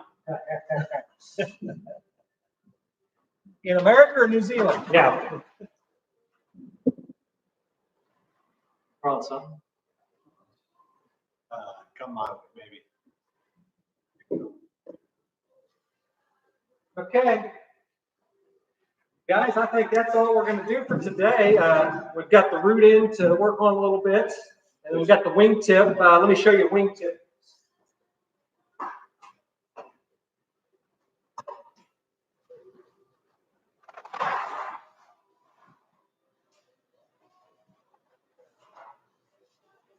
So the next thing we're going to do is be the wingtip. We're going to cut that out and then just install it in the wing. It's already pre-drilled, the wingtip, so we're just going to work on that. But I think we might just call it today. And what do you think, Chris? That's up to y'all. I'm sure people would love to see you put the wingtip on or at least work on the root down there. We'll have to have a second session for that. Yeah, deal. And yeah, it's been fun, and glad that everybody hung in there and watched us build the wing. We still have, like I said, the root, the wingtip. We got the slats built, so they would just connect to the front. You still got to run a few fuel lines, jury brackets, a couple of them we got to work on. Other than that, the wings are done. In 7.5 hours, and a lot of that was talking. Yeah. So I mean, Yeah. So you could theoretically get a wing done a day, and in 2 days have your stuff done. That's crazy. Also, You should come up, Dave. yep, Mr. Dave. So expect everybody to call in and get the rudder kits ordered and keep supporting us. And The 28th, 23rd, 23rd, rudder workshop, virtual. You don't have to have a rudder to do it, but very highly recommended if you're on the curve and you're wanting to get into building. Come join, hang out. You don't have to have the rudder to do it. You can be a part of it if you don't have it, but it'll be really good for the guys that aren't able to make it up to the workshop right? to do it. And so when this is all over, I'm sure they're going to go right back to doing them up here. So definitely check them out, boys. Clean the black labels off, printing from the aluminum. Everyone says awesome webcam, guys. I think that was sarcasm from Dave. Hey, just so you know, I'm leaving a webcam with them, a better one. So it should be, the next one should be better. We're waiting to come down Hunter Rattlesnakes Day. Lance Miller says 3 Amigos approves. Three Amigos, so who was that? That was Lance Miller. They're picking, I think those are the 3 guys, and we got their 3 kits right down there ready to pick up. Those are the guys from Mexico? Iowa. Iowa. I think. Oh, way out. I know that Ricardo and them ordered a bunch of kits a couple weeks ago. Great guys down there. He does ultra fine. Still a great guy. Excellent. Enjoyed hanging out. Ask Jay how much Roger slowed him down. That's coming from Dave.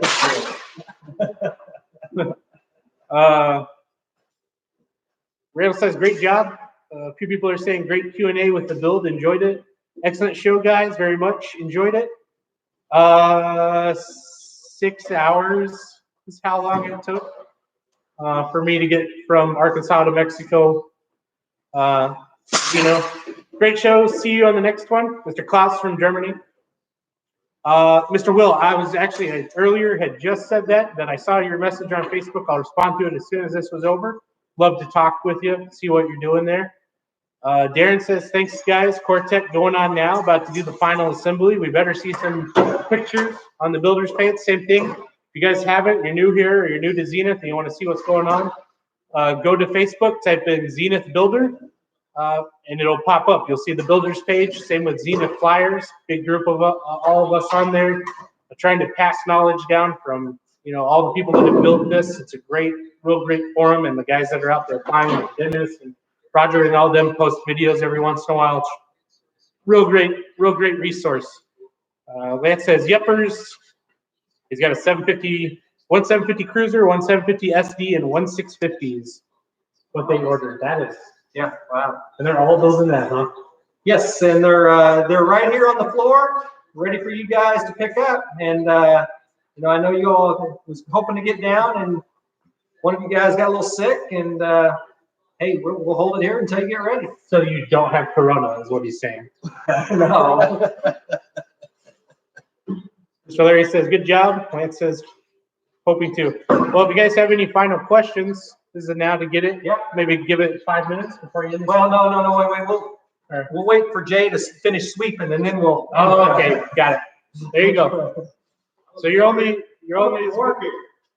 good as your slowest person. That's right. Oh, it's been fun, and a little bit of hard work, you can get things done. So how much does it cost to have you guys come out and do this in my house? Oh, I don't think you have enough whiskey. Yeah, you're not wrong. I don't know, you'd be surprised. I got pretty big thick whiskey cabinet. No, it's fun, and look forward to maybe we'll do another section of something, fuselage or installing an engine or fuselage. You'll be done in 15 minutes. Maybe doing avionics or something. Oh, avionics would be a really good one. In 2018, EAA Zenith actually built a 750 fuselage every day and then tore it down. Next day at AirVenture, they built it again, put it all together, then tore it down. The next day they built it again. They did So who was responsible for driving all those rivets out? It wasn't rivets, and they just Clecoed it. Oh, they Clecoed it. They just put the whole thing together in one morning and took it apart. And next day, Yeah, I've seen some of the videos. It was it sounded like a guy from. He wasn't American, I know that, or it wasn't native to America. I can't remember if he was from Australia or whatever, but he was. Oh, I bet you that was the guy in England. Yeah, probably. Yeah, Jonathan. Kind of a broader guy. Yeah, I watched that video. He was. Jonathan. It was a bunch of little kids, and that was real cool to watch. All right, well, why don't we wrap it up? And Justin, I'll let you figure out how to shut it down. How to shut it down? Well, we'll just leave her on. No, we'll shut it down. Well, we appreciate it, guys. Yeah, thanks, guys, and hope to hear from you guys next week.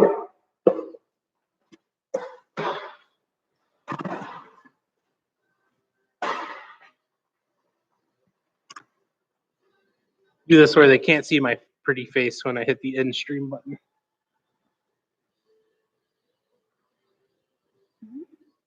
You just click the end stream button. There we go. Yes. Are you sure you want to end? It's asking you. Move this down here. Move it out that way. Are you sure I want to end the session here? Yes, we